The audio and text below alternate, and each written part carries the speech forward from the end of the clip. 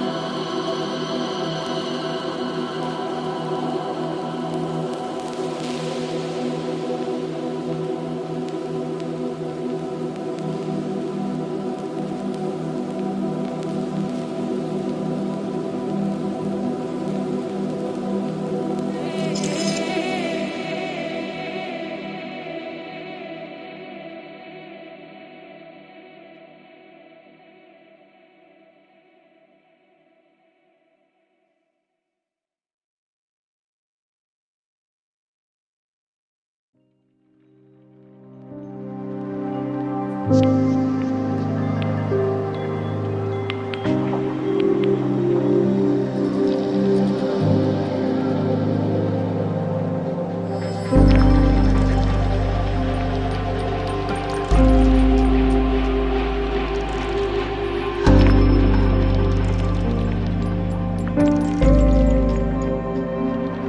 wanna forget.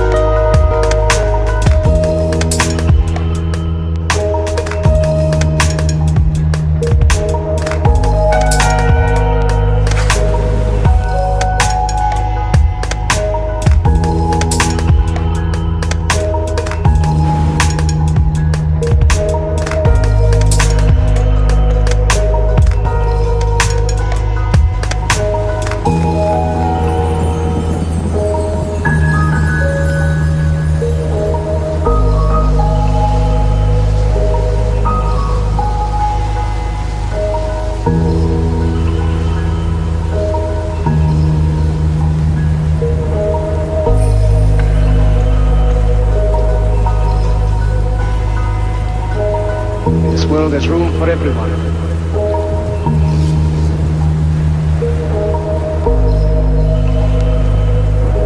Good earth is rich. It can provide for everyone. The way of life can be free and beautiful.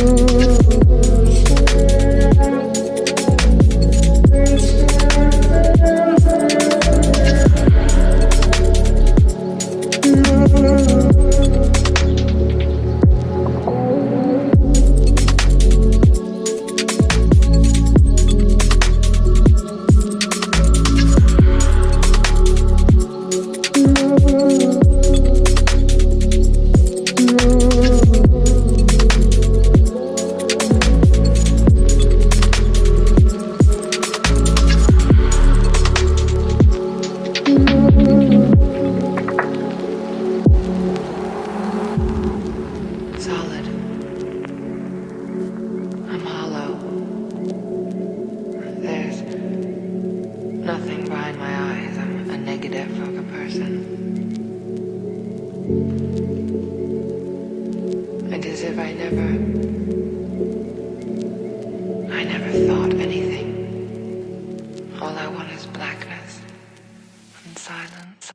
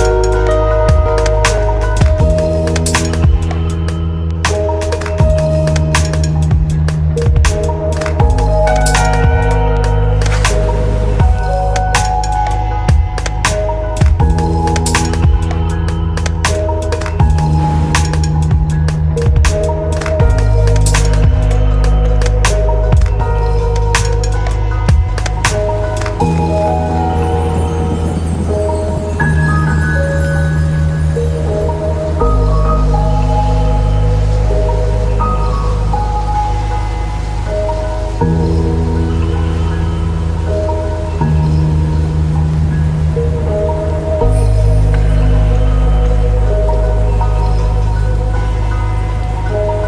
this world there's room for everyone.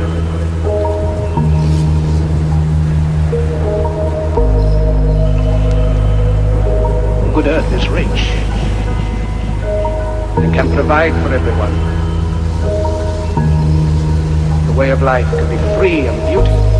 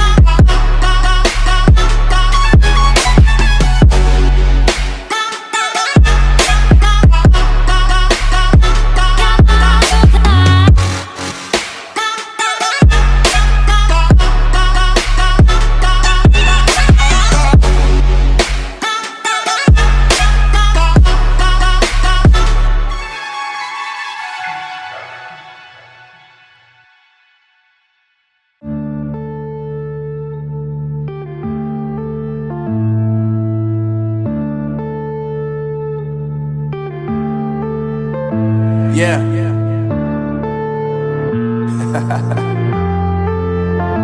Unknown Brain, Marvin Devine.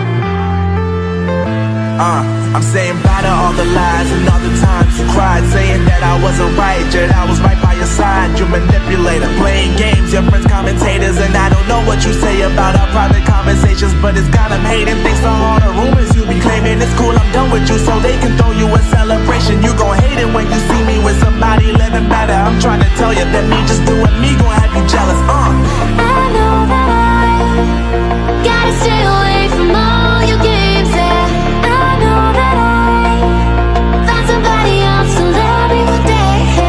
You'll realize the grass ain't greener on the other side. No, you did me dirty for the last time, so now I gotta say goodbye.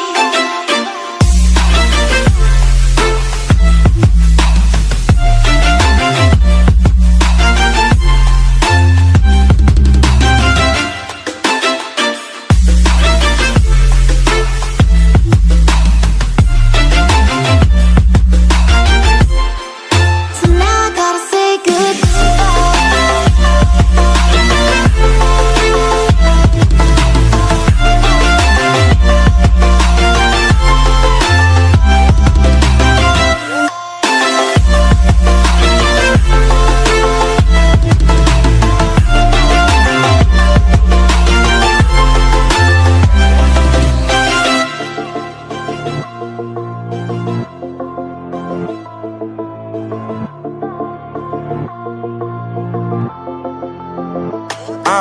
Yeah, my life is lovely now, I'm focused on me. You said you were about to die, I guess the car is on E. But see, I ain't even tripping, cause I just chose to believe that somebody gon' come around and give me just what I need.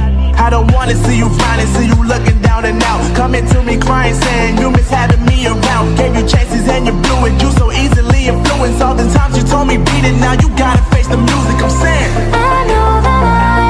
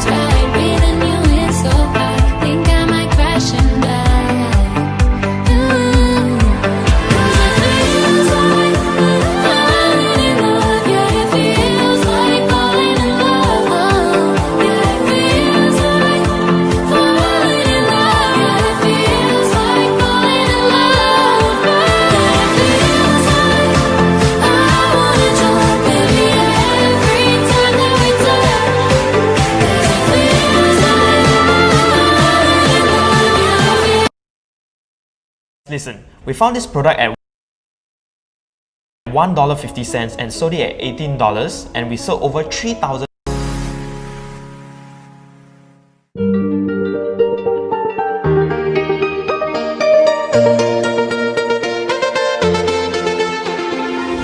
We used to hide under the covers, staring at each other with careless melodies.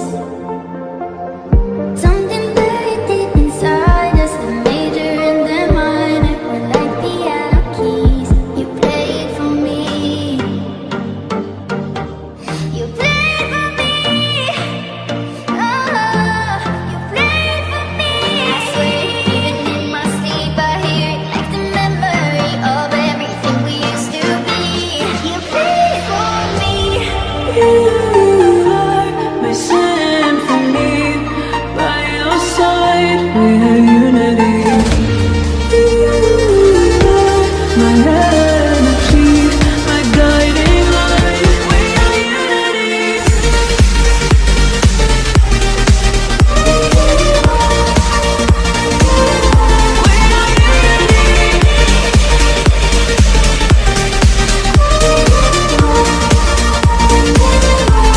are unity. We couldn't stop the world from turning. It was like a whirlwind, scattered us like leaves. But I'm stuck inside a feeling, a song that never leaves. We were like a symphony. Play for me. Everyone is lonely sometimes, but I would walk 1,000 miles to see you rise. You are not alone, we are family. Hold me, let's escape all this reality. Play for me. Oh, play for me. I swear, even in my sleep, I hear the memory of everything we used to be. You play for me.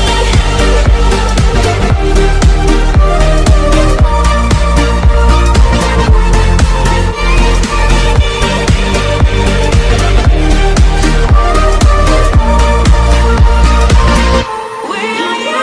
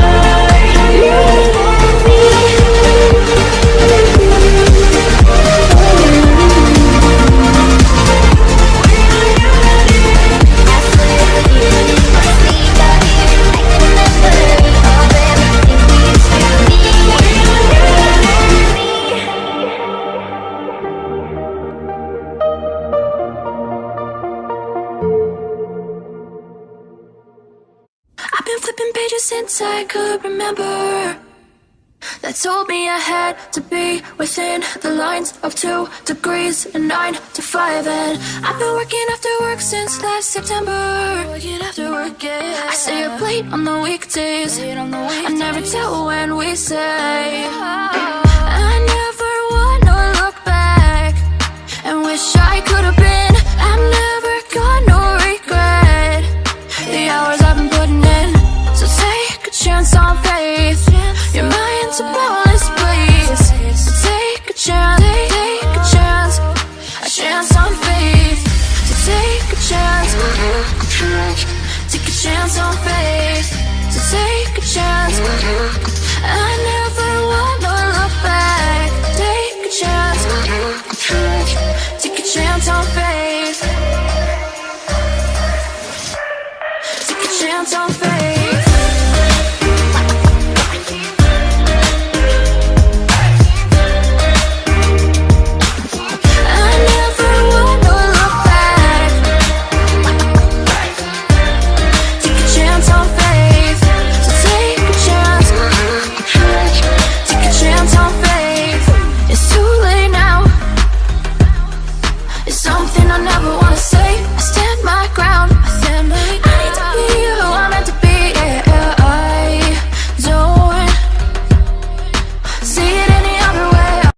现阶段，全球经济波动是否也让您感到忧虑？以下3条是eToro用户关于如何在市场动荡中保持稳健交易的建议。首先，时刻关注您的仓位情况。接着，市场剧烈波动或将导致交易缺口出现，此时关注止损和止盈尤为重要。最后，就目前而言，您不妨考虑使用更低的杠杆，或者不使用杠杆进行交易。想要了解更多资讯，在eToro，您可以随时与全球1000多万用户沟通，并交流各自的交易策略。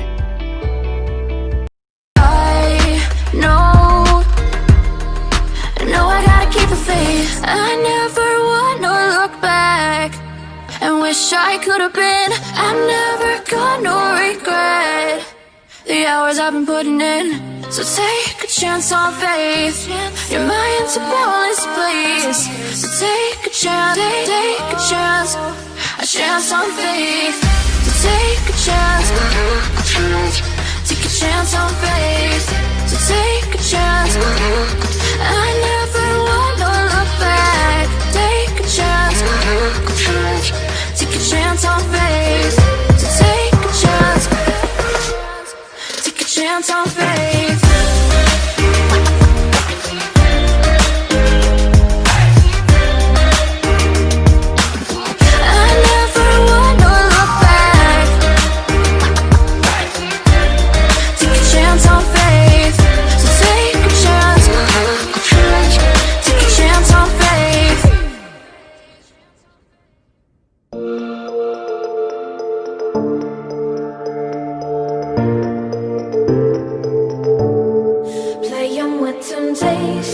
Searching for salvation, can we find our way back, way back? Caught up in confusion, need a resolution. Can we find our way back, way back? No more running, no more running, no more chasing. No more running now, I'm running out of patience. Caught up in confusion, need a resolution. Can we find our way back, way back?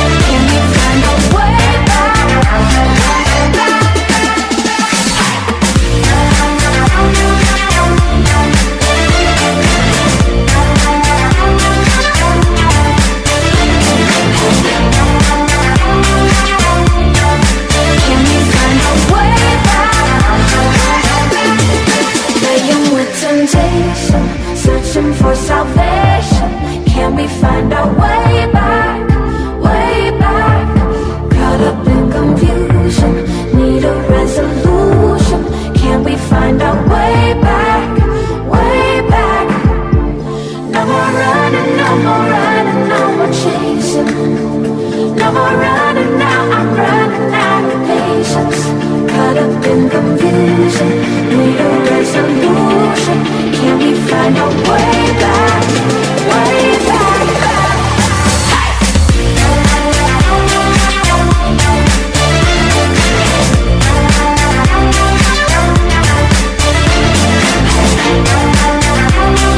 Can we find a way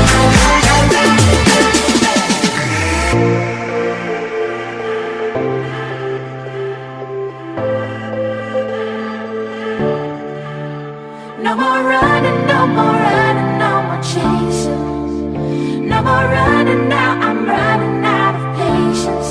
Caught up in confusion, need a resolution. Can we find a way back? Way back?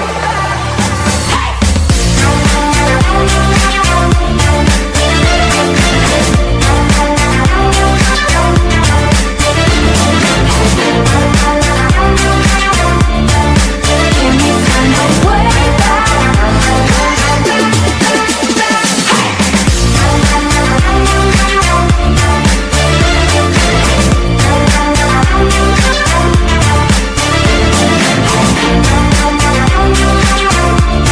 Can we find a way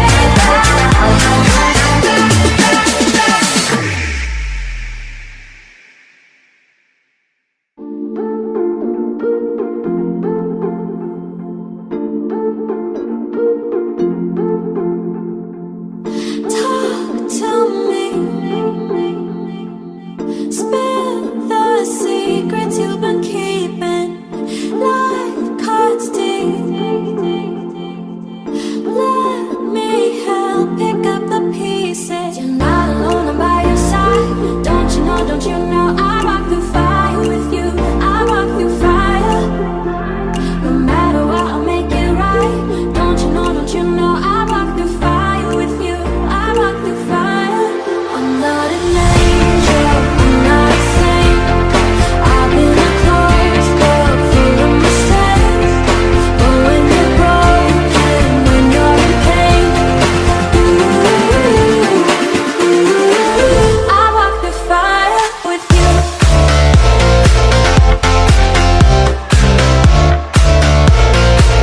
I walk through fire. I walk through fire with you. I walk through fire. You know I don't pretend to be a savior, but let me in. Yeah, I promise no right. I'm not alone, I'm by your side. Don't you know, don't you know? I walk through fire with Ito, you. nasa isang daan na ako kasi nasa isang laptop kasi yung isa pang screen hindi ko magalaw. Meron na ano meron niyang dito, may yung sa phone mo. Paano? Ang biglang ko English kaya ano? Ano sabi ko stream stream labs. Yes po, lahat. Na-try ko. Kung gusto mo sa phone isa, pero bubuntok mo yung isang ano, kaya tawag mo ito phone. Na-download mo ni Mushroom. Ano? Yung Mushroom, yung mga pag-book, mga patagan. Mga pala. Teka lang, ang dami ko kasing shots. Tapos na yan, ah. Tapos na yung klase mo kanina. Oo. Ano yung mga estudyante mo, hindi? Mga taga-rito. Oo. Walang Pinoy na yun eh. Pero last time, lalaking Pinoy. Tatlo pa nga yata yun eh. Naging online yung class ko, tatlo Pinoy. Tatlo ba? Paano yun These sa, days, nasa people are wondering how and when the global economy will recover from its current downturn. While no one can predict the future, nagpe-play lang ako ng music. Eh. Hindi, pero itong yung YouTube. Ay, yung Google Meet, hindi pa. Hindi ko pinapakita. Itong pero sa akin natin ulit data. Ano ba yung nasa... I'm not an angel, I'm not a saint. I've been a close Ano ba yung first to 11? But when you're broken, when you're in pain, Teka lang. Pag-open ko nga i-live. I walk Oo, through bilig tayo. fire with you. Ano, i-live na natin. Para I ano walk sila. through fire with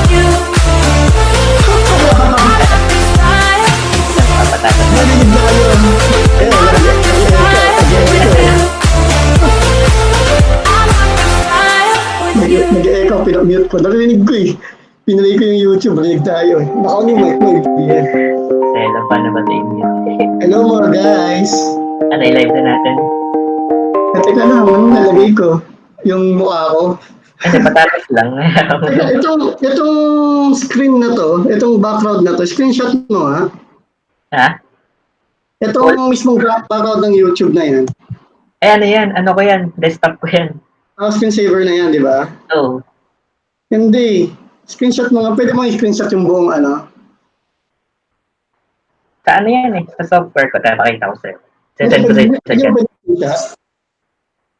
Ha? Ay, gawa kita ng GIF. Gusto mo GIF? Sige. Para gumagalaw. Ito kasi ano, tayo lang. Nilalagay ko rin sa background ko sana eh. Pwede bang GIF sa ano? Ay kaso ng Windows gamit ko. Itong computer na ito, Windows eh. Pwede kaya yan. Nasa ano ko yan, nasa gaming laptop ko yung ano, yung ganyan. Send ko sa'yo. Paano ko ba ito? Meron na ganyan, pero hindi ko load eh. Puro green lang. Uy, James, meron ka bang ano? Si James Makilang, narinig yata ako. Meron ka bang ano? Zoom na link? Ay, Zoom. Hindi pala Zoom. Google Meetup. Message ko na muna.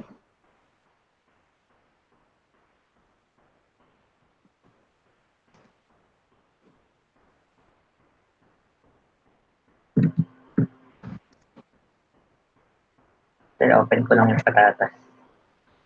Ano yung patatas? Ano? Snap camera. Snap camera?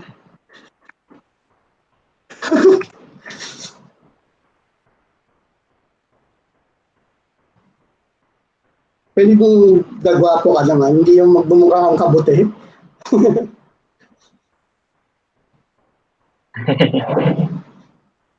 Natawa ko doon kay ano dati, patatas eh. Eh, may astig dito. Ito, sinamay sa akin.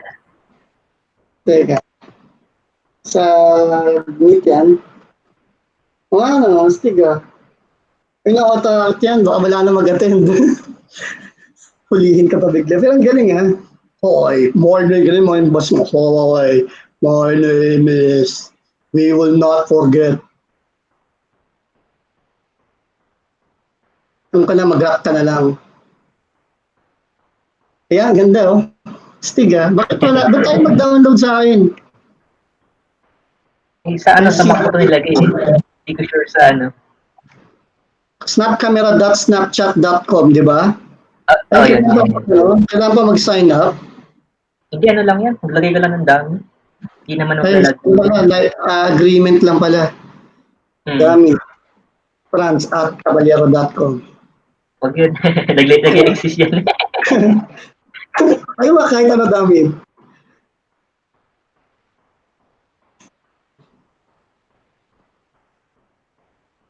Yan na.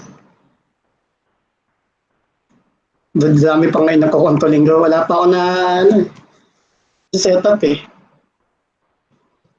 Pero na-try mo na kung ano yung nasa screen ko, makikita ng lahat. Ano, i-click mo sa phone mo yung ano yung link. Sige. Hindi, makikita ko ngayon yung background mo eh. Sige, tanggalin ko na. Ila-live ko na ba?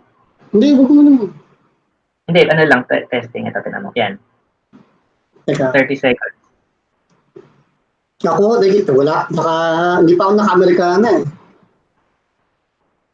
Dapat pareho tayo naka-Amerikana, di ba? Wala akong Amerikano eh, barong. Hindi Pilipino, hindi na Amerikana, Pilipina yun.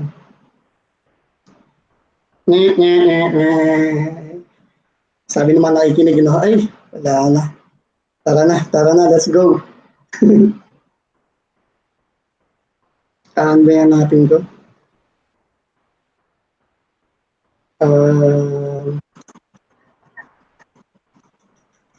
Finish. Uy. Verification expired. Bakit yan ang logo mo? Snap camera. Bumukas na yung camera ulit.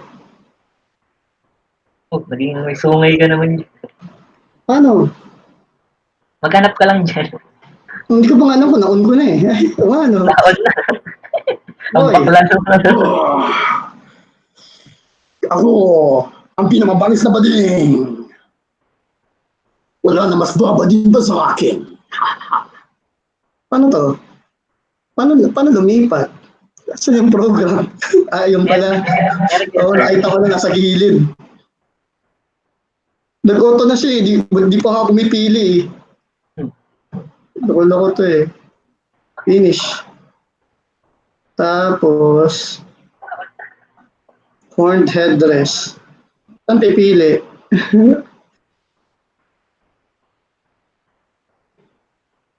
May kakambal. Wala naman.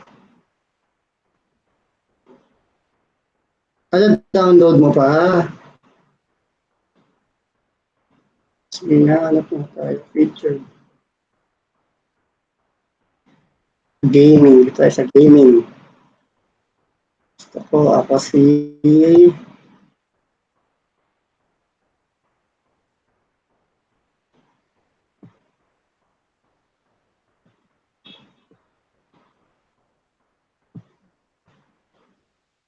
Robocop. Kulit ah.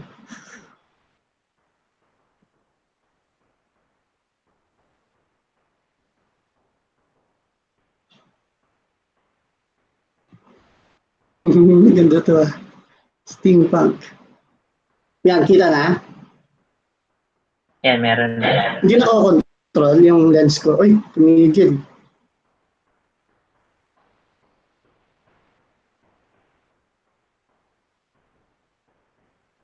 Tapos, ano?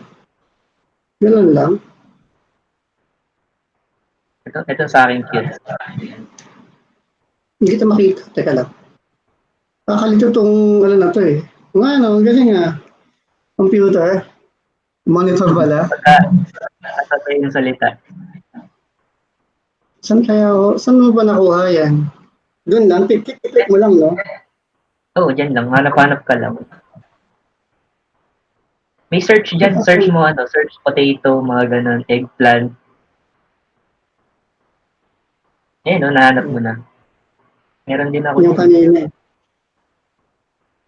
Go live or video ha. Gamer girl. Hindi ko lang bigla magkakaroon ng tank top. Para maging ano yan, sandogan, ano yan? Sandogang. Hindi, may isa pa yung mga babae. Yun nga, sandogang. Yung mga Ano babae. yun? Pakatakot yun sa akin ah. Yan! Sino ba to? Si T-Burst. Sa League of Legends. Pero yung yung alaga niya. Alaga ni Annie. Lalo malaki. Pero bakit may makeup?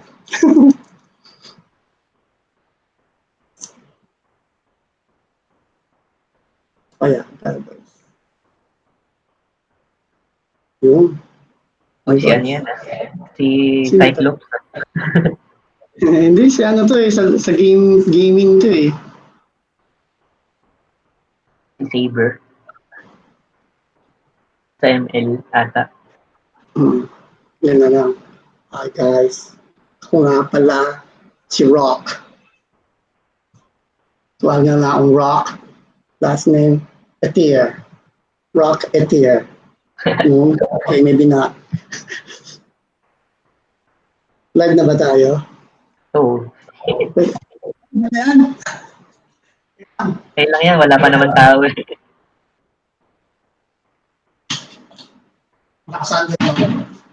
Sandogang matuloy ako.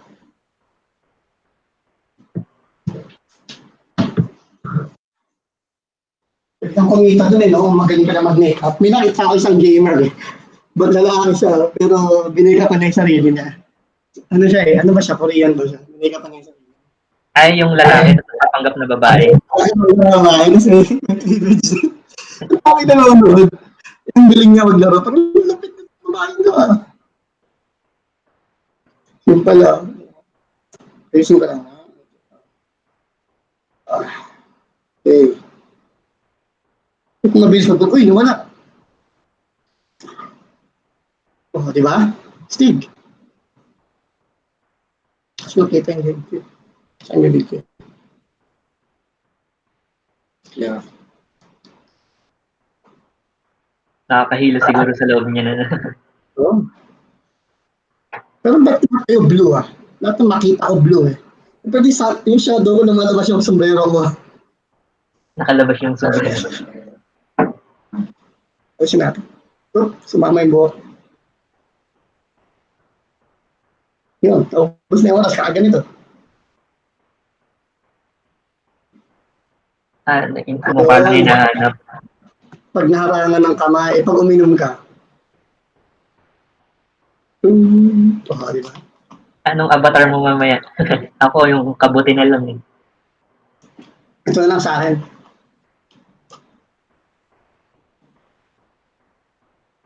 Ayan. Pwede namang balawin. Top community lenses. Research pala. Gawin mo yung babae. Yung magiging babae ka. Saan yun? Ano ba pangalan? My Twin. Search mo My Twin. Nakita ko nga pero talaga? Yun pala yun?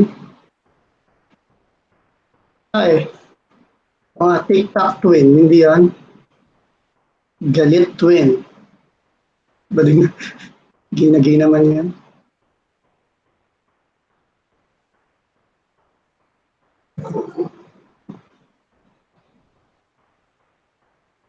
Yun. Dalawa yan ha.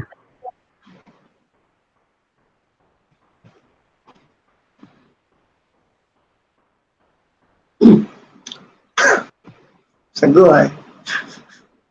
Hikaw mo sarili mo. Kaya, ng pizza driver.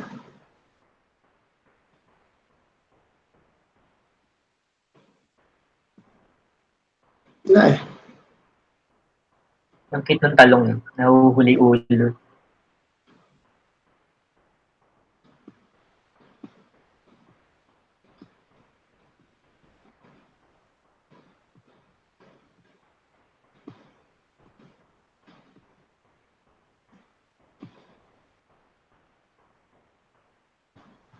$30. Wala naman, beach vibe. Ano to?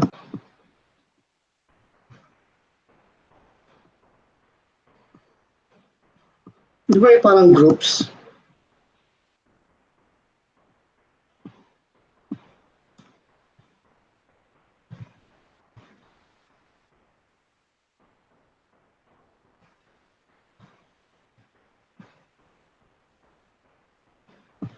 Lens history, main. Ayun pala. Top community, papangit naman. UQT. Baliktad. Uy, ano yan? Anong logo yan? Baliktad hindi yun, gumagabibig. Ayos. Di ba? Ano yan? Alien.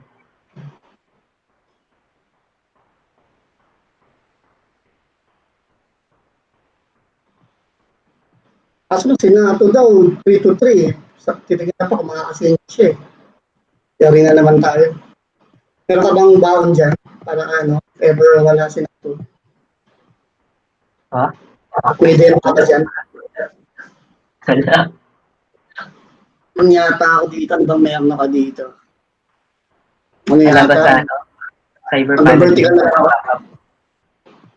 Meron na nga nakabakat na nga siya ng kay Sir Alan si Art yung sa skada. Kaso lang, pagkabiglang naman, ayun pa kung kailan mas marami pumunta ngayon, pabiglang may. Anyway, I hope. That's hope. Uy, disturbing. Ano to? Nakahilo. Yun nga Hindi naman disturbing. Kasira ng ulo Yo, ano to? Yun na lang. Parang dito naman talaga yung mukha ko Ito yung gamit niya yung last time. Yung ba? Ito yata yung gamit niya last time, no?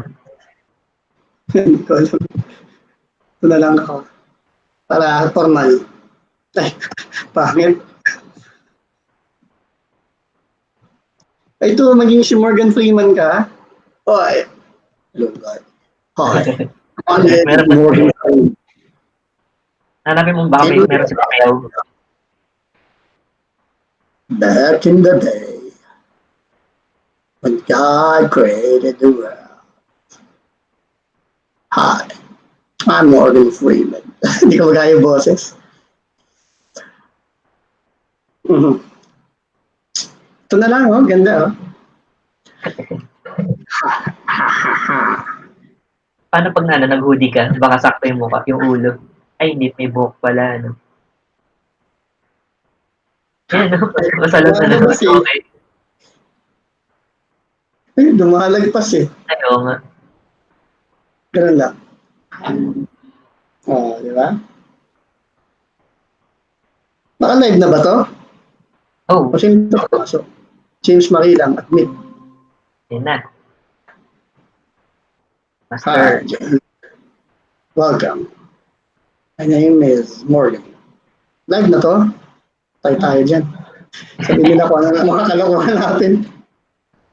I-trim ko naman ito mamaya. I-start pag 6:30. Trim ko na siya pag yung final na. So, ano tawag dito? Ano tayo? Ano ba yan?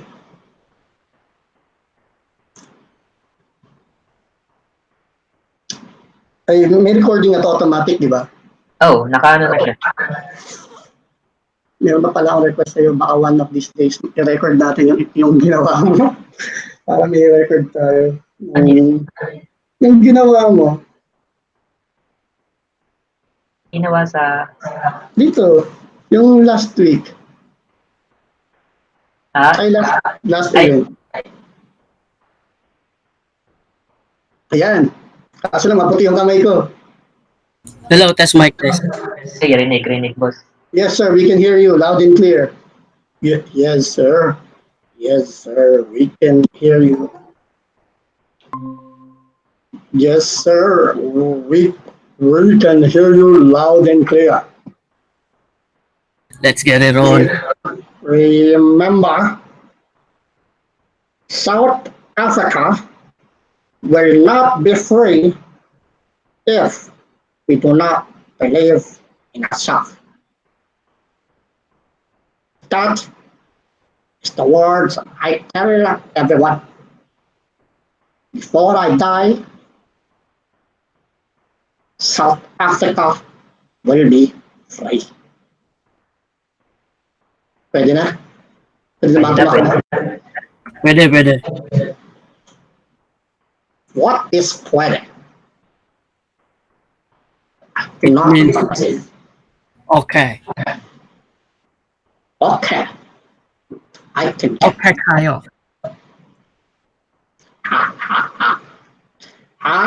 Tayo.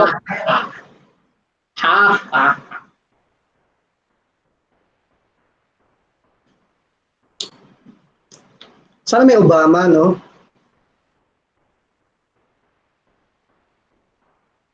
Sige nga, hanapin ko nga baka meron. Ang ganda nun. Ito maganda. Meron ata. Lahat ng sabihin ko tama, di ba? Ito. Meron? Kaso ano eh. Ito, dahil. Ang dami. Ito nga, ano, tayo ko nga. Ay, pero puti yung mata.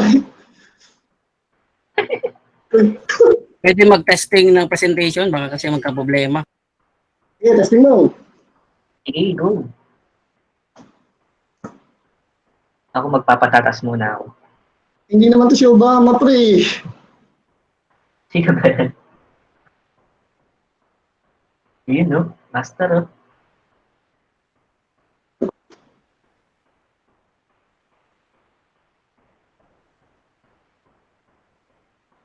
We are facing a trap. And this trap, we cannot protect ourselves from. So it is your duty as Americans to fight, not for yourself, but for your country. But I don't look like Obama. I look like Arnold Ignacio. Why do I look like a darker version of Arnold Ignacio? Even though I'm trying to be Obama. Ito kaya, what the hell? Wala, ibalik kulay. Wala. Live na pala to. Live na ba yan? Nasa YouTube na. Ha? Scam. Kala ko Scam. testing. Naka-live na yan. Batay mo muna.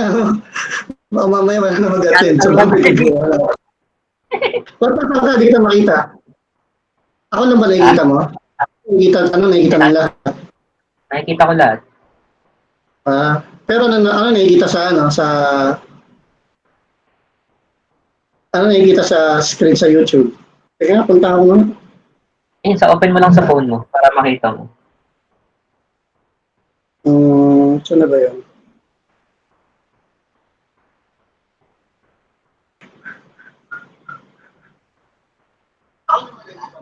Kung ano?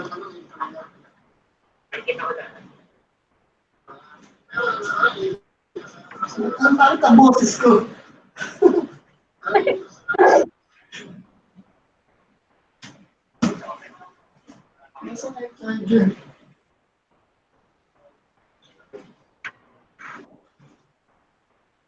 Ay, wala ako ang charger.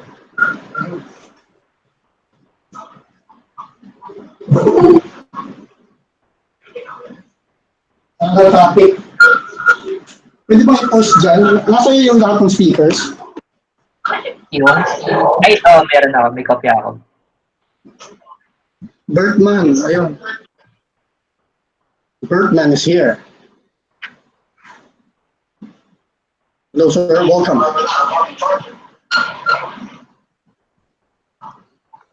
Hindi naman si Obama ito eh. Kaya. Kalokohan.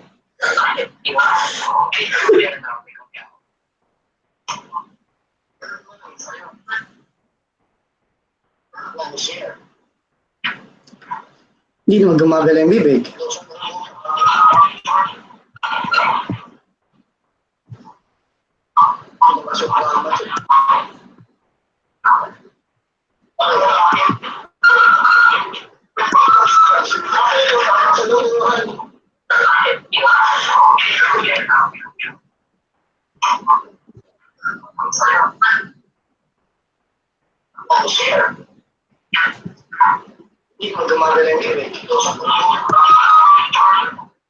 Ito na.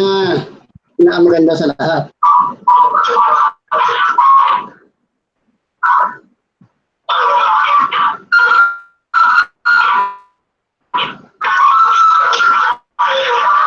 Hello.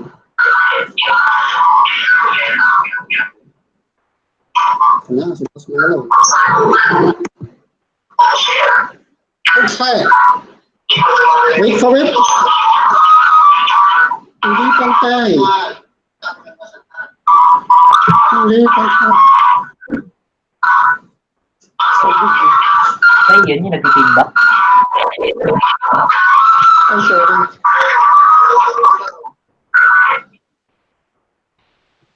Ayan. Kita eh.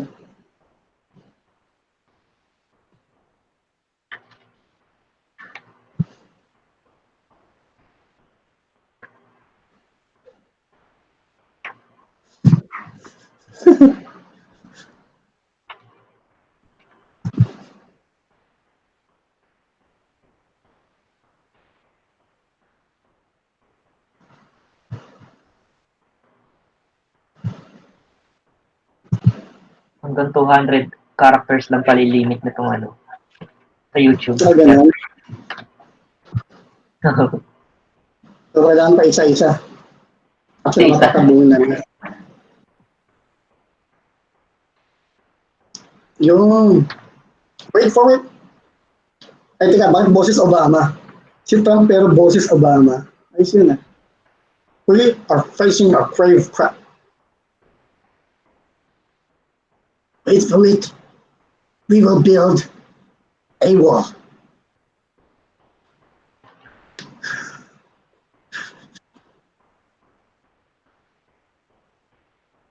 Hindi kaya. Dancing Obama. Kung ano-ano mga kalokohan.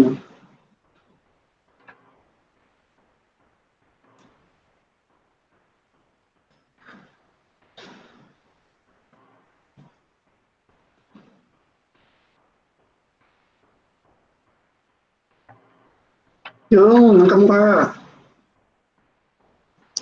Pwede to, di ba? Maganda. Yan.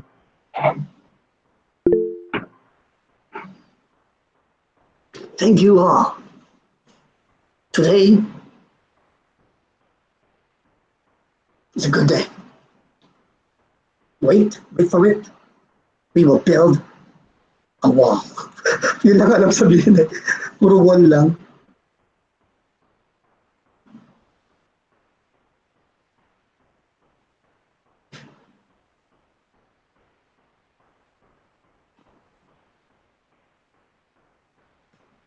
Fine face? Ano yun? Ano yan? Necktie lang nakikita. Necktie lang. Dapat meron pala akong, ano, yun, Jason. Sir Jason. Downloading kayo ng ganito, oh. Kung paano ito, let's snap, whatever.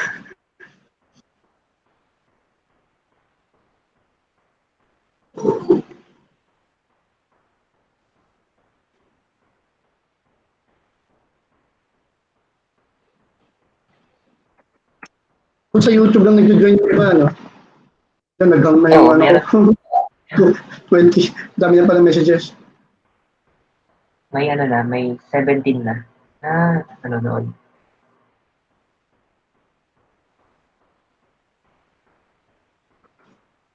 Wala. Nakulot si Jovia.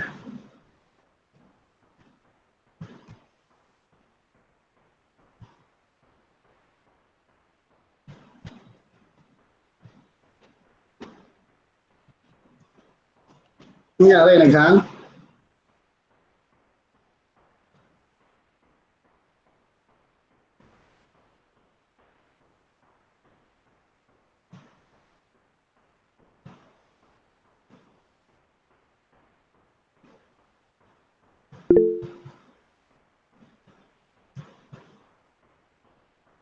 Ako nag-broadcast link sa akong Pinoy 104 client sa WhatsApp.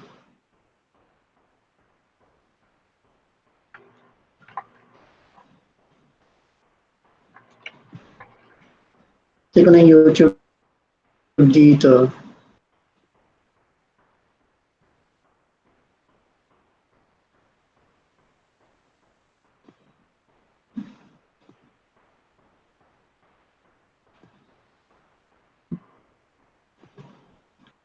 Instead of going under, masan na ba si...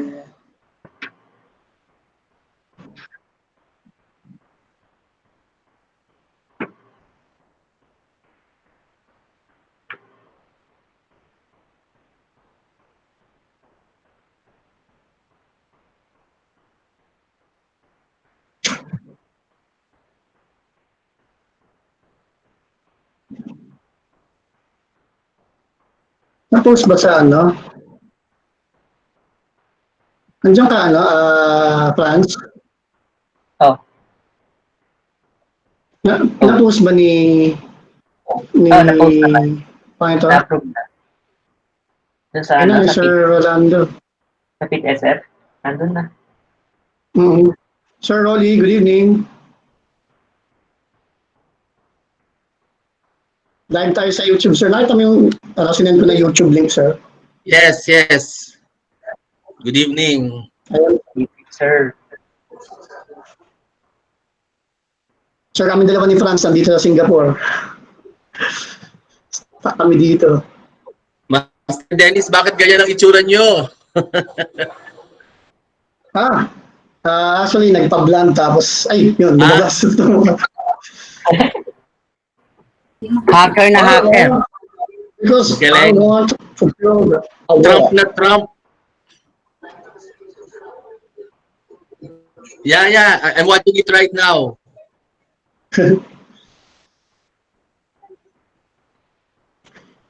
Re-election is coming soon. Vote for me. Wala pa kasi Obama kaya ito na lang pinili ko. Ay, lumabas.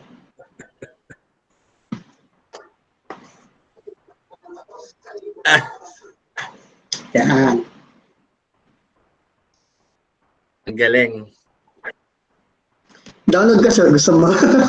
Pwede ka makilala. Nasunburn lang ako. Okay lang yan, pambata lang yan, pambata. Dapat na hinanap ko bata para bumata yung mukha ako, di ba? Meron yung ano yung baby. Sobrang bata naman. Ano nakita nila ngayon sa YouTube? Tayong lahat? Ayan yung ano. Oh. Bakit ano, ang nakikita ko lang, ayan, si Sir Rolly nakita ko. Ikaw, wala kang ano, wala kang video? Kasi yun yung account ko, di ba? Nasa may maliit dun sa gilid. Okay, nakalag. Nakikita ba yung screen ko? Ayan, nakailangan ni Sir Rolly yung kita eh. So, yan yung ano natin sa YouTube. Tayong dalawa lang nakikita pa. Nakalag-in kasi ako eh. Kaya maliit lang yung camera. Okay. Pero yung background mo na lang muna ilagay mo. Sige. Nag-lag ko.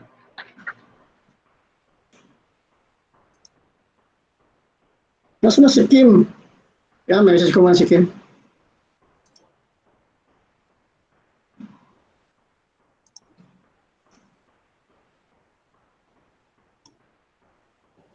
Sino to? Sino ba talaga to? Okay.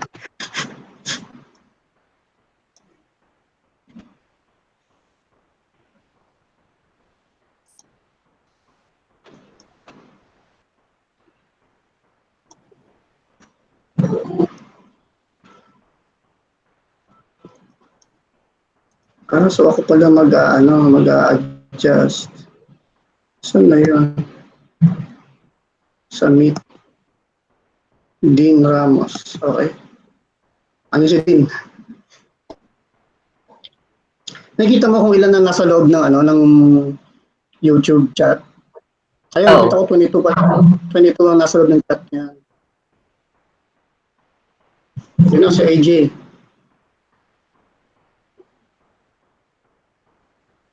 Hello, Boss AJ. Welcome. Hello. Hello, Master. Welcome. Kita mo ba yung mukha ko? Yes. Tarantado ka eh. Tatakbo. Tignan mo yung Minnesota. Minnesota na yun. Minneapolis lang. Diba? Mali. Mas katamladuan pa yung isa dito ah. Hindi ko mas katamladuan pa yung napagawa sa akin ah. Ayun, sino si JP?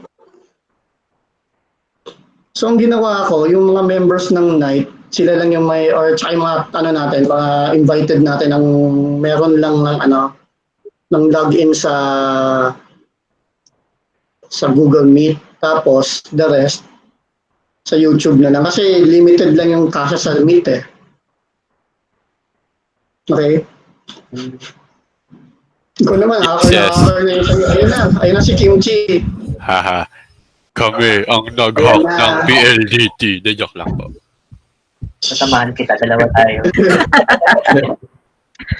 Dapat lagyan mo ng boses mo ng parang kami rin ang nag-hack ng PLDT. yung invite ko siya, automated. Invite niya sa India, pupunta. Pero pinagano ko ng Ayun pala. Hello, Doc Lansingan.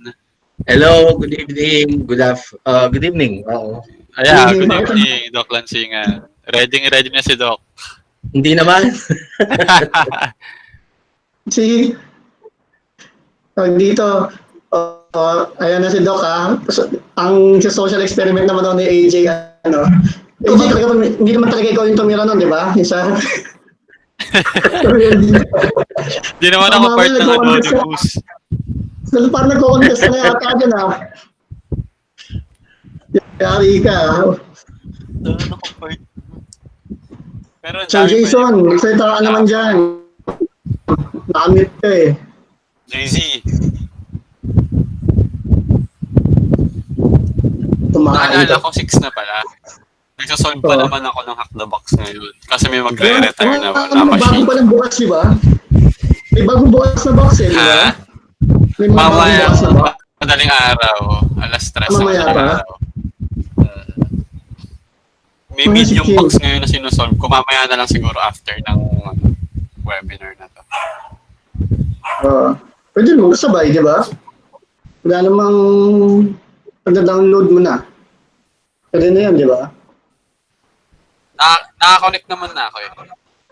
Sa VPN. So, pwede ko na lang tuloy mamaya. Mas masaya yun dito eh kasi meron tayong main event.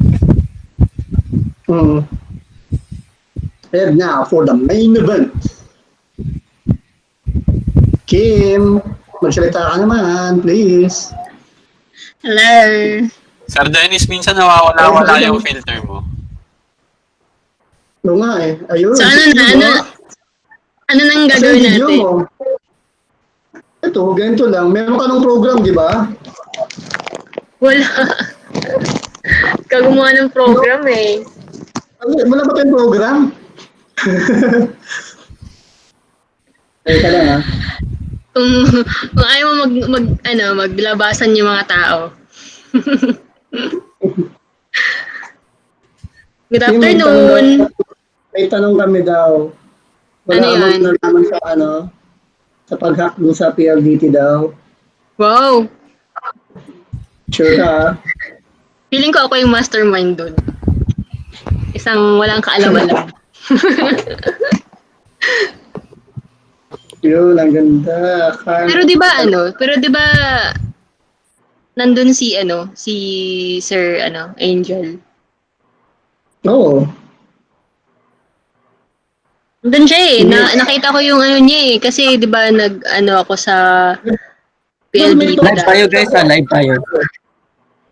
Oh, live tayo ha. Ingat sa mga sasabihin ha. Live tayo guys, live. Toot. Sige, mag-code na lang tayo. Coding. Join ka na. Para mamaya tatanungin ka namin. Pinatsit natin eh, no?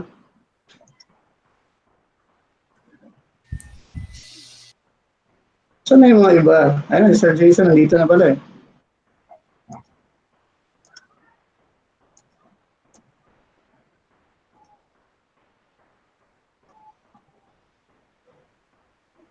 Ay, teka.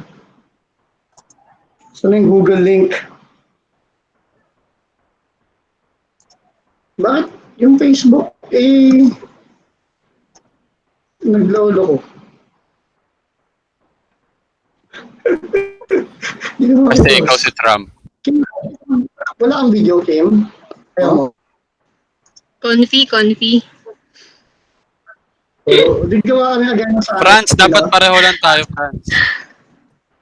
Bakit ganyan yung mga mukha nyo? Ano yung filter na yan? Paano ba ito alisin? Dennis Trump, ikaw ba yan? Ako na nga. Dennis Trump, no? Paano ko gagawin? Na nga yung Trump. Hindi, kailangan mo mag-download ng Snap Camera na app. Ayun. Restricted sa work laptop kasi to. Yun. Dahil sige, tama. Restricted. Renzo Cruz. Doon na, Sir Renz. 5 minutes, malapit na tayo. Hello, Sir Dennis. Yes, sir. Yun. Kamusta? Maano ba dyan? Mainit ba dyan? Ganda naman ang boses ng sino yun. Medyo mainit. Ubad. Medyo mainit. Nayaya mo na yung mga defenders natin dyan na digital defenders of the desert. Oo nga eh. Sige, Si Renson leader. Hindi. Yung Renson leader. Marami sa Dubai eh. Talaga? Marami Pinoy. Sino sa group natin ang nasa Dubai? Si Sir Nick. Siya, nasa Dubai siya. Sir Nick. Nagkakilala na kayo dati? May interaction lang mga matagal na, mga 4 or 5 years ago. Ayan. Tapos si Sir Rolly, saan yun? Saan ba siya sinabi ko? Kalimutan ko. Ikaw Qatar di ba? Tama ba? Si Sir Rolly, kalimutan ko. Oman pala siya, sa Oman. May isa sana kaso nang umalis na pala dun sa Riyadh naman. Sino? Riyadh is what? Sa UAE? Hindi. Saudi? Saudi Arabia? Saudi Arabia. Oo. Hindi pala. Si Sir Nick pala nasa UAE yata. Baka hindi siya Dubai. Anyway, yun. Kailangan natin magkaano ng contact kasi para maka-reach out tayo sa kanila. Hindi pa nawawala yung paano mawawala yung Donald Trump ko? Kaya na mawala. Dumikit na. Yun? Dumikit na sa mukha ko. Wait, please, alisin mo na. Kamukha ko na si Bieber. Ba't yung ganito? Palitan mo yung source ng camera. Ha? Palitan mo yung source ng camera mo.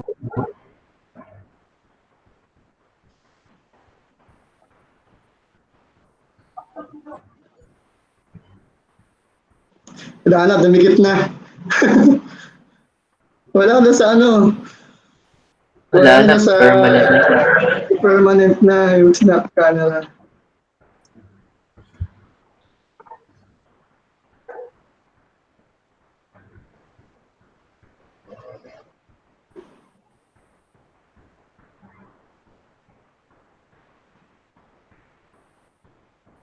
Ayun, no? Gwapong-gwapo. Lumabas na? Lumabas na. Filter pa rin. Ako ba yan? Parang hindi ako yan. Di ba bumatang version Ganda ng filter na to Kaso nang wala Parang totoo. Parang totoo? Parang ako, no? Filter yan. Parang ikaw na ikaw. Filter na Dennis yan. Download mo, hanapin mo. Ulupong. Hanapin mo ulupong, makita mo ako.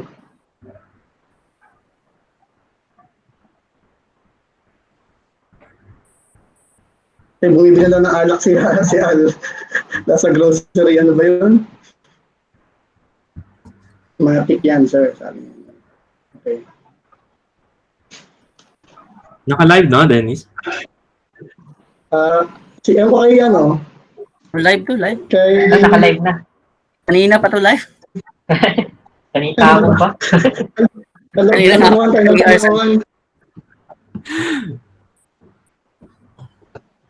Papakilala ba yung mga some of our attendees? Yes. Kailangan kabisado mo lahat, ha? Meron ako, naka-on yung, mo, FB chat mo. May ka lang, send ko. Okay. Maglalabasan lahat ng mga tao after mo sinabi yan. Hindi pa nga, ito pa. Alisan lahat ng mga so syempre yung mga private sector kasama ISP.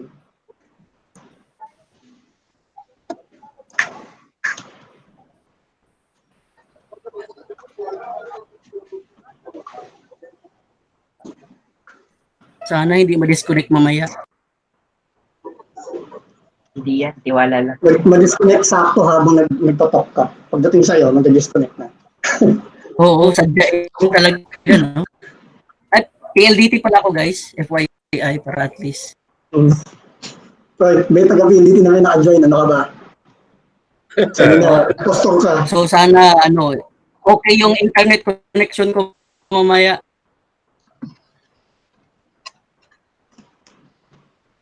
Game, 6:31 na. Live ko na, paltang ko na. I-permanent ko na to. Hindi. Huwag muna. Sige, hintayin natin sila mag-set up. Ilan na yung tao dyan sa YouTube? Sa YouTube ay may 30 na. Ba, dumami na bigla. Parang hindi ko nakita na post doon sa ano. Nandun.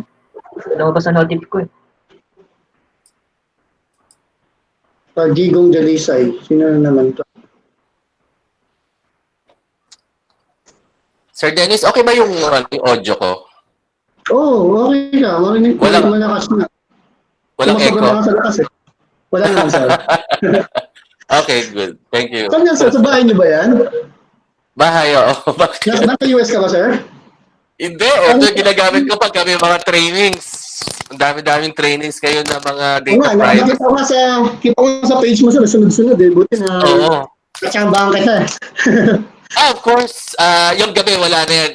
Meet up lang dito sa Nights of the Net ang aking laging inaabangan every Saturday. Every Saturday, nako, parang bininyaga mo na meron tayo every Saturday. Pero so far, every other week tayo, no? Ay, every other week ba to? Every other week. Every other week. So far, sir, the last 3 Saturdays natin, every other Saturday tayo. Ay, every other Saturday. Bininyaga na, patay ka, AJ, ha? Yung gusto daw ni sir, every week na. Ikaw nang bahala dyan. Magkakaroon kami ng podcast ni AJ. Ako lagi yung guest niya. Good. Ayun na. May nag-join na si Hopia Money Popcorn. May magbebenta na.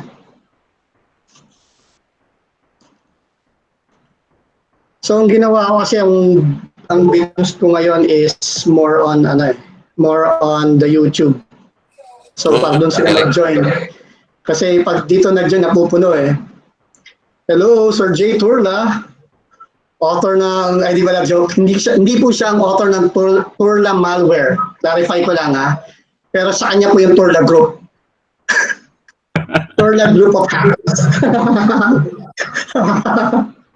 Turla as a service. Turla as a service. Sir Jay.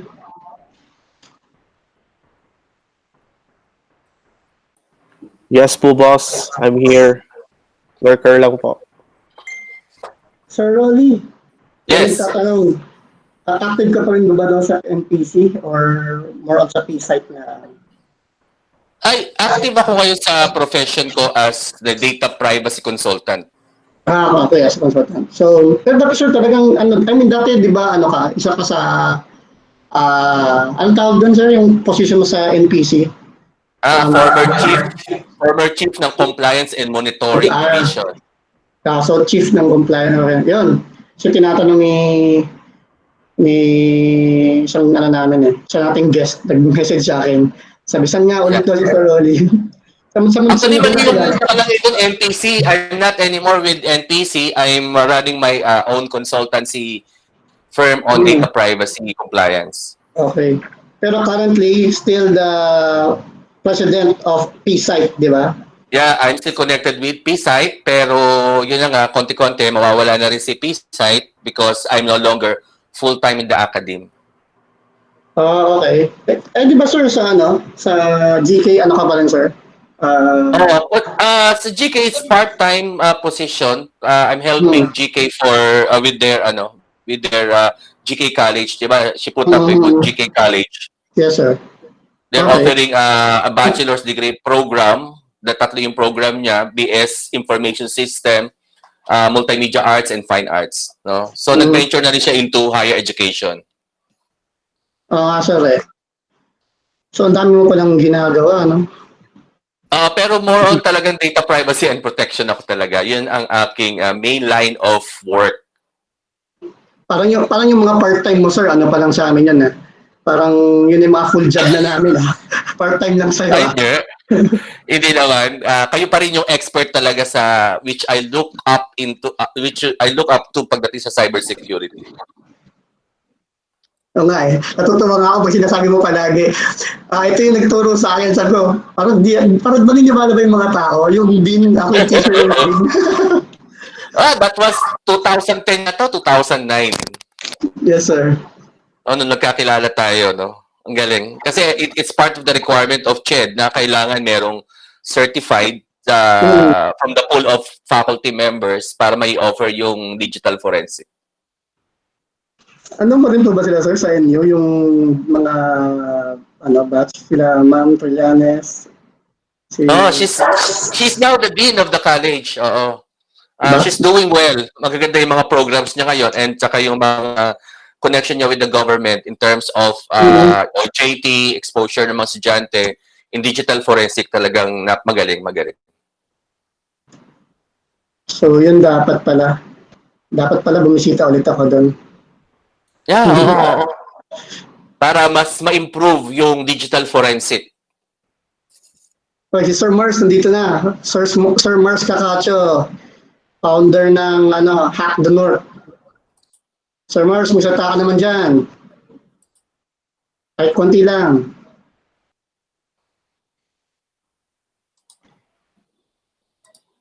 Sir, ready? Sir Rolly, ready ka? Ikaw ang first speaker natin. After ng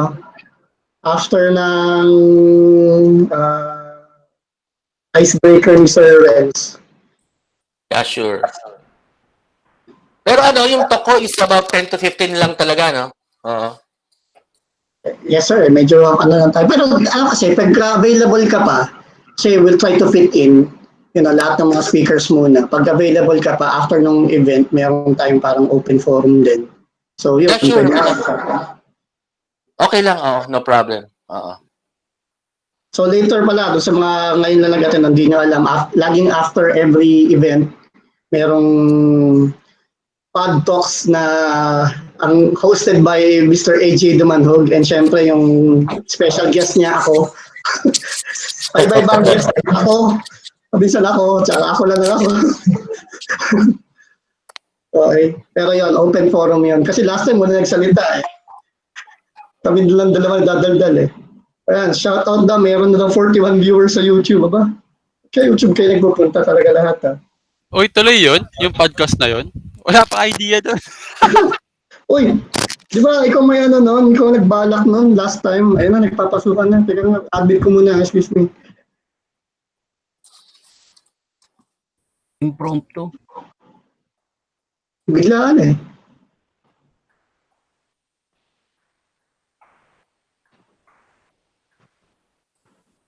May nagtatanong sa YouTube, may freebies daw ba? Oh, mamaya yung ni Sir dito, Sir Renz may prizes tayo doon. Yung grand prize winner, meron kang makukuhang varsity jacket.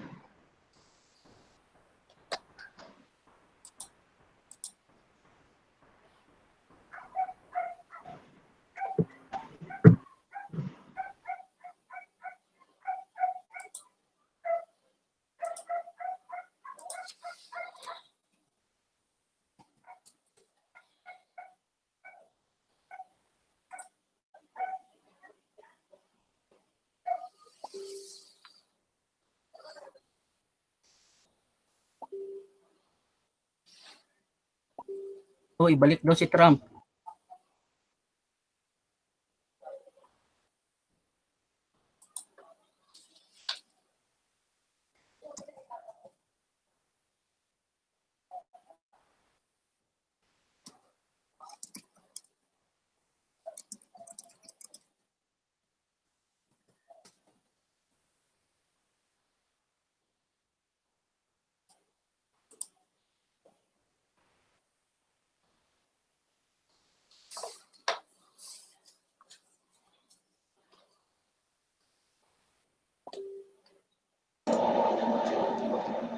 What time ang target start natin?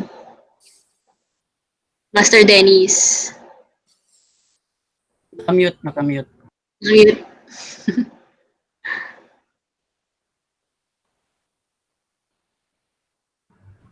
Nakamute po, sir. Sir Dennis, nakamute ka.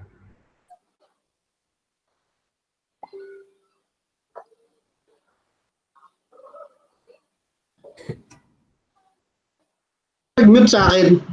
Sir Dennis, mute ka. Yan na. Sir, nag-mute sa akin. Minute ko naman. Sir Dennis, cute ka. Anong mute ako? Hindi ako mute. Bakit daw ayaw magpakita ni Ma'am Kimchi? Oh. Ma'am naman. Pakita May, ko bag, naman. may bagong ano yan eh. Yung kanta na naman. Di ba Kimchi? Oo. Napalat na ano ko na. Yung, may batas. May batas. Ayun yung una. Ayun yung una. May bago. May bago na naman? Bawal lumabas. Bawal lumabas. Pero pag may batas. Ay, pag inayos mo pala. Pag inayos mo, pwede na lumabas. Sample daw, sample. Alright. Ladies and gentlemen. Ma'am, buksan mo din video mo. Gusto mo sample. Ang dami dito nag-attend para lang makita ka. Oh, di ba? Wow. Yawn. Nakamute ka, Dennis Trump. O nga, nakamute Ano po maging reservist sa... Sino to? Si DJC. Maging reservist sa... Paano mo nalaman? Paano po maging reservist sa puso ni Ma'am Kimchi? Ayan. Paano mo nalaman yung reservist? Friend ba kita sa Facebook? Oo. Basta lahat kami lurker. Basta, kaibigan mo yan. Pero hindi mo siya pinapansin. Kilala ka niya. May nagtatanong sa'yo. Oh. Meron ka daw bang promo sa training? Sabi sa'yo meron. Meron. Basta tawagan mo si Sir Jess.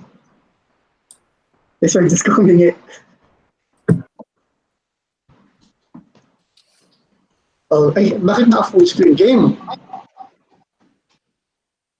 Ano lang, 34 na dito sa YouTube, ilan na? 42. Oh, dami na yan. 47. 2 minutes, ha? Yan, 45 na. In 2 minutes, mag-start na tayo. Standby lang, guys, ha? At inintay pa natin mga iba kasi yung iba naggumahi pa para malayo pa yung mga bahay nila para makapag-online sila.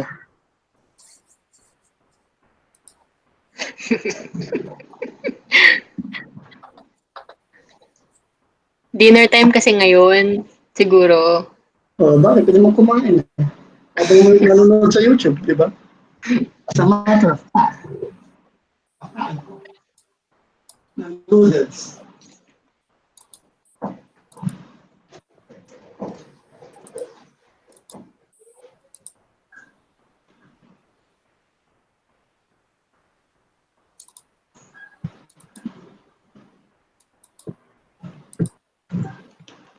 Kaya nga.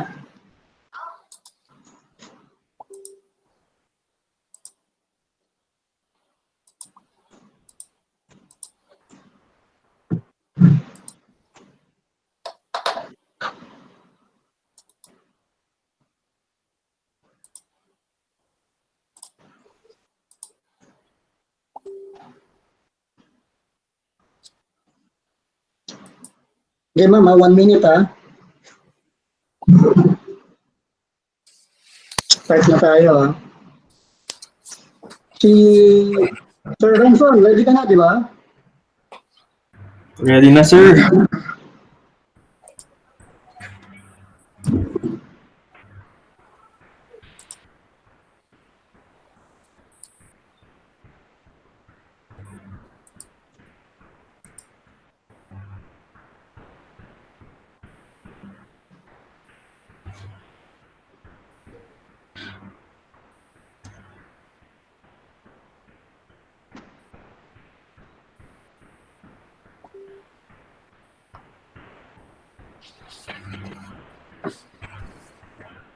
Copy.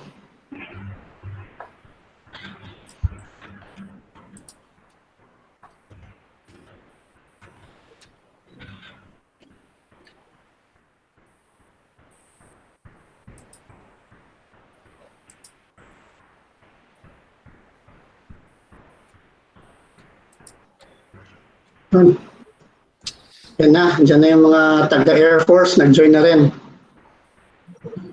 And ayun, mga taga-Army.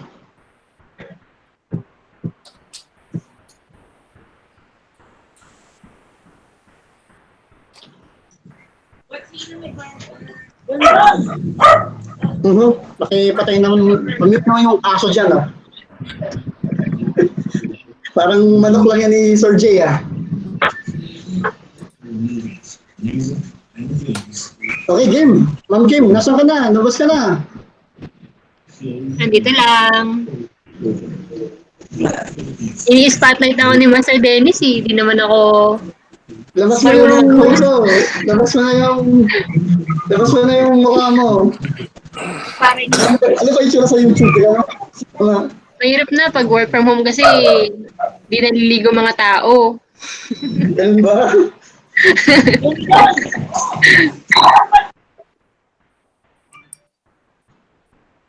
Sino kaya ito si DJC? Una namin.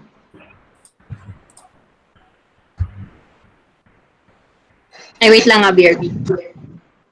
Yung BRB. Uy, Franz, bakit puro mukha ko yung nasa ano? Ha? Puro mukha ko yung nasa... Hindi ah. Kung sino yung magsalita. Oo, kung sino yung sasalita, siya yung lumalabas. Hindi, pinin ko para may exposure ka.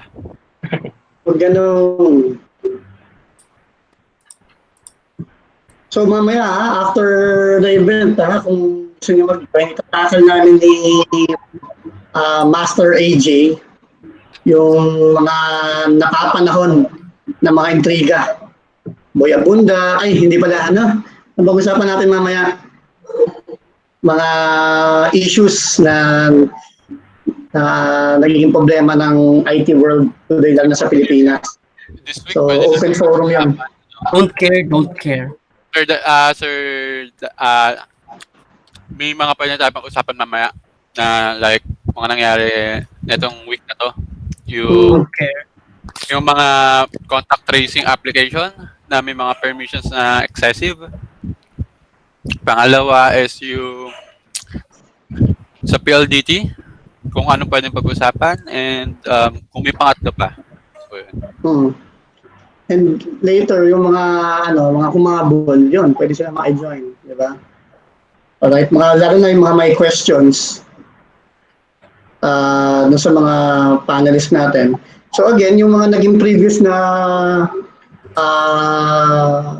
speakers natin sa the past two events will be available. Sana during sa open forum para magkakaroon tayo. Okay, Ma'am Kim, tell me if you're nandiyan ka na. Ma'am Kim, loud and clear. Ayun. Okay. Pwede daw ba magtanong every after yung speaker? Kasi dahil compress yung oras natin, what we will do is we can probably accommodate 1 or 2 questions, di ba? Pero within the time frame pa rin ng speaker. Pero meron tayong open forum na time sa end. Yun, kahit no Oddsburg na yun, pwede kayong just stay in there. Doon kahit walang to sawa na tanongan yun. Okay, alright. Sige, mag-set na ako ng oras kada ano. Okay. So, Ma'am Kim Chi, welcome mo na sila. Ako talaga, no? Ikaw. Impromptu, walang practice. Okay, sige. So, welcome everyone sa Knights of the Net online meetup. So, ito na yung pang ilan natin? Pang third na ata. Okay. So, for sure, marami sa atin na excited na marinig ulit at yung mga speakers natin excited to learn. Kasi kaya naman tayo nag-join siguro dito sa group na to is we have our own intentions then, and most of us, of course, we all want to learn and we want to share and contribute. So I hope lahat naman siguro tayo siguro mga advocate by heart and somehow patriot to our country. Tama ba? Tama. Ikaw ang talagang totoong patriot, di ba? Nag-join pa talaga, di ba?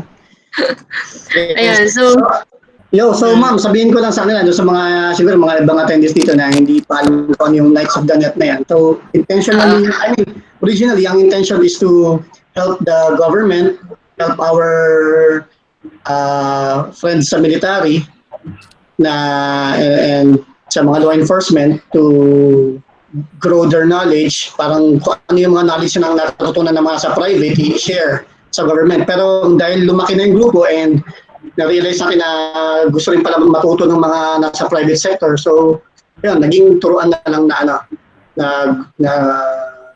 activity talaga.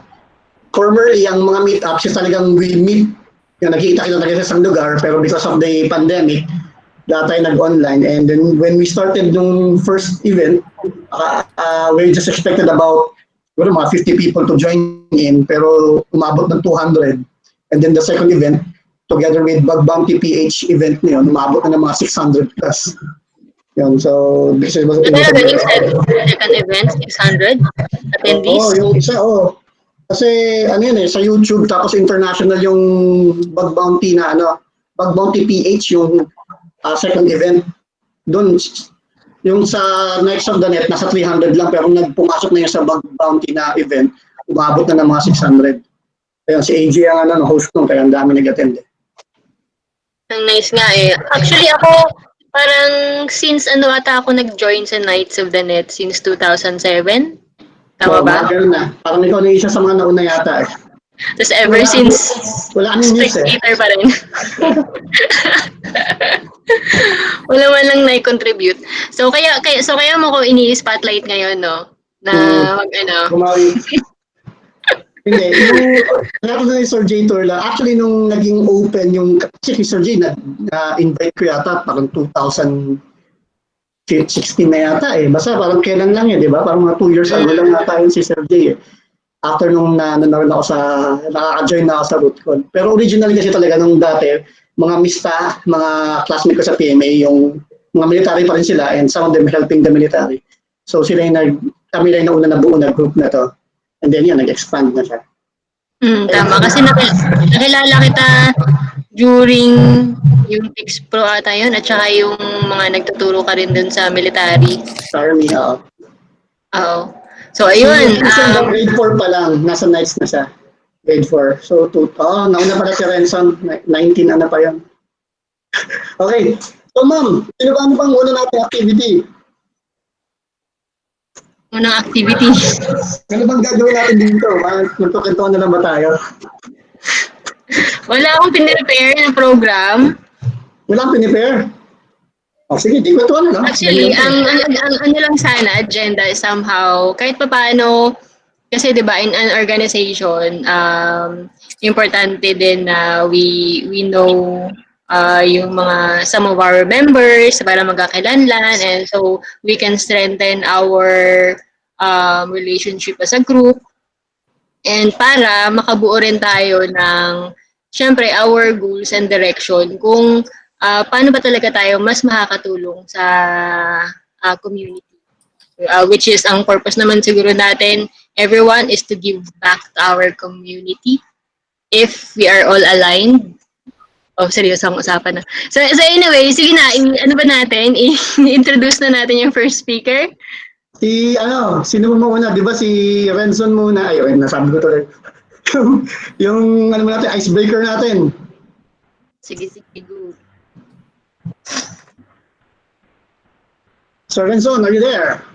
Yes, sir. Nandito na. So, paano sila sasagot, no? Ay, pwede pala sila sumagot kasi sa YouTube, kita pala nila. Oo. Kita ba? Oo, kita nila. Mobile app. Yeah. Ganito, you take the Sir Renson, nagpa-present ka na ba? Yes. Ayan. Wait lang. Ito palang issue natin. Mahuhuli yung mga nasa YouTube kasi may 40-second delay. Hindi tayo kasama dapat. So lahat naman dito sa sa main link, di tayo kasali sa game. Unless mag-join kayo sa out. Mag-quit na lang kayo dito muna. Pwede naman yun sa mobile din nila. Okay, so Turn on Pwede your kang mobile. pwedeng through browser. So, pag sa browser, punta lang ng kahoot.it and then yung game pin natin is paki-enter lang, 6312832. Then we have 10 set of questions and for the prize, si Sir Dennis ang bahala i-announce niya mamaya kung ano yung magiging price ng first, second, and third. Ayun, meron pala tayong, parang masabi ko na rin, meron tayong gamer shirts. Kung nakita niyo yung gamer jersey na mga Team Liquid, ano ba yung mga team na yan? Yan. Na OG. Ayan na, OG. na. Okay. Meron tayong pinagawang ganong mga jersey. So, we'll be giving away 3 of that. Doon sa mga kasagot yung top 3 nitong game ni Sir Renzon. And yung highest winner naman, top prize, will get a varsity cap from Next You. Oh, diba? Saya. Yan na, start na. Ba't di ko nakikita? Meron na tayong 21 players. So, maghintay pa tayo ng mga 2 minutes para Hanggang ilan pwede maglaro, sir? Hindi ko alam kung may limit to eh. Pero last time kasi 100 plus na-accommodate naman. So, ayan. Talaga? Alam ko 50 lang eh. Pag hindi umabot, sorry na lang. Okay, so we do have 31 players. Siguro paabutin natin at least 50 bago natin i-start. So, hintay tayo ng mga 1 to 2 minutes pa. May tanong ako, Sir Franz, ilan na ba yung nandyan sa YouTube natin? Nakikita mo ba? Meron na tayong 49 viewers. Oh, nasa 100 na pala tayo. Let's go!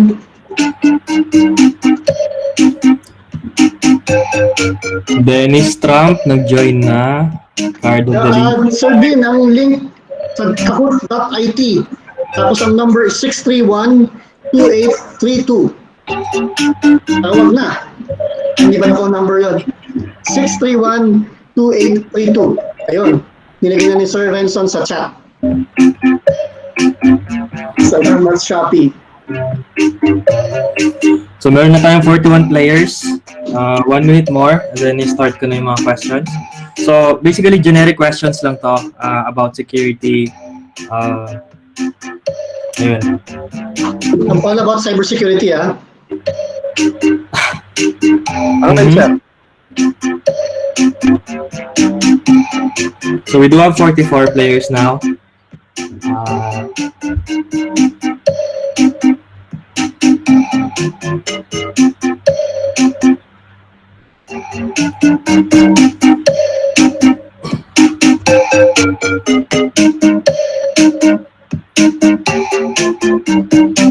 Hot dog.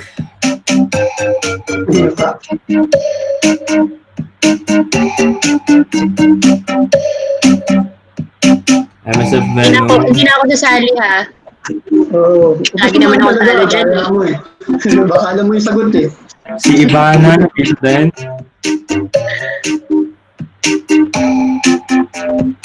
Okay, so wala na nag-join. I think okay na. Pwede ba tayo mag-proceed? Okay, start na yan, sir. Okay.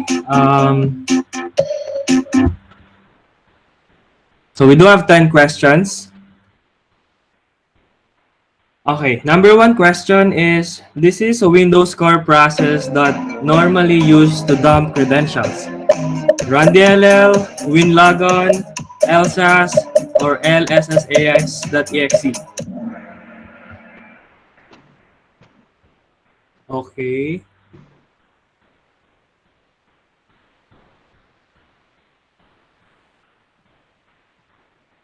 Okay, number 1 is Siako, Dennis Trump, and Kahoot. Next question. Dennis Trump, WannaCry is a ransomware that attempts to exploit what kind of vulnerability? Is it XSS, SMB v1, or server message block, SQL injection, or Microsoft Office? Okay, so the answer is SMB v1. So, Siako, okay, si Dennis Trump, naunguna. Next si Kahoot, and third is si Cardo Dalisay. Next question, which is the third one. This is the event ID that generates every time an account was successfully logged on. Is it 4624, 4625, event ID 4652, or event ID 4642? Boss, di daw nakakasagot yung nasa YouTube. Masyado daw delay. Oh, okay. So the answer is 4624. So yung mga sumali through Google Meet, hindi kayo pwedeng sumali sa game, ha? Huwag kayong sumali sa game. Lugi sila eh. Hindi, nagta-times up daw. Pag yun nasa YouTube. Oh, okay. So may pagka-delay. Meron bang may option ba na ilalagay na lang din yung question sa mobile app? Yung ipapakita na rin yung question. I think meron, pero kasi naka-livestream tayo ngayon. Anyway, tuloy ka na, Dennis? Meron ba? Meron bang app? O kailangan nila ng app? O pwede sila pumunta sa website ng Kahoot? May ganun ba? Walang ganun. Hindi natin lalabas sa mobile app yung question. Talagang choices lang yung lalabas sa mobile app or sa may player side. Okay. So choices lang talaga. Next? Good. Tuloy mo lang. Next. An application used to visualize Active Directory environment for certain attack path. So, Wildcard, Slapshot, Kamikaze, or Bloodhound? HTML. So the answer is Bloodhound. So created by the team of Harmjoy. So si Dennis Trump pa din yun ang una. Lakas naman nun. Next question. Ang daya ng Dennis Trump na yan eh. Nandito sa loob ng yan eh. O, bawal ka. Huwag ka nang sumagot ha, Dennis Trump ha. Okay. So, mute mo muna to. I-mute mo muna. Location tool to dump password.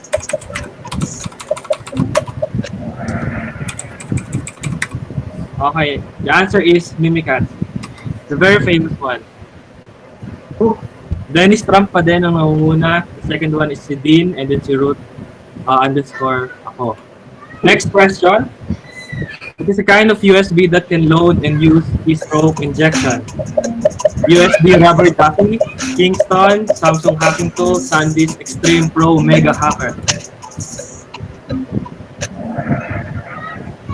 The answer is USB Rubber Ducky by Hack5. Dennis Trump pa din, the leading one. Then next is si Dean, and then next is si Ruth ako. 7th question, third to the last. Who is responsible for cybersecurity? Is it Dennis, government, developer, or everyone? With Dennis. May sumagot ng Dennis, dalawa. Dennis. But the answer is everyone. Dennis. Ano yung tanong? Okay. Hindi ko alam yun. Baka sasagot ko rin Dennis eh. Second to the last question. This is a common tool used for analyzing packet capture or pickup. Is it Wireshrimp, Wireshark, Wiresnail, or Shark Tank? Mali na pindot. The answer is Wireshark. So yung Shark Tank, it's a movie, it's on Netflix. So, okay. Second to the last question, he's an American whistleblower who copied and leaked highly classified information from the National Security Agency. Is it Edward Cullen, Jay Turla, Atom, or Edward Snowden? Jay na yan. Sure ako, Jay Turla. Okay, alright. May sumagot ng Edward Cullen. So si Edward Cullen is yung fiction movie character sa Twilight, Atom, and Jay Turla. So the answer is Edward Snowden. Hindi ba si Jay yun? Hindi ako ah. Hindi ko sure. Okay, last question. DNS works on what protocol? Is it TCP, UDP, it can be both, or I don't give it, AF?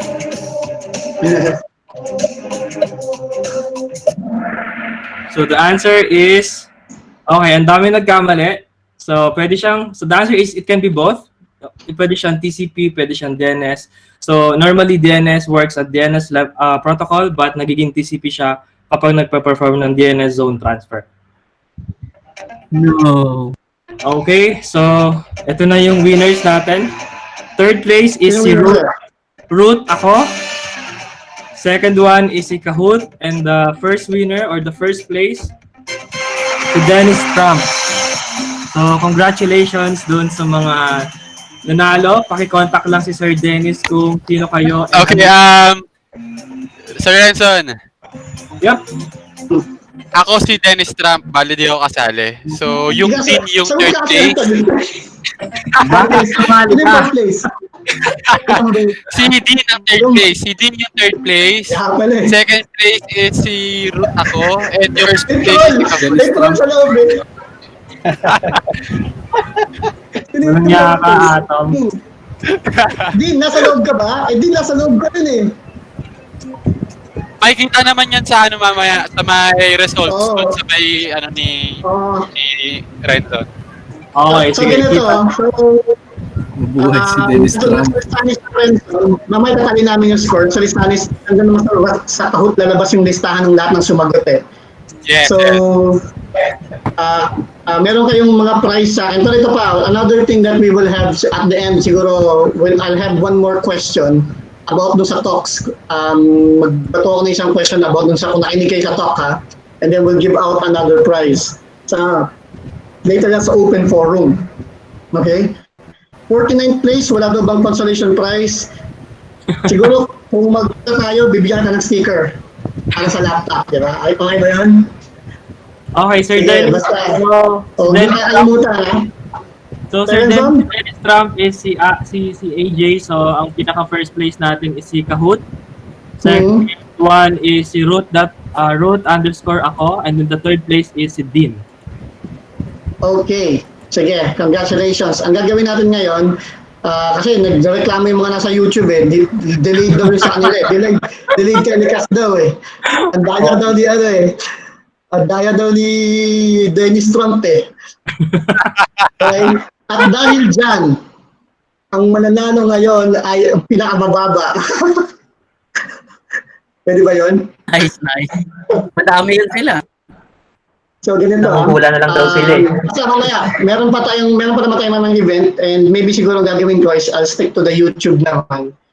And total, mukhang may space pa tayo dito sa Zoom, no? Later siguro ibigay namin yung mga gustong sumali sa Zoom para makapag-send kayo ng ng comments nyo or messages nyo. Okay? Alright. Sige, admit ko muna yung mga iba. Nag-admin kasi ako dito eh.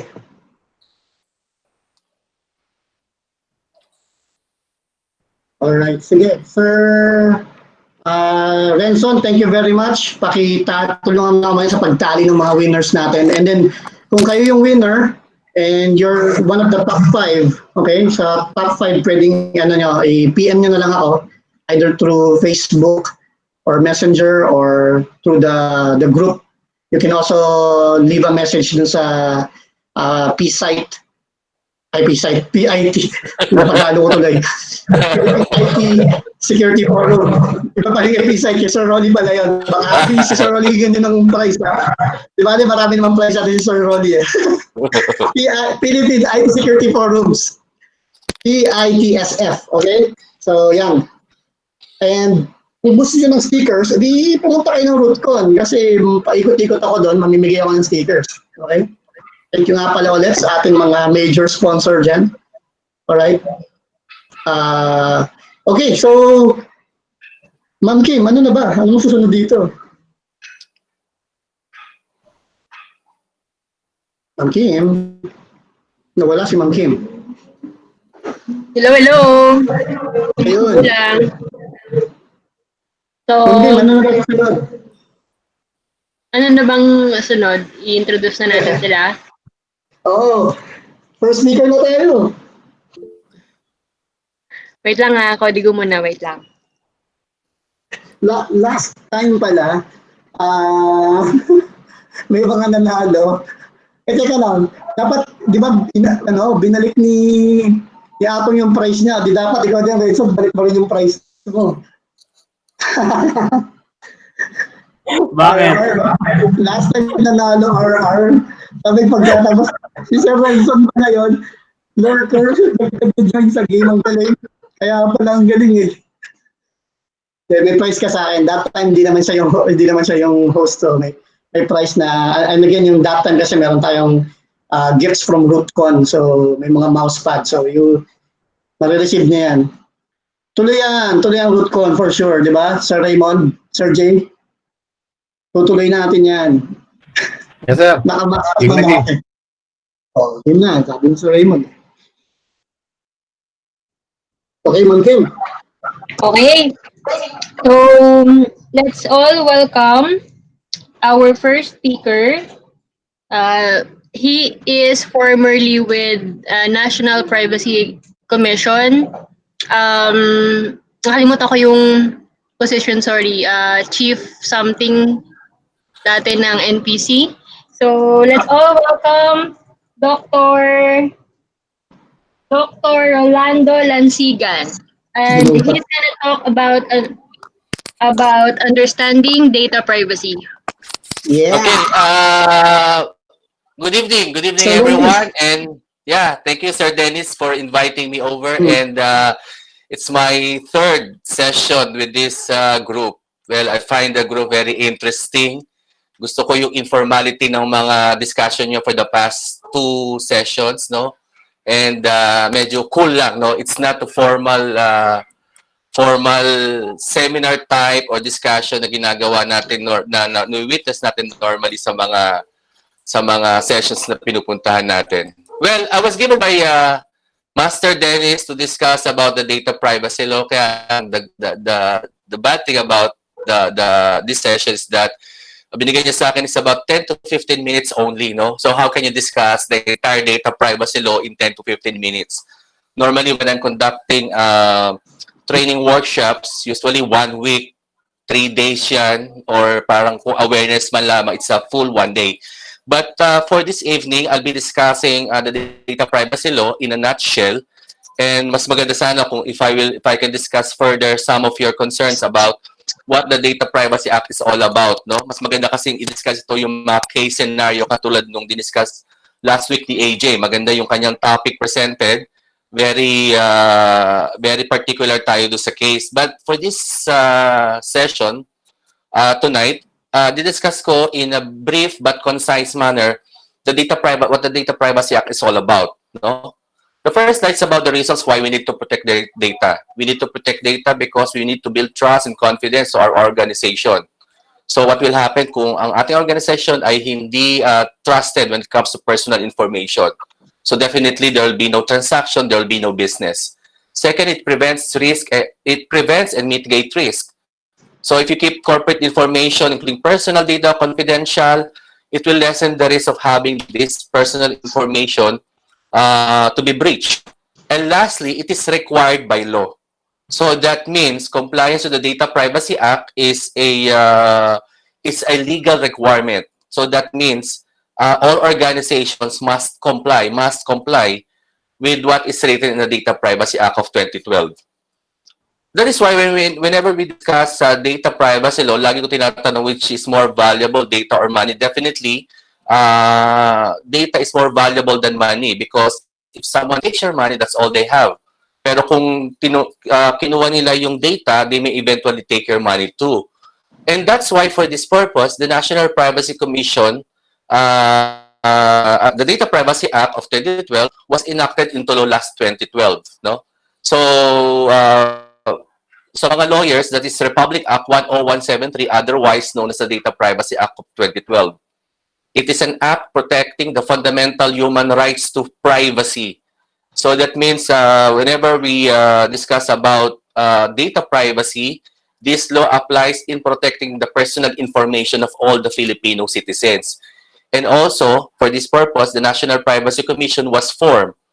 And it is a body mandated to administer and implement the Data Privacy Act of 2012, which has the following function: rulemaking, advisory, public education, compliance and monitoring. Yun yung sa ating MC kanina, I used to be the chief of the compliance and monitoring division of the National Privacy Commission.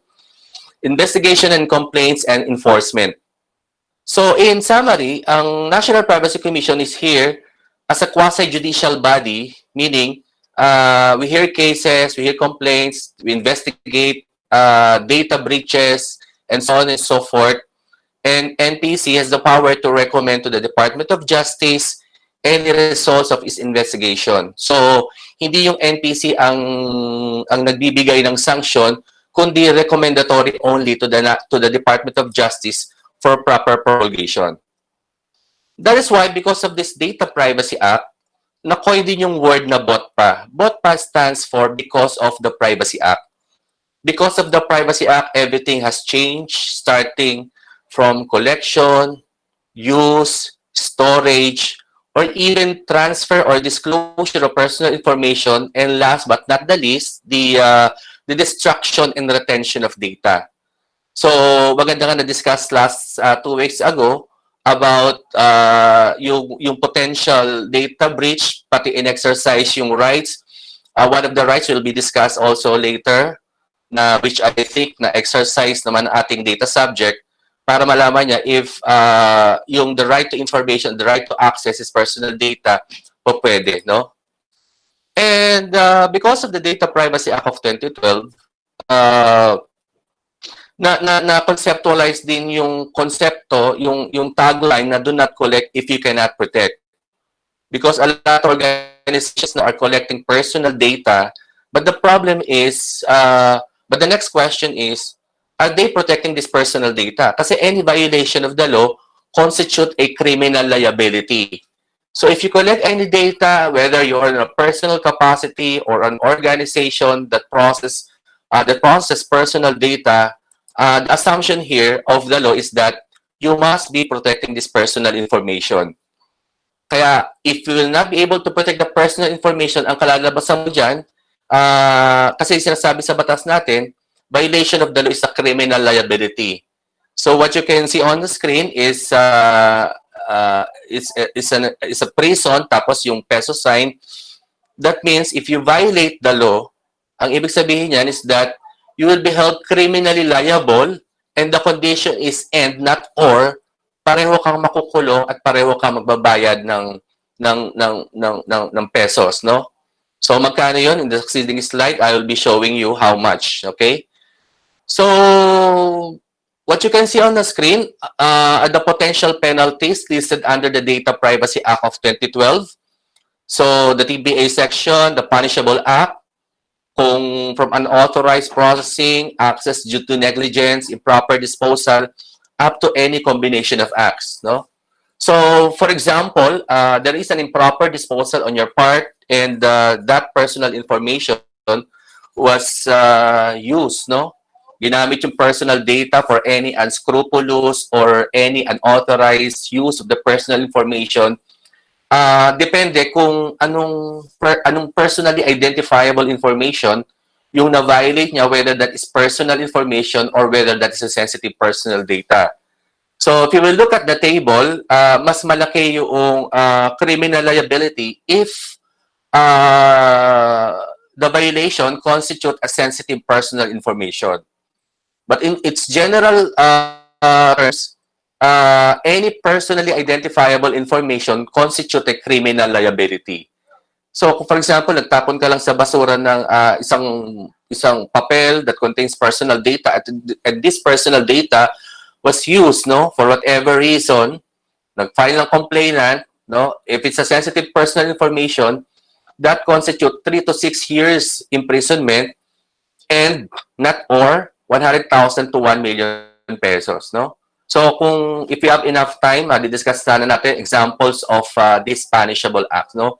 But just the same, pinapakita dito sa table na to that ito yung possible potential penalties in the Data Privacy Act of 2012.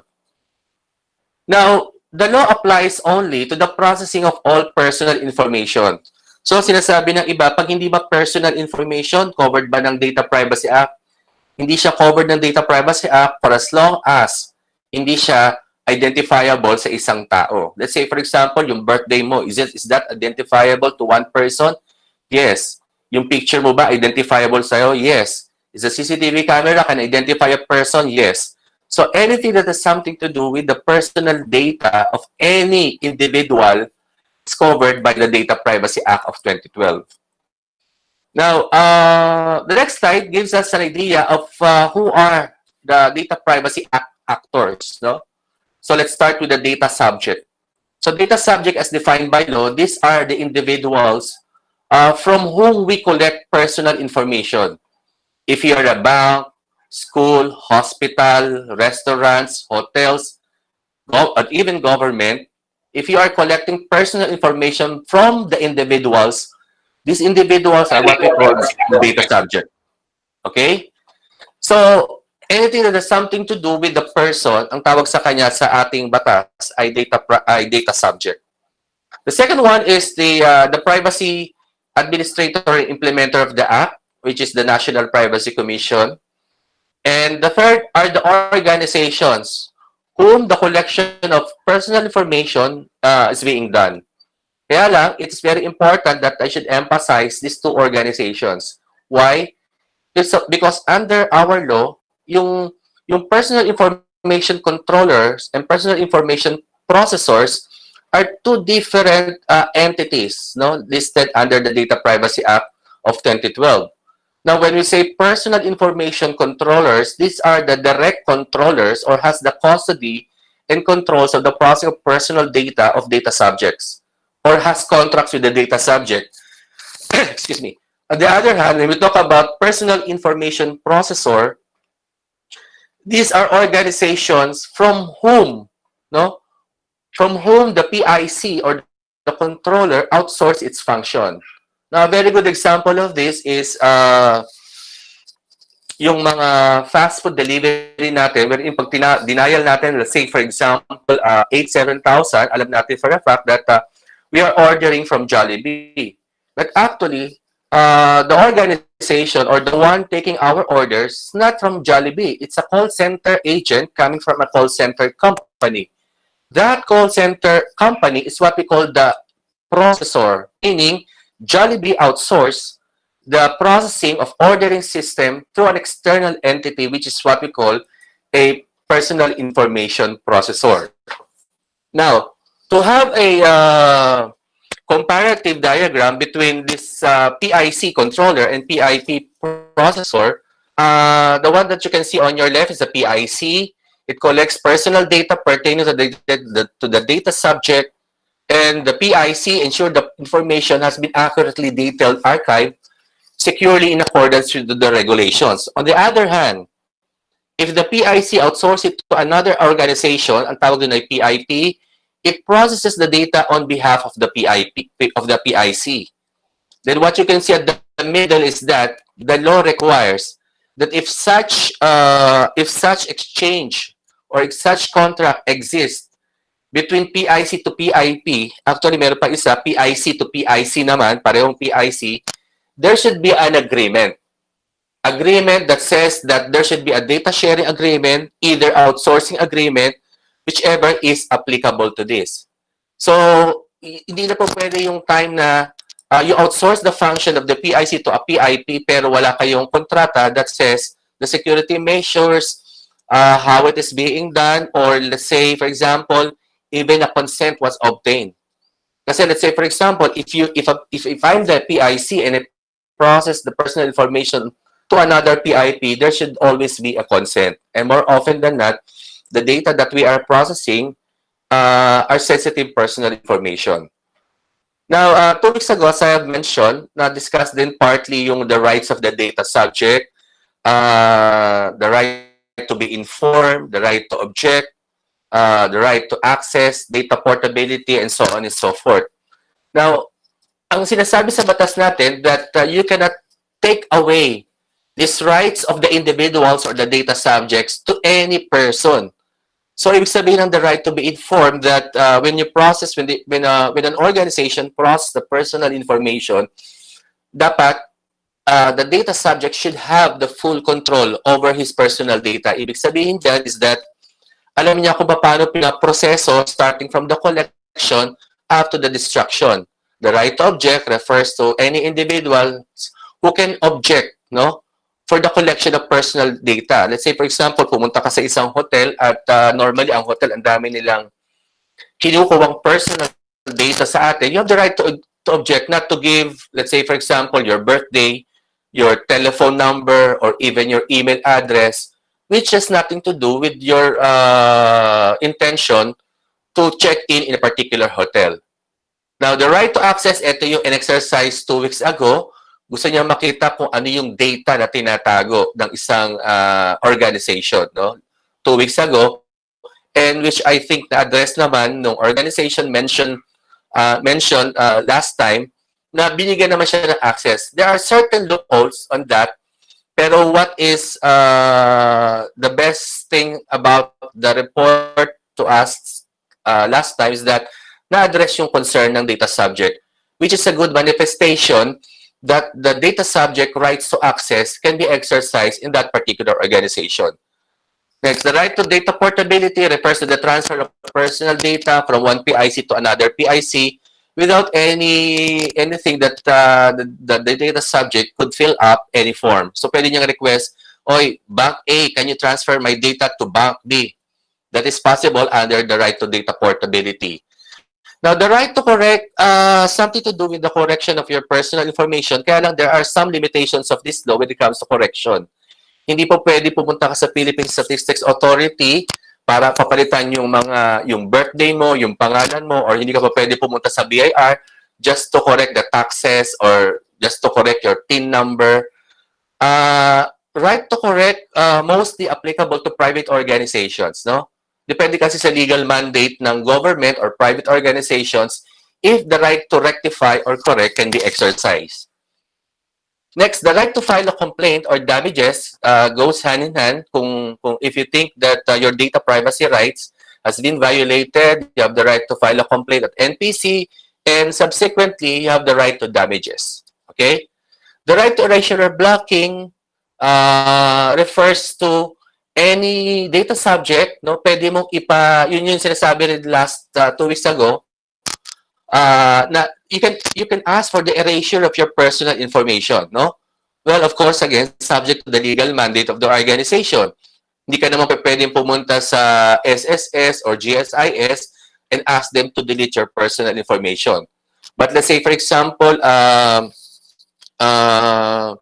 you go to your former employers, pwedeng lahat sila, you can ask for the deletion of your personal data. That is kung wala kang any legal impediments for that particular organization. Last is transmissibility of rights. Transmissibility of rights in the Philippines is very unique because we're the only country na merong ganitong karapatan because as a data subject, transmissibility of rights refers to the transfer of the rights of the data subject from a dead person to his or her next of kin. So let's say, for example, namatay yung asawa mo, yung anak mo, kapatid, magulang, asawa, anak, you have the right to own their data, meaning ikaw na yung pwede magmay-ari ng data nila. Well, again, of course, since this is a law, subject to the presentation of existing papers that will justify na ikaw nga yung next of kin. Okay? Now, for us to be able to know what exactly what the law says when it comes to personally identifiable information, it is very appropriate for us to know ano ba yung sinasabi when it comes to personal information, sensitive personal information, or SPI, or even privileged information. So, hindi ko nababasahin dyan. So, mas focus, although lahat naman yan, if you violate the law, that constitutes a criminal liability. Pero if you will just focus your attention on the sensitive personal information or SPI, makikita ninyo that under the law, mas mabigat yung kaparusahan kung yan ang nagkaroon ng compromise. O let's say, nagkaroon ng data breach referring to the SPI.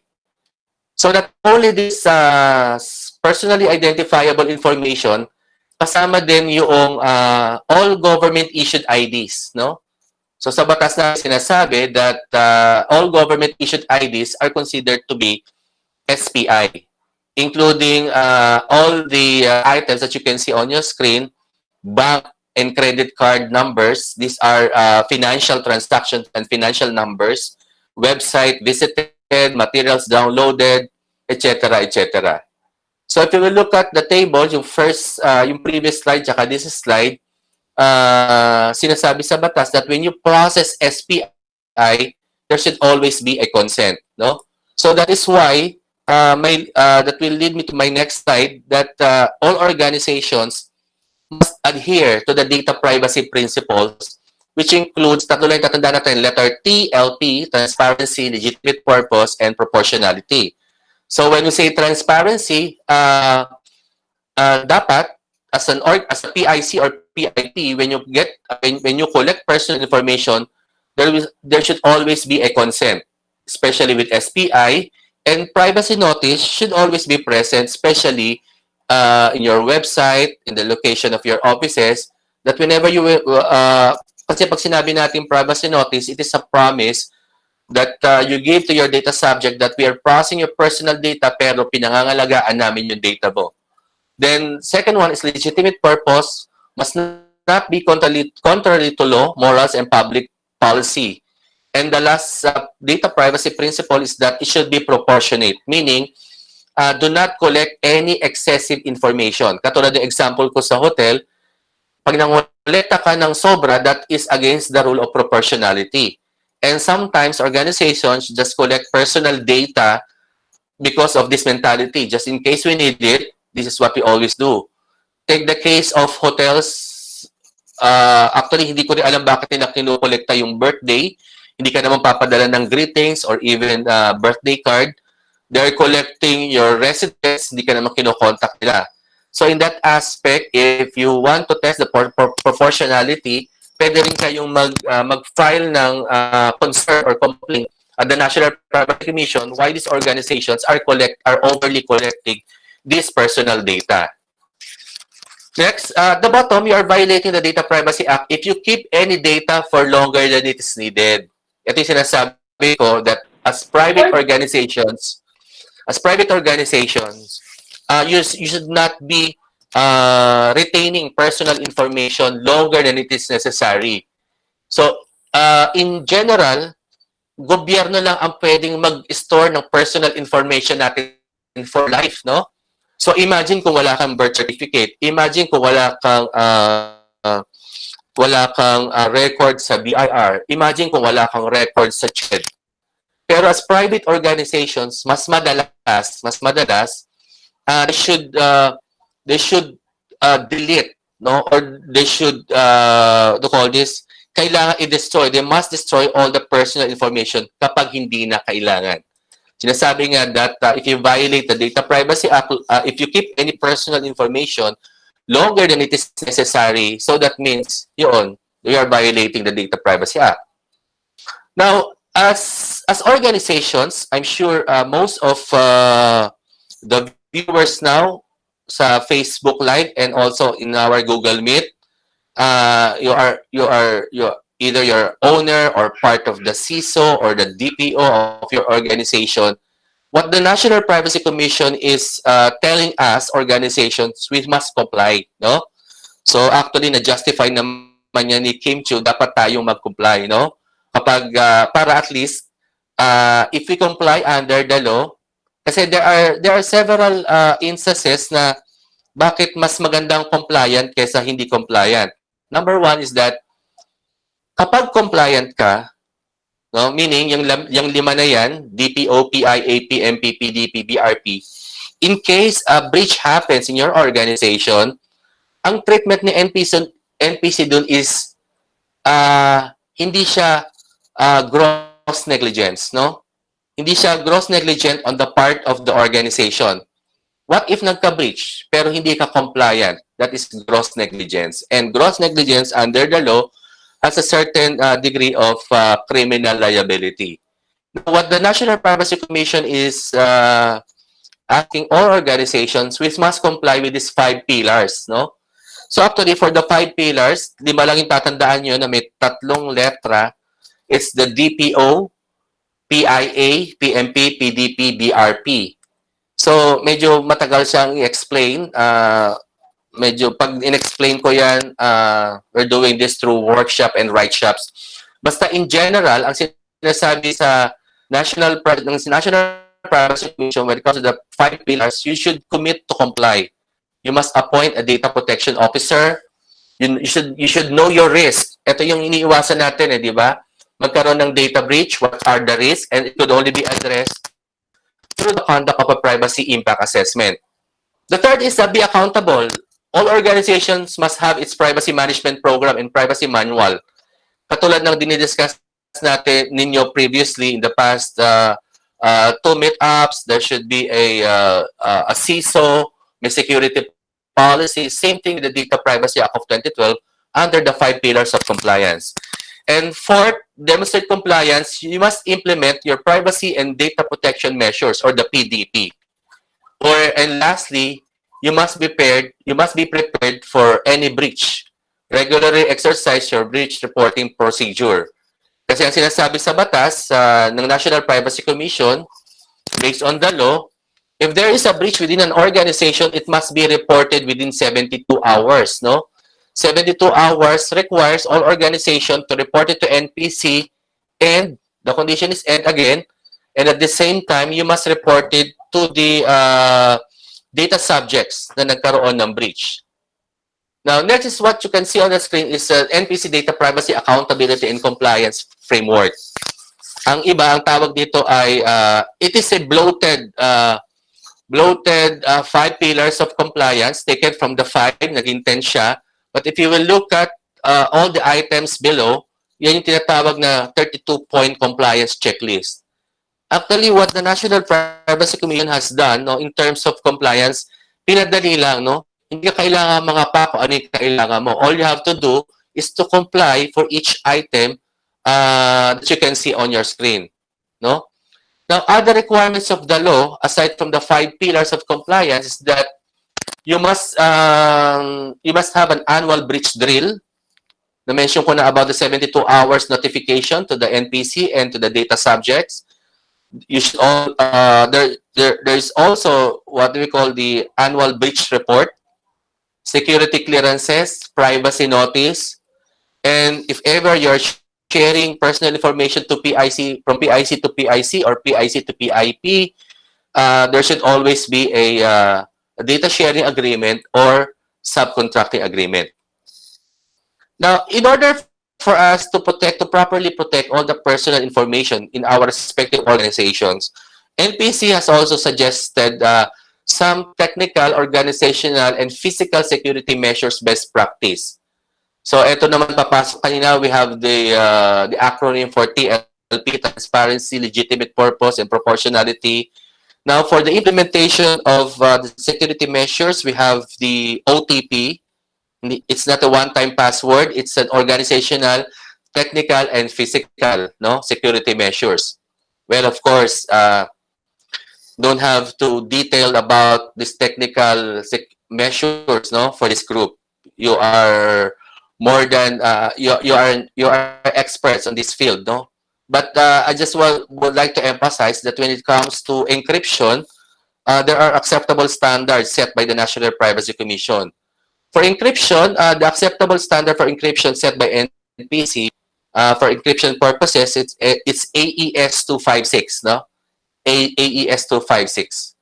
So, passwords, sharing of data, backups, access control, remote access, system testing, and maintenance. Now, for organizational and physical security measures, well, of course, yung mga identifying marks, yung mga removable and movable devices, katulad nga yung work from home ngayon natin sa Pilipinas, there are devices of the companies na nasa bahay na. So we should look also into the network or the security measures being adopted by the organization. And for building access control, CCTV plays an important part, no, to monitor yung mga activities within an organization, ID badges, remote working, and yun. One thing more about the Data Privacy Act, it's explicitly, or the IRR explicitly says that if you are disposing personal information, especially yung mga papel, hard copies, you must shred it, no? Shred it using a crisscross shredding machine o shredder. Hindi acceptable ng NPC yung shredder na mahaba, no? Yung parang pagka na-shred siya, parang maliliit, parang minsan parang alikabok na lang siya, no? So that's the proper way of disposing physical or hard copies, no? So for other organizational security measures, just like in your InfoSec, cybersecurity, and CISO function, there should be policies, procedures, guidance, and training. For the human resource, there should be explicit roles, no, when it comes to the handling of personal data, procurement, due diligence, etc., etc. Now, I think covered pa ako ng time, 10 to 15 minutes. So, top 5 key areas of Data Privacy Act. Kung ako tatanungin, we should focus on the following. Pag nangungulit tayo ng data, there should always be a consent. Although sinasabi lang sa batas natin, if you are processing SPI, no, there should always be consent. Kaya yung kung makikita nyo yung mga schools ngayon, meron na silang tinatawag na consent, no? Hindi na pwede yung they collect personal information pero walang consent. Then, second is the rights of the data subjects must always be exercised, no? There should be no case that na hindi po pwede ma-exercise ng data subject even one of his rights. Then, third is the breach management. All organizations must implement their breach reporting process, may breach reporting team. At least kung nagkaroon ng breach, ano yung unang gagawin? Kasi most organizations now, especially nung nasa NPC pa ako, pag na-breach, wala na. Hindi nila alam gagawin. Even the security guards, is finding it a hard time ano gagawin ba ng security guard kung nagkaroon ng breach sa organization? More often than not, minsan yung mga press, yung mga media, pumupunta na kagad sa organization. And kung walang background, even the rank and file employees, wala silang, definitely, yung breach na nabi-breach pa rin. Kakaroon ng idea yung media and the press about these things. So, dapat well-trained lahat in terms of the breach process of an organization. Fourth is the profiling. Now, a lot of organizations are collecting personal information. Kaya lang, the sad thing about is the collection of this personal information when it comes to profiling. Pino-profile nila yung data subjects, but at the same time, ginagawa nilang target for their market, no? So, hindi dapat ganon. If you want to target them for marketing tools, for example, papadala mo ng special offers, special discounts, kasi nakita mo the behavior of the data subject is into, let's say, for example, mahilig siya pumunta ng restaurants. So, minsan yung mga organization, pinapadala nila yon, no? So, profiling meaning, pwede lang siya under the Data Privacy Act if the profiling is used only for statistical purposes, no? Kasi, for example, gusto mo lang malaman ilan ng male, ilan ng female, ilan yung age bracket. But if you will use the profiling for the data subjects to be their target market, yun ang bawal under the Data Privacy Act. And lastly is, last of the top 5 key areas of Data Privacy Act is to comply para maiwasan natin yung gross negligence and gross negligence. Well, as an added feature of this talk, I included some principles of data protections vis-a-vis with cybersecurity. Sinasabi nga nila, the creation of DICT is a triumvirate of all laws in the Philippines na related. So the creation of DICT under Certain Republic Act, the Data Privacy Act of 2012, and the Cybercrime Prevention Act of 2012 also. So kung makikita ninyo, halos pareho sila, no, in terms of what is being required. So sa Data Privacy Act, sinasabi that the data must be fairly and lawfully processed. Processed for limited purposes, adequate, relevant, and not excessive, accurate, not kept longer than necessary, and processed in accordance with the data subject's rights, and it should be secure. Whereas on the other hand, when we talk about the Cybercrime Prevention Act of 2012, sinasabi dyan that in summary, data should be confidential, maintain integrity, and available or availability of data or CIA. So that means etong Cybercrime Prevention Act of 2012, kasama din yan sa Data Privacy Act of 2012. Pag na-compromise any of the following, confidentiality, integrity, or even availability of data, that is also punishable crime under the Data Privacy Act of 2012. So before I end, I would like to give this quotation that the compliance of the Data Privacy Act is not a one-shot initiative. Because a lot of organizations are complying. Minsan ang ginagawa nila dyan, katao natin mga paper compliance. But actually, it's not the trust of the National Privacy Commission. So the compliance under the DPA, it is a discipline and culture that must be embedded on a continuous basis within an organization. That is why the National Privacy Commission is promoting the culture of privacy in the Philippines. And how do you promote the culture of privacy in the Philippines? Yon, babalik tayo doon sa the 5 pillars of compliance in order for us to promote the culture of privacy in the Philippines. Kasi part of the 5 pillars of compliance is you must conduct awareness to all your people within the organization. Okay? So that's all for my presentation under the Data Privacy Act. If you wish to communicate or ask something, I'm also conducting data certification on data.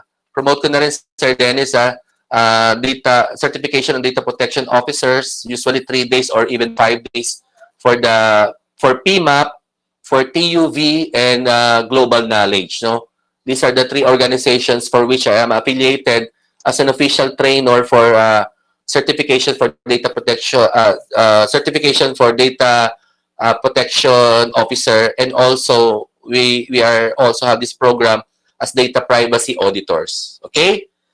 Thank you very much and good evening. Yun, thank you. Pasensya na medyo mabilis. Oo, parang medyo inaabot ni Sir yung hininga niya eh. No, Salamat. Napagod ka din ah. Napagod ba, Sir? Hindi, okay lang. Sarili ako. 1 week nga minsan yan eh. Yan, sa mga gusto magpa-certify to become a DPO or ano pa man or just to learn or earn more knowledge, di ba, about data privacy, go ahead and contact Doc Lansigan for more details. Alam mo, Sir Rolly, ang daming tanong. Sobrang dami. Ngayon ko pala nakita ngayon ko pala yung chat box, pati Facebook Live, hindi ko pa nakikita. Actually, medyo siguro 10% pa lang yung napakita ko kasi mas maganda pag-usapan yung mga cases katulad yung 2 weeks ago, yung bawal by CCTV na ibigay sa NBI, pag may police na kumuha, pwede ba ibigay yung CCTV footages?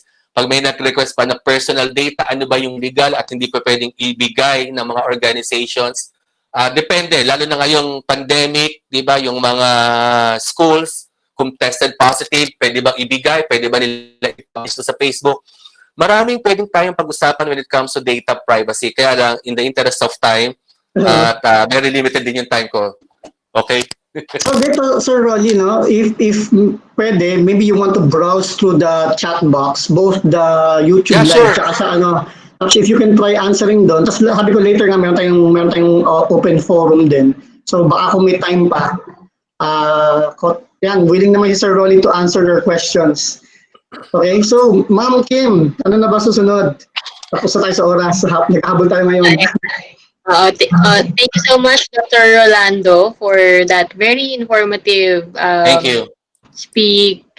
Talk about the data privacy. So ngayon at least kahit paano naintindihan na natin na public or private sectors or organizations must really comply with how they manage our PIIs or personal identifier information.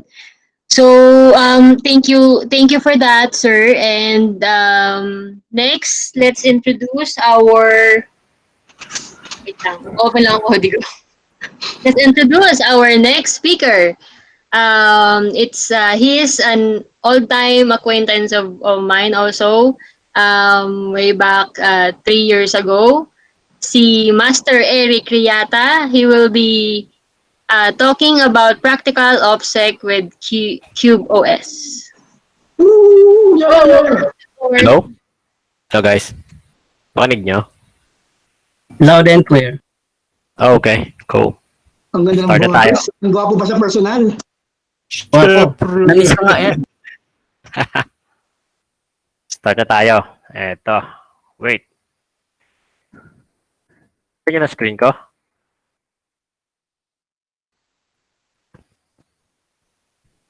Hello. Negative. Percent, nasa baba, press mo yun, ayan, ayan na. Go Eric! Go Eric! Okay, so wala nang intro-intro. Diretso na tayo. So, yung topic ko is Practical OPSEC with Cubes OS. So, kung nakinig kayo kanina kay Sir Rolando, if you listen to that, pwede kayo maging DPO. Eto, pag nakinig kayo dito, pwede kayo maging DPA naman. Deep Penetration Agent. So, so we are, siguro familiar tayo if you're seeing my next slide.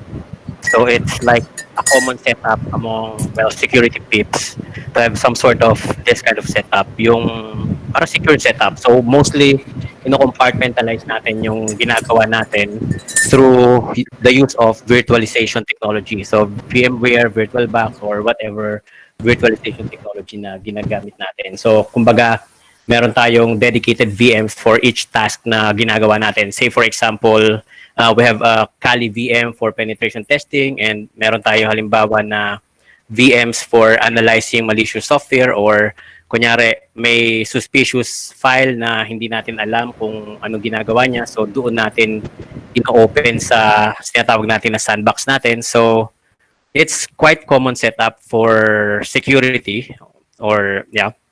Pero si Cubes OS is similar. So, ano ba si Cubes OS? So, basically, ano siya, not necessarily a distro, but it's like a type 1 hypervisor. So, it leverages CentOS-based virtualization. So, basically, yung core OS niya is based on Fedora. So, it's implement security through compartmentalization. So katulad nga nung pinakita ko na previous slide. So dito ginagawa niya yung mga VMs, it's being called cubes or domains. So ito yung ano niya, architecture. So basically you have your Zen hypervisor, and then you have several app VMs. So app VMs, so nandito, kumbaga, you can have multiple instances, for example, ng browser nyo or email client nyo. And then those are actually separate environments. Yeah, VMs nga actually. So wala silang, kumbaga, totally separate na instance sila running on its own machine. So walang, hindi posible na yung attacks like getting yung memory contents ng isang application, so you can prevent those kind of attacks.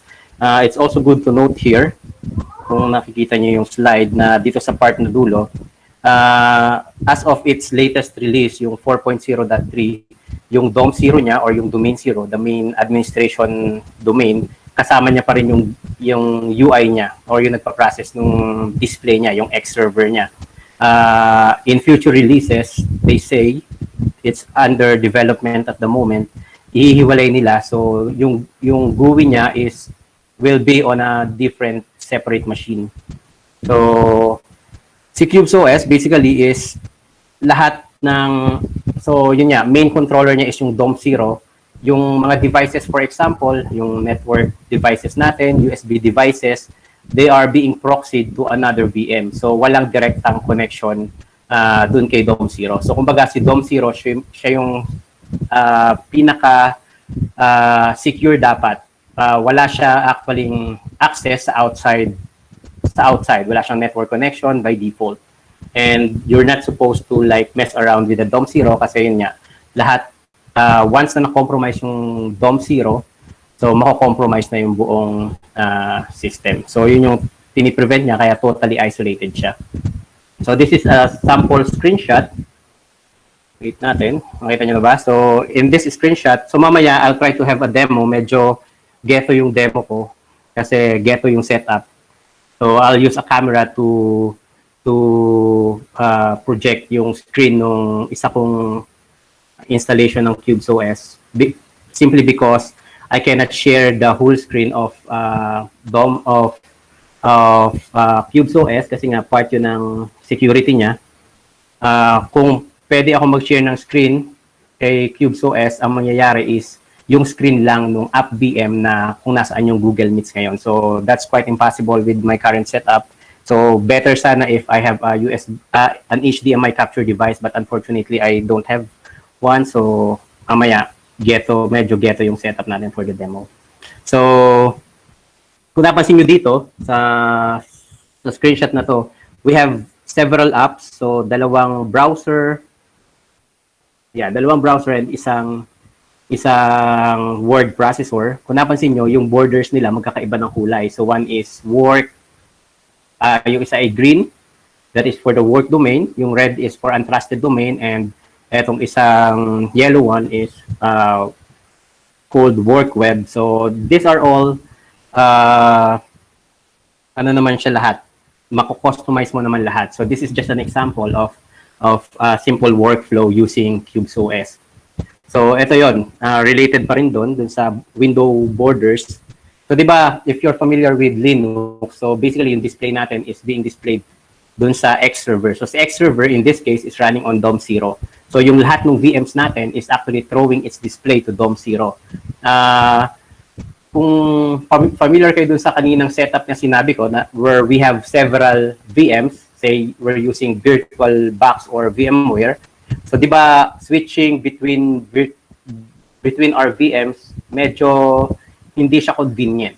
So ang ginawa ni CubesOS is meron siya mechanism where lahat ng Windows is kumbaga seamlessly integrated dun kay DOM0.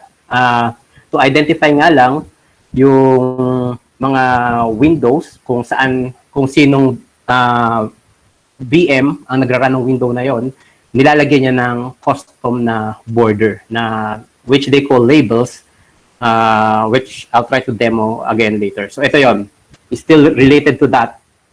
Sa previous images na pinakita ko sa inyo, ito yung levels of trust is defined by colors. Kung napansin nyo dito sa bandang baba. So meron tayong safe and ultimately trusted, yun yung color black, and then yung sa kabilang side naman is yung red, yun yung unsafe and untrusted. So ito yung kumbaga default convention niya, pero customizable naman siya kung ano yung sa palagay mo makes more sense for you, so you can do it as well. Also, so kung napansin nyo dito, yung hypervisor saka yung DOM0, ito basically itong Zen hypervisor and admin VM. So they are colored black. So it's a separate, those are separate VMs. Yung GUI VM natin, which is right now kasama pa rin na itong dalawa, pero in the future nga, yung GUI VM is separate. So blue daw siya. And then yung templates natin is blue as well. So, and then app VMs natin, itong app VM1, for example, is yellow. So, ano nga lang to? Convention.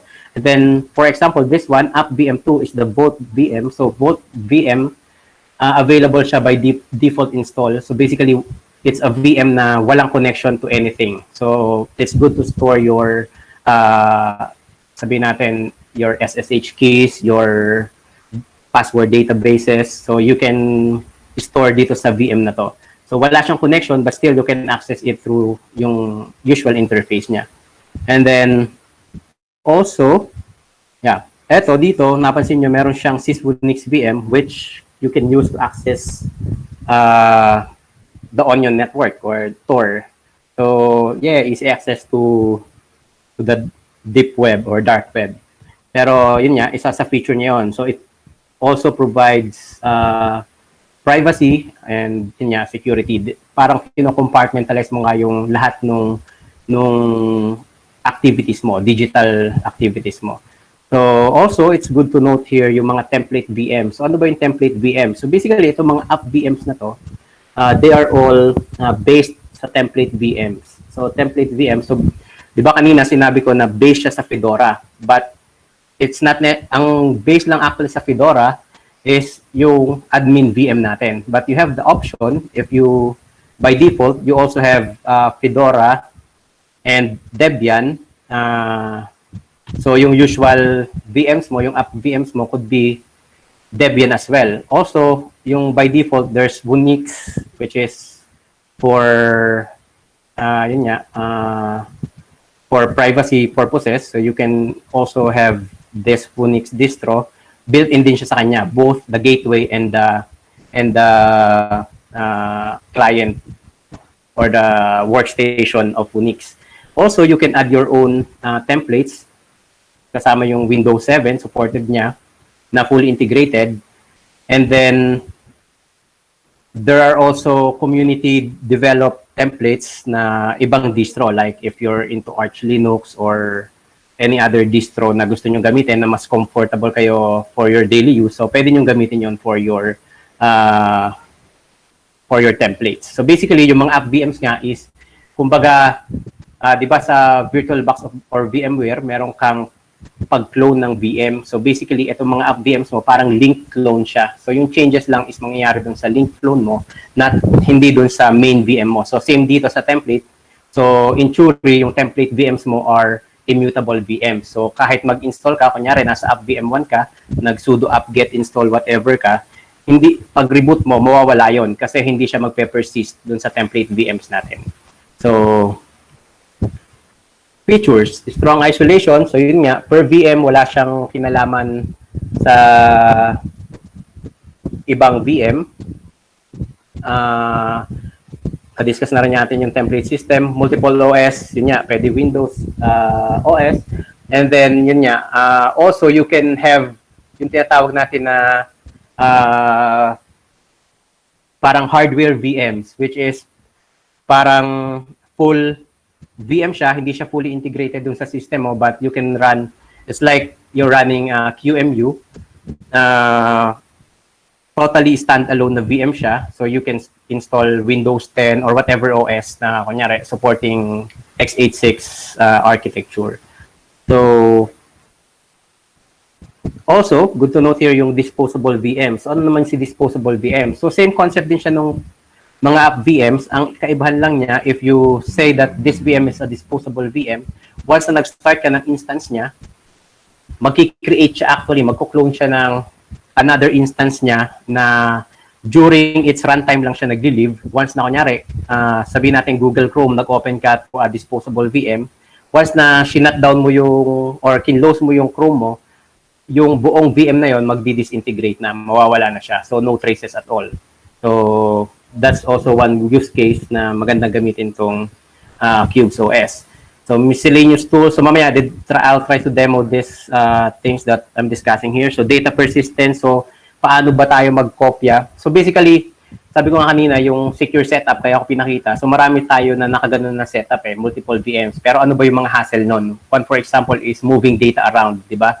Paano ka magkopya ng file to another VM. So those kind of things na-address siya ng mga tools built-in with Cubes OS. Another thing is clipboard sharing na secure way. So basically, di ba sa mga VM, sa mga virtualization technology natin, may clipboard sharing din, pero pwede siyang attack vector pa rin, di ba? So medyo may solution dun si Cubes. It's not very convenient, pero it works. So parang kailangan mo lang na medyo masanay on how to use it. And then, of course, yun nga, file sharing and data persistence. So, networking. So, by default, so I'll try to show this rin mamaya. So, by default, ganito yung setup. Yung NetVM natin handles our devices. So, kunyari, may Wi-Fi card ka and Ethernet card. So, yung NetVM ang mag-handle lahat nun. And then, yung connection natin will be handled by yung sys firewall natin, and then yung ating mga app VMs will be connected to that firewall. So yun yung default configuration. Pero yun nga, pwede pa natin siya ma-customize. So another example is this one. You can have separate or you can have two firewall VMs and then separate net VMs. So kunyari, may USB device ka na gusto mong a USB Wi-Fi device na gusto mo connected lang dito. So basically, you can customize your setup kung ano yung requirement mo. And also yung Vault VM natin is by default not connected to anything. And yeah, ito medyo mas advanced. So yung example ko na ginagamit, mamaya papakita ko. Yung setup ko, wait.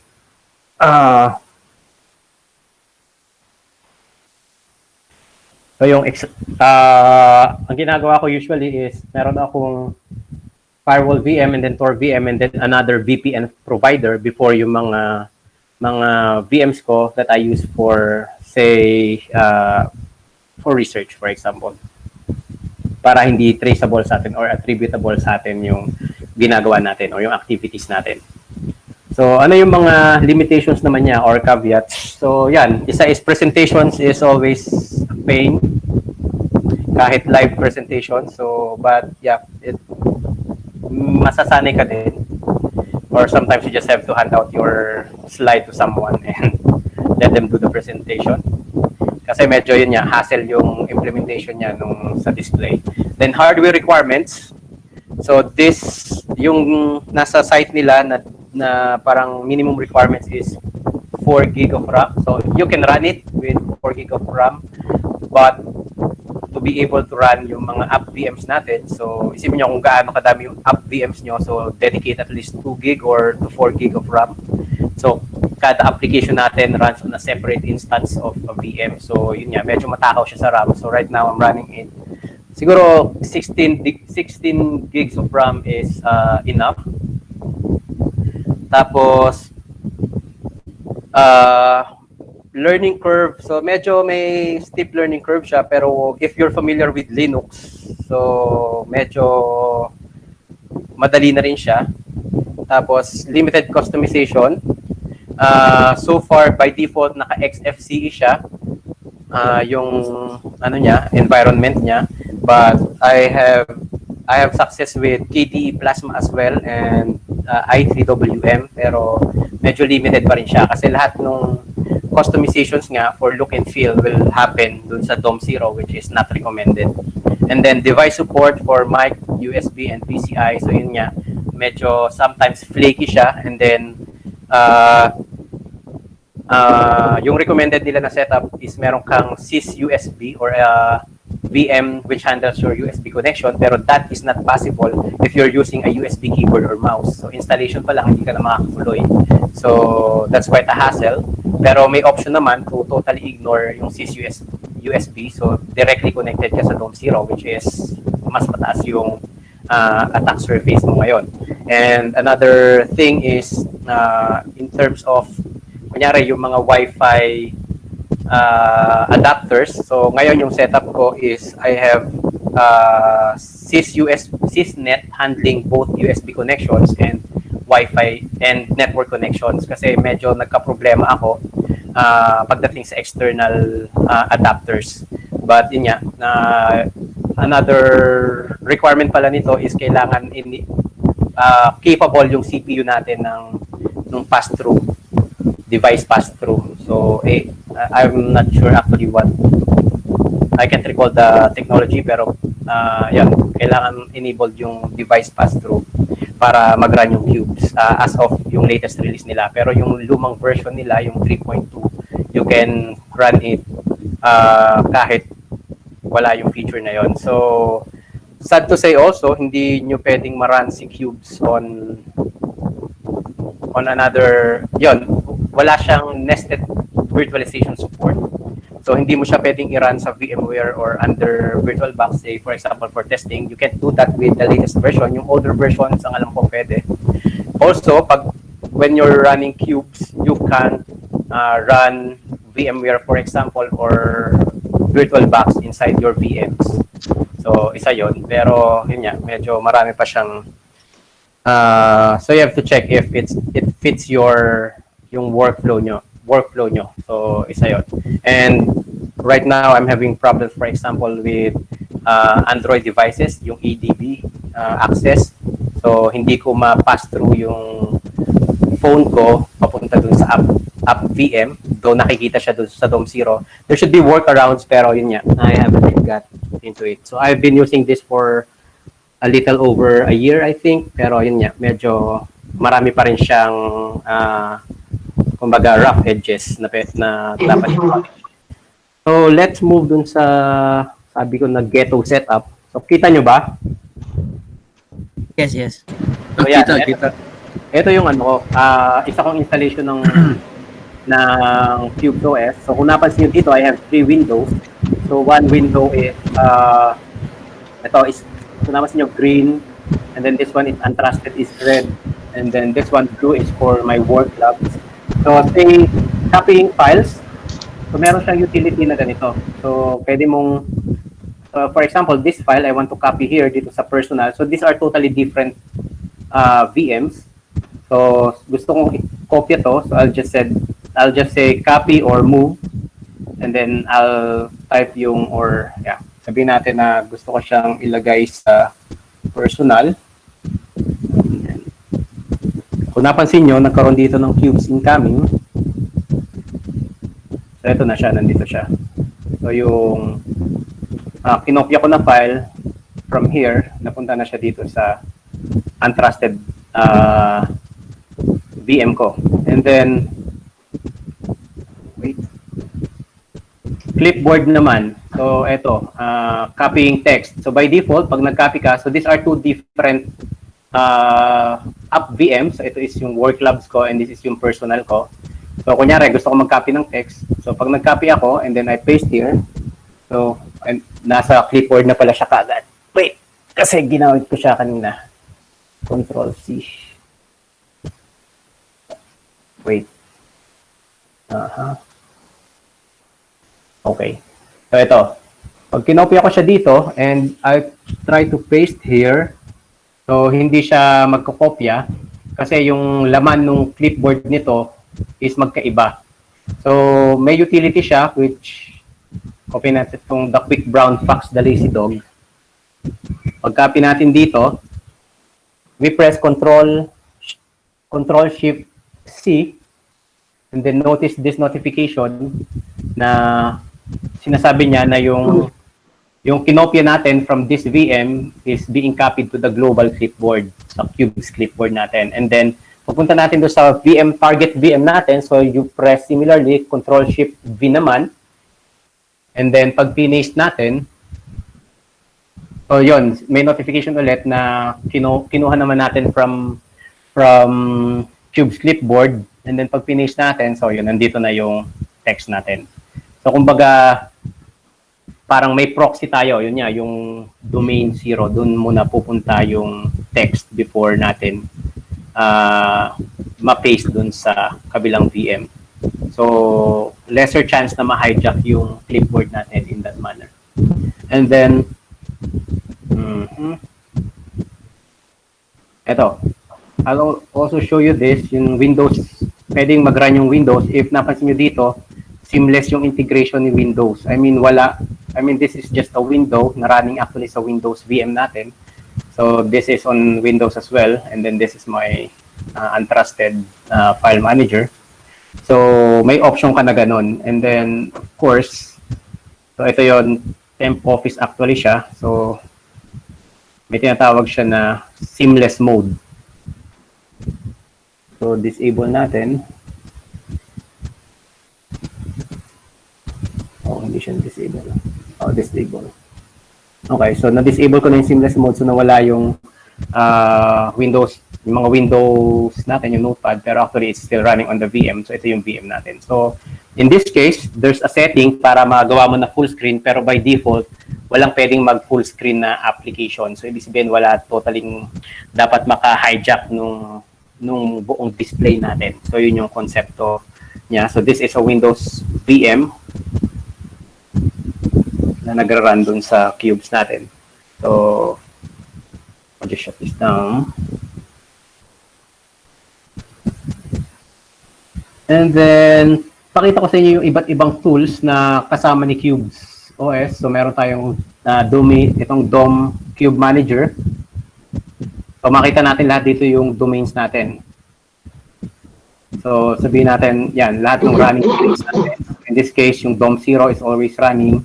And then, may option ka na i-run automatically yung mga VMs. Pero usually, I just start with DOM0 para mag-boot lang. And then, meron kasi akong script.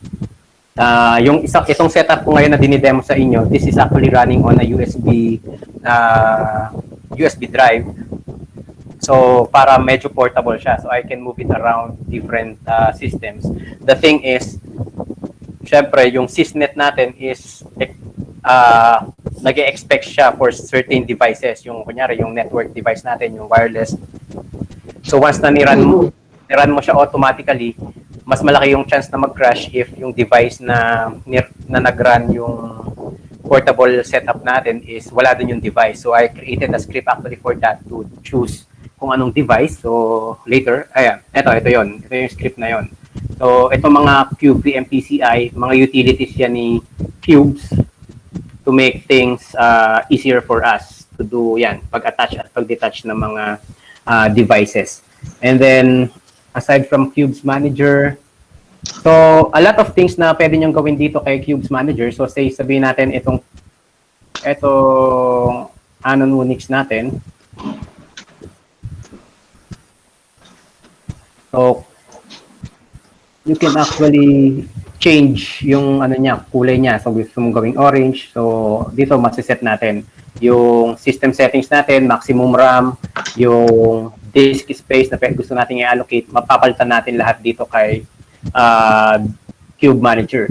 And then meron din siyang itong template manager. So basically, pwedeng sabay-sabay mong i-select yung domain and then gusto mong palitan halimbawa yung template VM niya, so you can do it from here. This is a newer utility na hindi present sa mga previous releases nila, I think.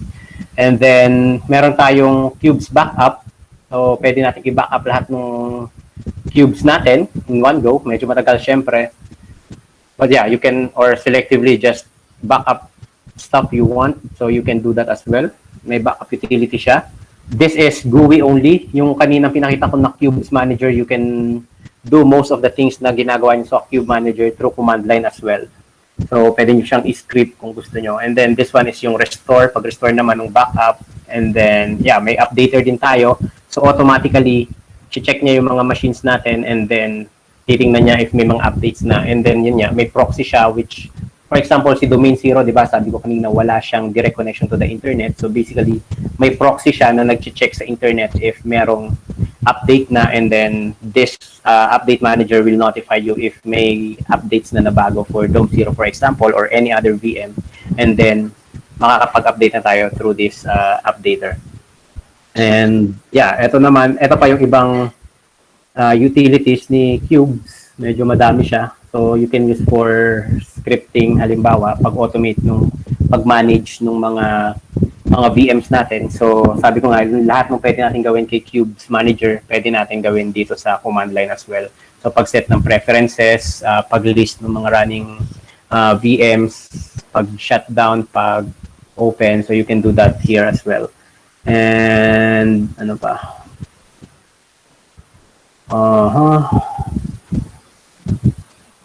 Okay, yung sa networking, yung sinabi ko sa inyo kanina.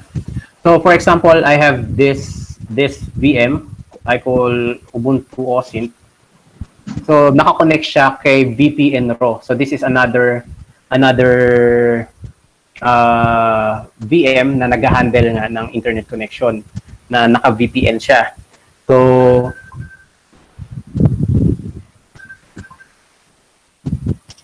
So yan. And then similarly, yung VPN Raw na yun is also using sysvunix. So kumbaga nakatunnel siya from Ubuntu OSINT, gagamitin niya si VPN Raw, and then si VPN Raw gagamitin niya itong si sysvunix. Si sysvunix on the other hand is using yung sys firewall natin. So medyo naka-daisy chain na yung connection natin. So I won't demo it, pero yan, pinakita ko lang yung settings niya. So pwede natin gawin yung advanced network settings. So yun lang siguro. There's still a lot of development going on with Cubes, and yun nga, marami pang pwedeng i-explore sa kanya and depende sa use case natin. But there's a lot of interesting things that we can do na medyo, yun nga, pwede nating i-leverage si Cubes for our security. So any questions? Tapos na po, yun na po yun. Okay, maraming salamat. Sir Eric, yung mga questions, ilalagay na lang mo nila sa chat. Okay? And tapos basahin mo doon, and then if you can reply right away, then go ahead. And then later naman meron din tayong open forum sa end. So, kasi we need to take some time to look at all the other speakers. Pakinggan din natin marami pa tayong speaker na naka-line up eh. Okay? Pakita mo, nag-ring yung sa screen mo, yun yung alarm eh. Ibig sabihin, lumagpas ka na ng 5 minutes actually. Okay. So, thank you, Sir Eric. Meron ba na isang mabilis na tanong, mas mura daw ba yan, ang Cube ba? Sabi mo practical eh. Ayun ba talagang isang mas mura ba siya to implement? Kumpara kay? Well, there are other... Sa, ano? Actually, we have several options naman. So for example, for privacy, meron di ba tayong yung Tails OS na yun, parang yun yung konsepto ng disposable VM kasi live lang siya, and then once na in-on off mo na siya, so basically wala kang traces na maiiwan. And then dun sa OS, so may ganung feature nga, kumbaga kombinasyon siya ng mga different security implementation. So yung isa kong halimbawang setup before is gumagamit ako ng pfSense for my gateway, or kunyari as a Tor gateway as well. Siya yung magre-redirect kay Tor, or yun nga, isa ring example is si Tor browser, for example, to access Onion sites. You can use Tor browser. So ang konsepto ni Cubes is lahat ng yon is in-integrate niya into a single operating system na kumbaga conveniently din lahat ng ginagawa natin is nasa isa lang na display, di ba? Kaya siya naging mas practical. Kaya siya naging mas more practical kasi parang mas less yung administration mo sa maraming iba-ibang systems na kailangan mo i-set up. Isa yun, oo. Tapos yun nga, parang depende nga sa depende sa use case mo. So kunyari, nagpe-pentest ka, pwede kang gawin mo for each client, mag-set up ka ng app VM mo na gagamitin mo sa kanya. So this is and then separate na tunnel for that particular client. So kumbaga totally separate yung ginagawa mo dito sa isang setup mo na to compared dito sa isang client mo na to. So kumbaga separate, repeatable yung setup mo, and then yun nga, kailangan mo establish kasi yung workflow mo, and medyo in the long run mas madali siya kumpara dun sa pag-maintain halimbawa ng multiple VMs. Okay, thank you, sir. Sir Eric, may mga questions dun sa YouTube. Sige, try. Paki-try na lang sagutin. Sir Franz, ikaw na lang mag-forward dito sa chat sa sa Google, okay? Thank you. Okay, thank you. Sige po. Salamat. Salamat. Thank you, Master Eric, for the walkthrough for the practical operational security. So next naman, introduce natin our next speaker. Mag-skip tayo ng isa since wala pa daw ata si Alan Nayeras. So next, let's introduce our next speaker. He will be sharing about the attacks on IT authentication vulnerabilities. Let's all welcome Mr. James McKilling. Pilang po. Yay. Sir, So, i-share ko muna yung screen ko. Entire ko na lang para madiretso. Okay, so kita ba? Hello? Kita namin buong server room nyo. Kita.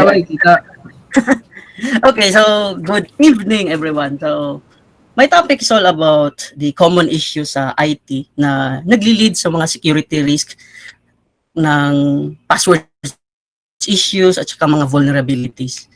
So, welcome to my topic, Zero Cool, Massive Attack on IT Authentication and Vulnerability. So, mamaya, I will be presenting a demo kung paano ko i-hack massively kung makukuha ko yung mga private keys. So to start, I would like to introduce properly myself. My name is SK Cyrus James Makilang. So ang haba. I've been in IT field for 10 years. Now I'm a chief and also a hacker. A Catholic, of course. And by the way, I'm in Jensen. So Jensen, mga taga Jensen dyan, shout out. Also special thanks to Kalasag, to the Knights of the Net, then RootCon. So disclaimer, so ang ikikwento ko today is more on fictional. This is all about educational purposes lang. Baka kasi mabalikan tayo dito. To start, usually we have different insights on how a massive attack occurs. So I believe in my presentation, I am thinking na meron tayo dito sa isang source ng issue, which is the IT, and the next is the authentication and vulnerability. I'm not blaming the IT, of course. An IT also, but the impact of the with regards to the impact, but I'm telling you na hindi lang tayo ang may kasalanan to. We have some external entities na nagko-contribute sa issues. We have this corporate best practice in handling IT, which is, IT can fix everything. When IT is called information technology, sa aming mga Bisaya, IT means imutanan. So, uutusan ka lahat, pati hindi lang magalaw yung mouse, tatawagin ka, hindi naka-on yung computer, tatawagin, hindi lang pala nakasaksak, blah, blah, blah. So, literally, ganun yung trabaho namin. But sometimes, the management thinks na yung IT kasi nila is enough na kasi kaya na lahat gawin eh. But literally, tayong lahat burn out na sa ganyang sistema. Tapos, we are just doing stuff in our own convenience na nagsasacrifice ng ating mga security. Another best practice is kung hindi na tayo malapitan ng mga clients natin because we are irritated sa mga concerns nila balik-balik, they also disturbing programmers as well sa pag-troubleshoot ng issues. So kung meron tayong mga in-house developer, we have this feeling na nandito na tayo sa climax, nagpo-program tayo, then suddenly, tinawag ka. So you stop your work, tinawag ka to fix printer, hindi lang nakasaksak or whatever. Diyan nagde-delay yung progress ng developer. So another extra time to review the code, double check the logic, kalimutan yung momentum. So sometimes we are intended to fix security issues pero maiwanan na lang natin because of that. Another thing is with regards to budget, we believe na meron naman tayong mga budget. Pero sometimes we have issues on that. Kung tayo ay capable to build stuff, advantages yun sa company natin. We save lots of money kasi kaya nating gumawa ng servers. So, especially if we knew how to build email servers, then magandang halimbawa yun. However, in the next few days, pag nagawa mo na yung server mo, ikaw rin yung magme-maintain nun. Most probably, ganun yung nangyayari. So, okay lang yun kasi isa lang yun. Or how about kaya mo rin gumawa ng firewalls, diba, ng mga websites, magtayo ng database server. Maganda pa rin yun sa kumpanya kasi cost effective ka. Pero in security, we have this so-called point of failure. We understand that thing na katulad ng number 2, paano na lang kung na-burnout ka na, mag-resign ka, so sino ang mag-maintain nun? Ikaw lang lahat ang may alam. So ang nangyari doon is nakakaproblema na ang institution because of that. So this is just in IT. So meron pa yung mga issues regarding sa security when it comes to that. So yung budget natin mostly kadalasan kasi ang budget is just a number. Usually yung approval niyan matagal. So kaysa bumili ng firewall, tayo na lang agaw kasi matagal. Pero sometimes nadidelay yan, nadidisapprove. Minsan wala lang, mawawala lang sa ere. So tayo as IT, na-frustrate tayo, obsolete na yung knowledge, hindi pa tayo natitrain. So we just accept our fate. So adding to those issues mentioned, palagi tayong makakarinig na maraming mga tools dyan to help us in our job. But on our current workload, napakabigat na. So as traditional ITs, we are doomed to be obsolete kasi we are practicing servers pa ganyan. We stay legacy other than imamigrate natin yung system natin sa new technologies. So we know we have lots of frustrations with regards to these best practices ng mga company, but ganun talaga, palagi talaga yan. Still, this failure is not ours to bear. If IT is part of the business, corporate business strategy, then this issue, I believe, will be minimized. But also, for the better sa company para maka-adapt sa new norm. So, thanks to the COVID, natitest yung mga BCP natin. Sometimes, this issue I've discussed is, on my previous slides, nagiging benefit yan sa mga attackers. So, Which I suggest, please take note sa mga bagay dito kasi pwede nyo malagay sa recommendations nyo to improve your policies, processes, and procedures. So we sometimes fail to see the following security risk. Ito, number 1. We are using default passwords. So nakakalimutan nating palitan. We shared password. So tayo as IT or sa security, yabang tayo dito, sasabihin natin, oy, kayo mga user, bawal mag-share ng password. Pero tayo pala yung nagsi-share ng password. We also shared private keys. Recycled password, mga password natin nung unang employment pa natin, ginagamit pa natin. Compromise password. Alam na natin compromise yung password. 1 million times na yun nagamit. Na compromise, ginagamit pa rin. All in one. Sa isang server natin, lahat isa lang yung password.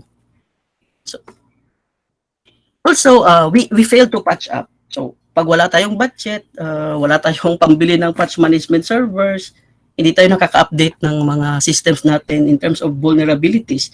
Open source, okay naman, pero highly maintenance naman siya. We failed to review logs. We failed to review our codes. We failed to fix bugs. We failed to fix minor security concerns. So as developer, issue natin dito is, kung hindi natin to nakita earlier, on our application soon, mai-inherit to. Kung ano yung problema sa unang mong program, ganun din yung problema mo sa pangalawa. We failed to automate para mapadali yung trabaho. Pero we failed to learn. So we cannot improve ourselves to adapt on the new type of new technologies nowadays. But because of this mga issues, attackers are vetting to exploit this, issues, best practices daw. However, I would like to tell you na this issue is not exclusive sa atin. You are not alone with this. Meron ng mga history beforehand na nangyayari itong issues na ito. So I would like to give you some example. Yan. This is the Mirai bot infecting IoT devices before. So yung Mirai bot, it was used to attack Dyn DNS and other websites using mga CCTVs, biometrics, mga IoT devices na exposed online by using their default or yung mga backdoor credentials ng mga IoT devices. It was used to install malware, tapos linagyan ng mga DDoS scripts na monitor, ginamit pang atake ng mga websites. So authentication issue yun, mga compromised password nakalagay pa sa mga IoT devices. Ito, it was mentioned kanina sa laro, WannaCry virus. WannaCry ransomware. So this WannaCry ransomware is using the vulnerability called MS17010, diba? From IT downloading porns, pirated, to massive encryption of vulnerable workstations. So, akala nila, okay lang yan, patch lang yan, akala nila Avengers lang yan. Well, hindi nila alam, ano pala siya, WannaCry. So, kaya, pag download ng malware, then kumalat agad sa mga workstations nila na vulnerable. So, these two notorious malwares were example lang ito sa mga impact against securities na na-mention ko kanina, but this is also possible sa control environment natin. So during my previous assessment, I have commonly found these two issues, yung sa authentication at saka mga vulnerabilities, na common pag yung company natin is just practicing IT, traditional IT, yung mga bumibili pa ng mga servers, usually mga SMEs. So some cybersecurity firms may or may not found these issues, but alam natin if you are that IT in that company, diba? I believe this issue is existing talaga. So with those bad things I discussed, meron naman tayong mga recommendations dyan. I prepared some PPP or the PPE. Hindi lang sila yung may mga PPE, tayo din. PPP, ano yan, policy, people at saka program or equipment. So first remediation natin dyan is the policy. So I suggest we should be defining our IT operations, procedures, and also embed security on it. Especially, wag nating hayaan ang client natin to interact with administrators. Dapat doon talaga sa help desk support. So, this is to avoid conspiracy. Add ako sa wifi kasi friends tayo. So, may mga ganyang issue. Pero if you want to avoid that certain issue, pwede tayong mag-job redundancy pero it's too expensive. I suggest to have a proper SDLC procedures and ITIL. Mas maganda yung ITIL kasi may magandang IT operations din silang pwedeng mabigay. Also, define your ISP, Information Security Policy. So, next is, we should be committed with those 2 living documents. Hindi lang tayo gumawa ng policies just for compliance. We should be practicing this by heart inside the organization. So after that, we should remember to document everything. Yung installation manual, yung backup, yung restoration ng systems, testings, at saka yung BCP. So alam naman natin may mga COVID tayo. I am keep reminding about BCP. So after documenting everything, let's start inventory. Inventory natin yung mga information assets, ilang servers yan, anong system yan. Classified natin, sino yung priority. Classified natin kung ano yung klase, CII ba ito or mga workstations lang. Then let's add the prioritization on those classified information asset. Then embed protections, monitoring, and testing on the protection systems. People, so always assign personnel. I suggest that let's review our process flow and assign a proper single personnel on each proper processes at saka even servers. Dapat isa lang talaga yung accountable person dyan. Hindi pwedeng dalawa kayo. Dapat isa lang kasi ang problema yan. Magtuturoan yan in the later part. So it should be one. So properly assigned personnel. So if there is a need to re-evaluate your IT organization, so be it. You have the inventory, you have the list of personnel, you properly assign them, then kung kailangan mag-reorg, then reorg. Next is programs or equipment, yung sinabi ko nga kanina. Develop or deployed softwares to keep track request, yung pang help desk na application.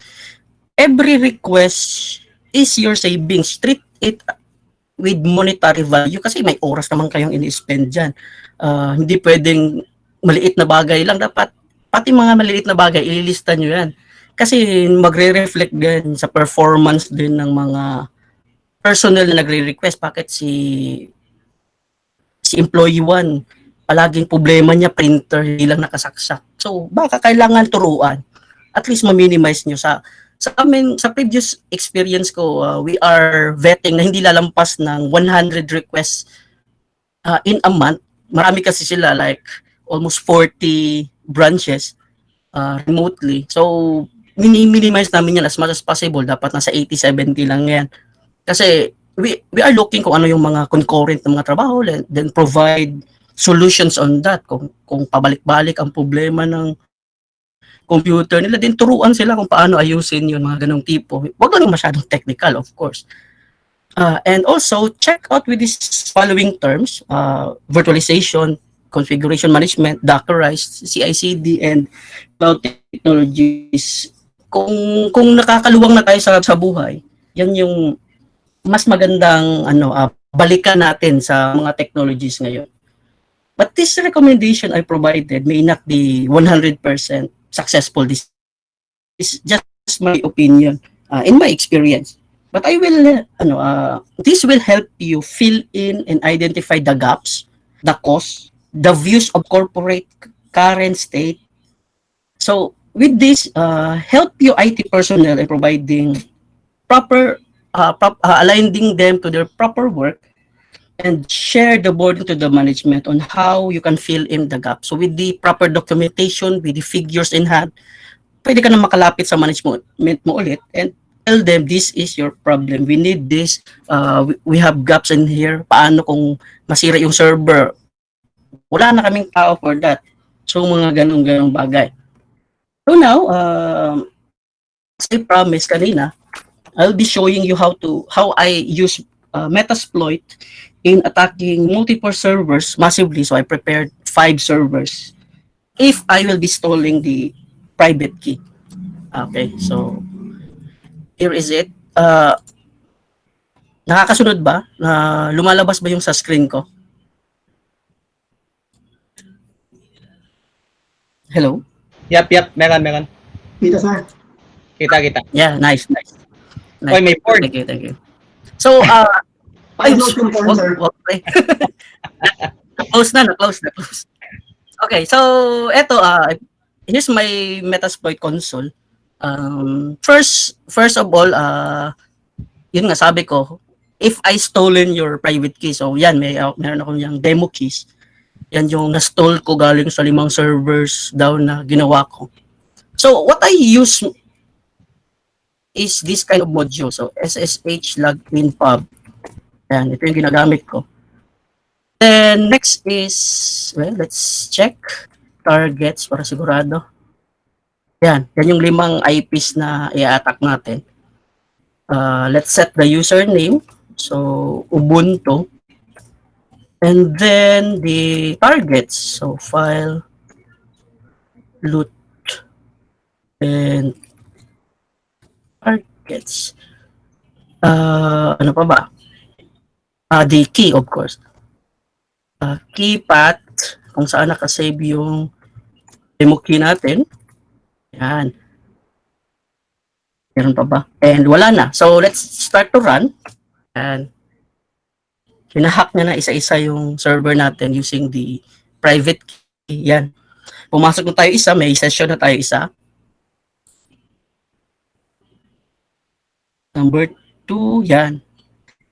Open na tayo ng pangalawang session. Next is yan, number 3. So, hindi kasi siya ganun kahirap or mano-mano paano mag-hack kung mayroon ka lang automated tool. So, on this demonstration, ang ginamit natin dito is yung Metasploit, which is common naman yan sa mga penetration testing ng mga OS. Yun. Tapos na yung 5. So, we can double check this. Ayan. So, ito yung 5 servers na na-compromise. So, after this, ang gagawin natin is I prepared a test script for DDoS na pwede nating i-install sabay-sabay dyan sa 5 server na yan. So, copy-paste na lang tayo kasi hindi ko memorize. Yeah. Ang ginagawa niya dito is galing sa repository ko. I-download niya yung script. At saka, naku. Mali. I forgot the sessions.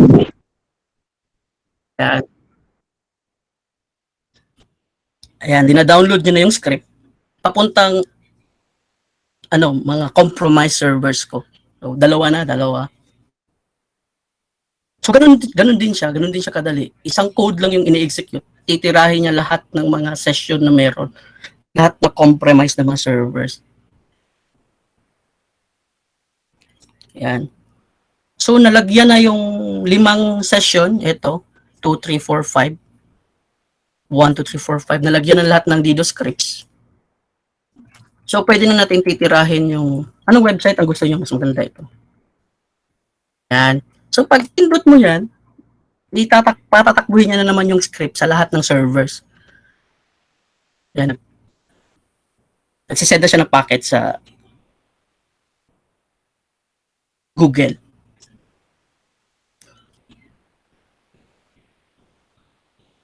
Yan. So, ganyan lang siya kadali kung paano mag-hack massively. So, kung meron ka lang automated codes, diretso na yan.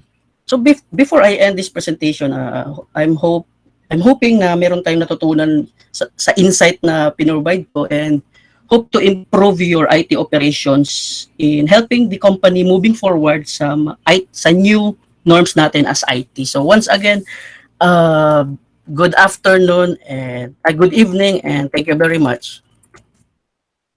Yun, thank you, sir. Ba't mo hinak si Google? Galing ni Eski. Wala. Okay, thank you, Sir Eski. Wala lang yun. Kunyari lang yan. Basta lang na lang ma-attack, no? Pero ang galing, parang pinapassword crack mo sabay-sabay. Different machines at the same time. O parang Sorry, mala DOS content. Sige sir, sa next time yun. Opo. Okay, thank you Sir James. Alright, so yung mga may question dyan, pakilagay na lang muna sa chat box natin or both dun sa live chat sa YouTube and dito sa Google Meet. And Sir SK, please paki-check na lang yung mga questions nila doon. Okay. Sige, Ma'am Kim, ikaw na ulit.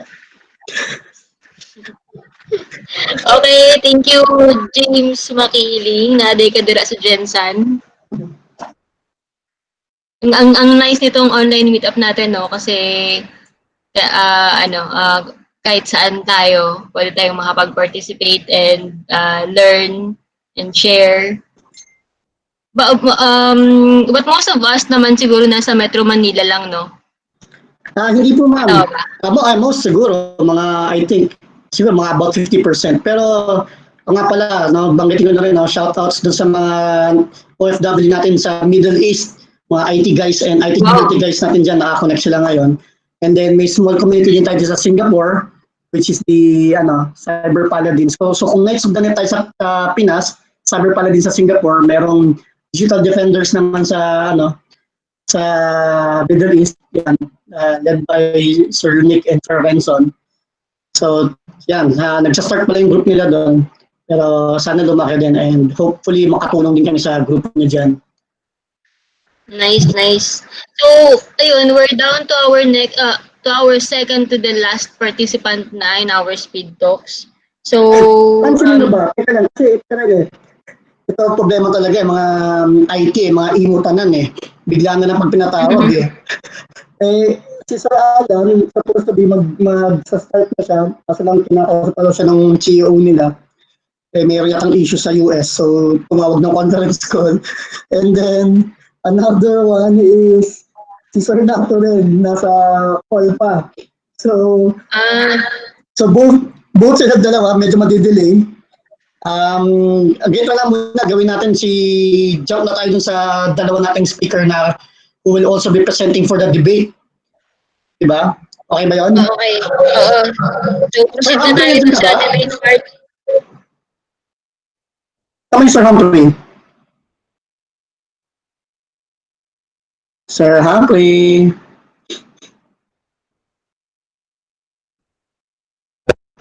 Tito Humps. Sige, kahit wala ka muna si Manong Humps, okay lang. Pakita na agad. Sino bang Ricardo Kogay? Pero masabda ng buong pangalan.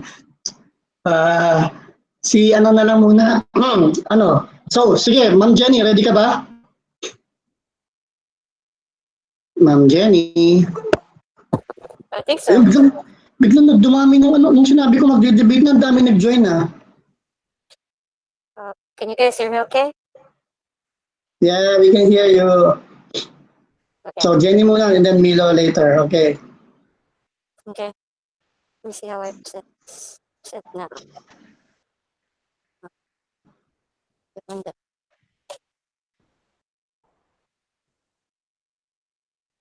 There we go. Can you guys see my screen?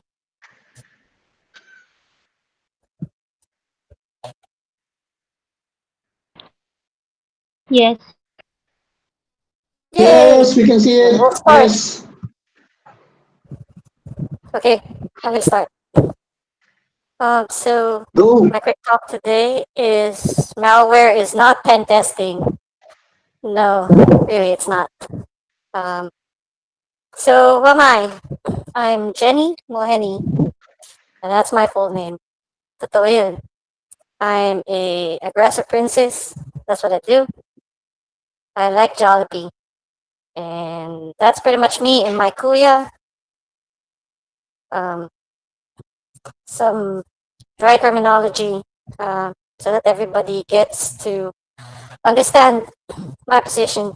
So purely definition-wise, malware is a software that is specifically designed to disrupt, damage, or gain unauthorized access to a computer system. Penetration testing Everybody knows that. I guess it's like the buzzword of for at least a couple of years now. Uh, it's a authorized simulated attack on a computer system, and it's performed to evaluate the security of a said computer system. And most importantly, the one says it consists of both the technique and methodology. So hindi lang tira ng tira. Um, the other the other part is BAS, which is the breach and attack simulation. It's an automated toolset used to simulate attacker breach methods. And the last one, everybody knows this, of course, when you're on the pen testing or on the vulnerability management scene, vulnerability scanning. It's a security technique used to identify security weaknesses in a computer system. Now, since this talk is super dry, I'm just gonna lay it out like this. I pick the most common pen testing methodologies. Open source security testing methodology manual, OWASP, the Information System Security Assessment Framework, NIST 800-115, and P-Test. So the quick question is, what do they have in common? They all have these pretty much 4 key features. The planning, which is, of course, you need to talk to your clients. And then, of course, you need to engage them. Make sure that you're allowed to do it. The next part is discovery. Of course, you need to do your reconnaissance, Google dorking, whatnot. And then the next phase is the attack. That's where we get crafty and pretty much exploit, or at least try to exploit a system. And then the last part, the one that actually makes money, the reporting part. No one likes to do it, but it's a necessary evil, if you will. Because organizations would not pay you if you can't show them a report. So things like this, specifically with the discovery and attack phases, they routinely loop, meaning paikot-ikot sila. Now, for the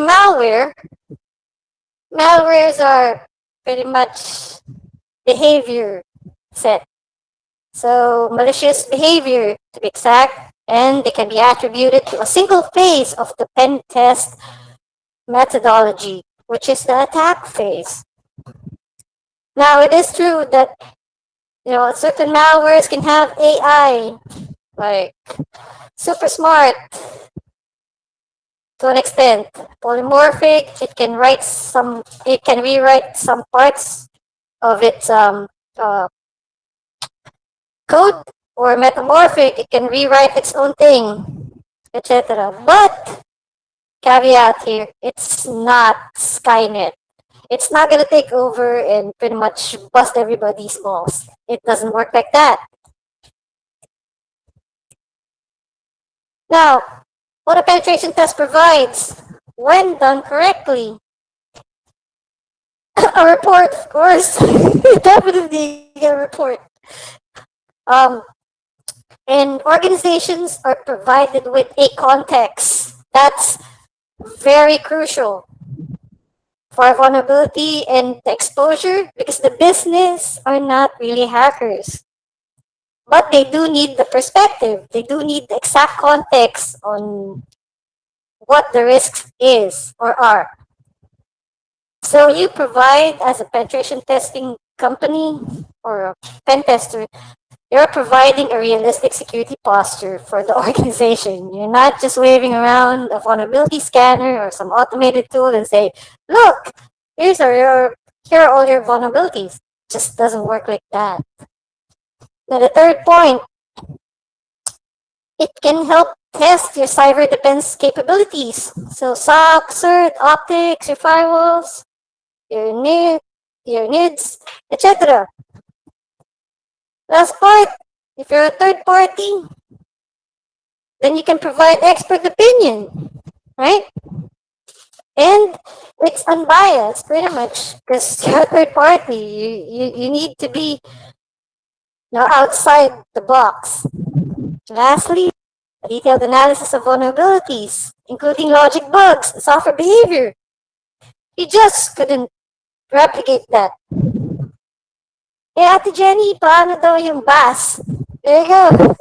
The breach and attack simulation, yeah, it sits from a construct of what a penetration testing methodology is. It sits on the three, I would say, blocks: discovery, attack, reporting phases. But it does not provide an overall context. So again, it's not a real penetration test. So you can't claim that it is. If you have a capable pen test team, an internal or third party, if you compare certain BAS solutions, which I did some research on them, I know some of them, it's better to, if you have an experienced team, it's better to just bundle up an open source tool and you can provide more value for this. Now, if your organization wants a quick checkbox, for example, a PCI or whatever, a HIPAA, then sure, you can do that. You can automate things and have the QSA look at it. It's the fastest way to do it. But, realistically speaking, do not expect that will provide the organization a realistic security posture, because everything is synthetic. Lastly, do not expect this technology to replace pen testers and save you a ton of money as an org. It's built to augment an existing team or capability. It is not built for being the end all.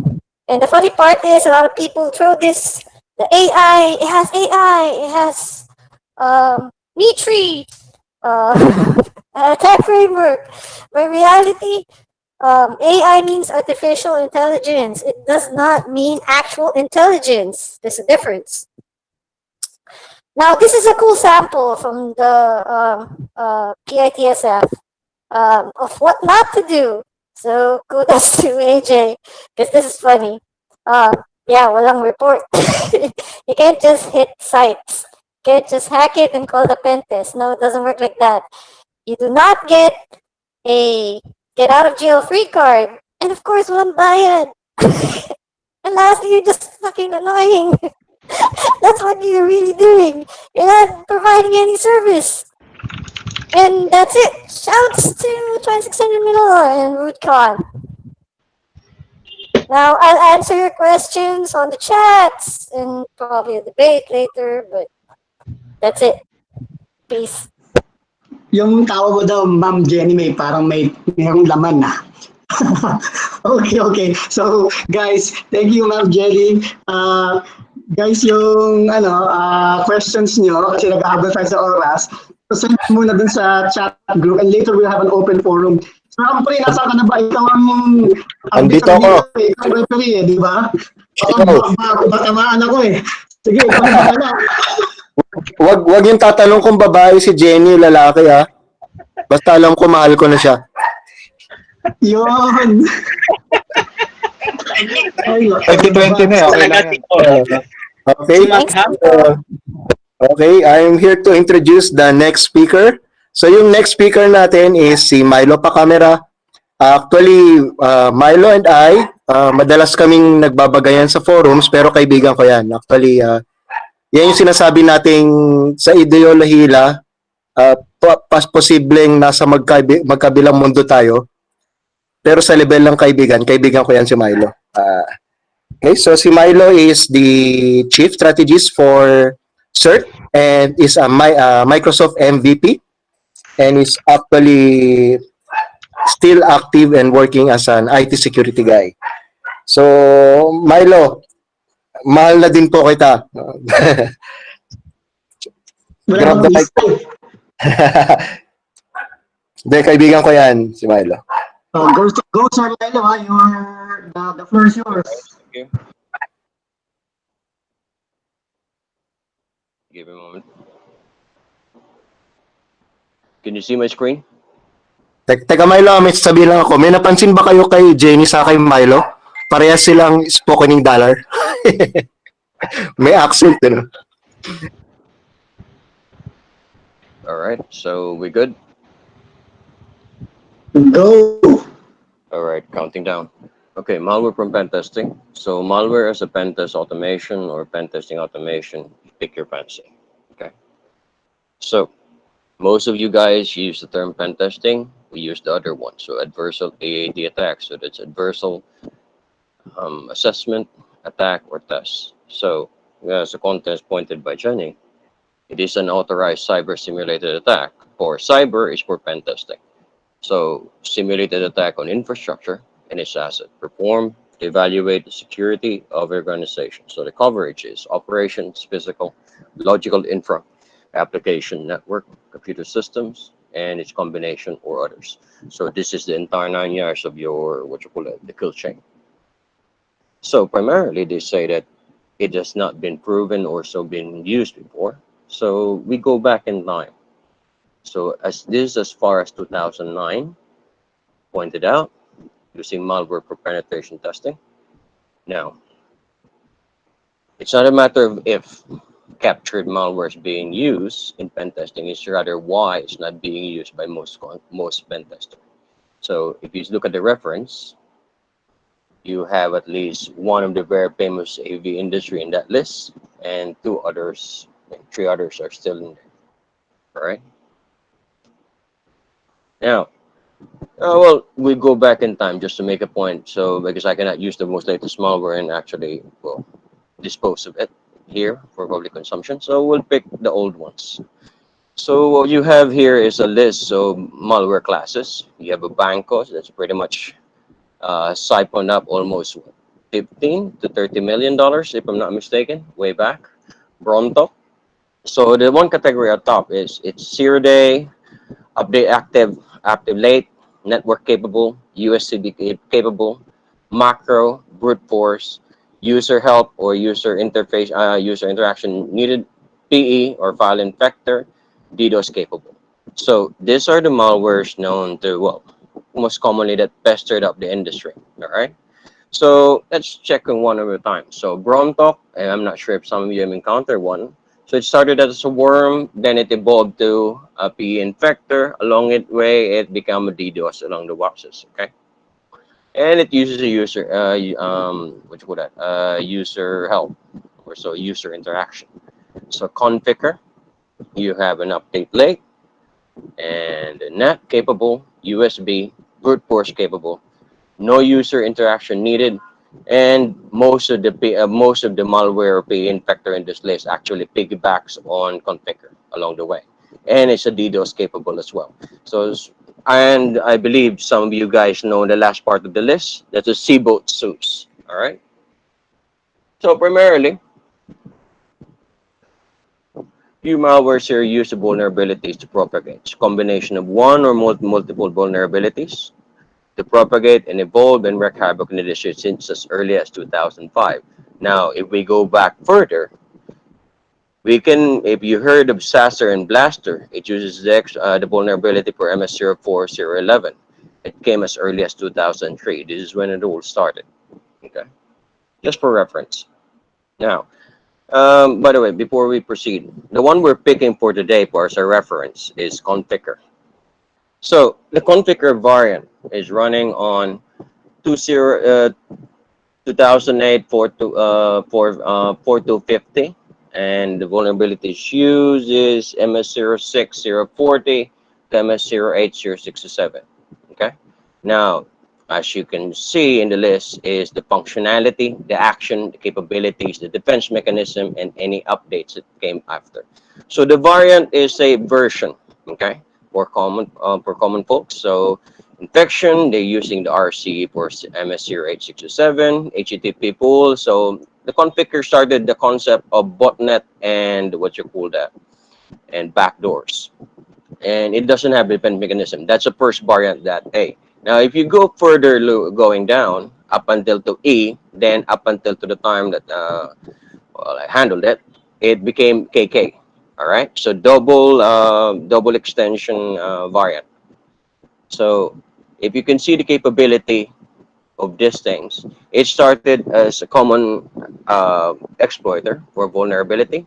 Then it added up dictionary attack. Then it elevated itself with removable media. Then, if you can see it capable of pull, net bias push, HTTP pull, net bias. Then it elevated itself to P2P push to pull. All right, and it can even disable an anti-malware. All right. Now the latter variant, the KK, E to KK.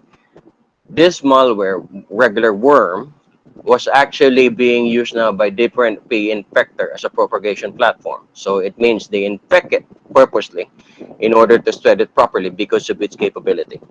Okay.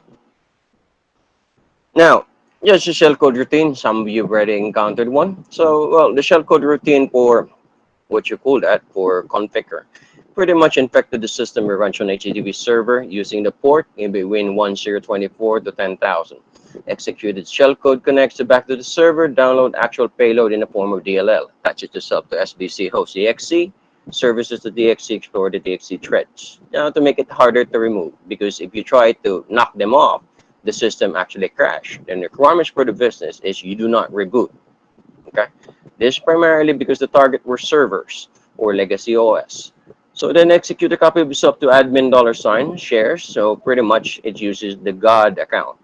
It uses dictionary attack to overcome the password protection and stores it in a for use of lateral movement.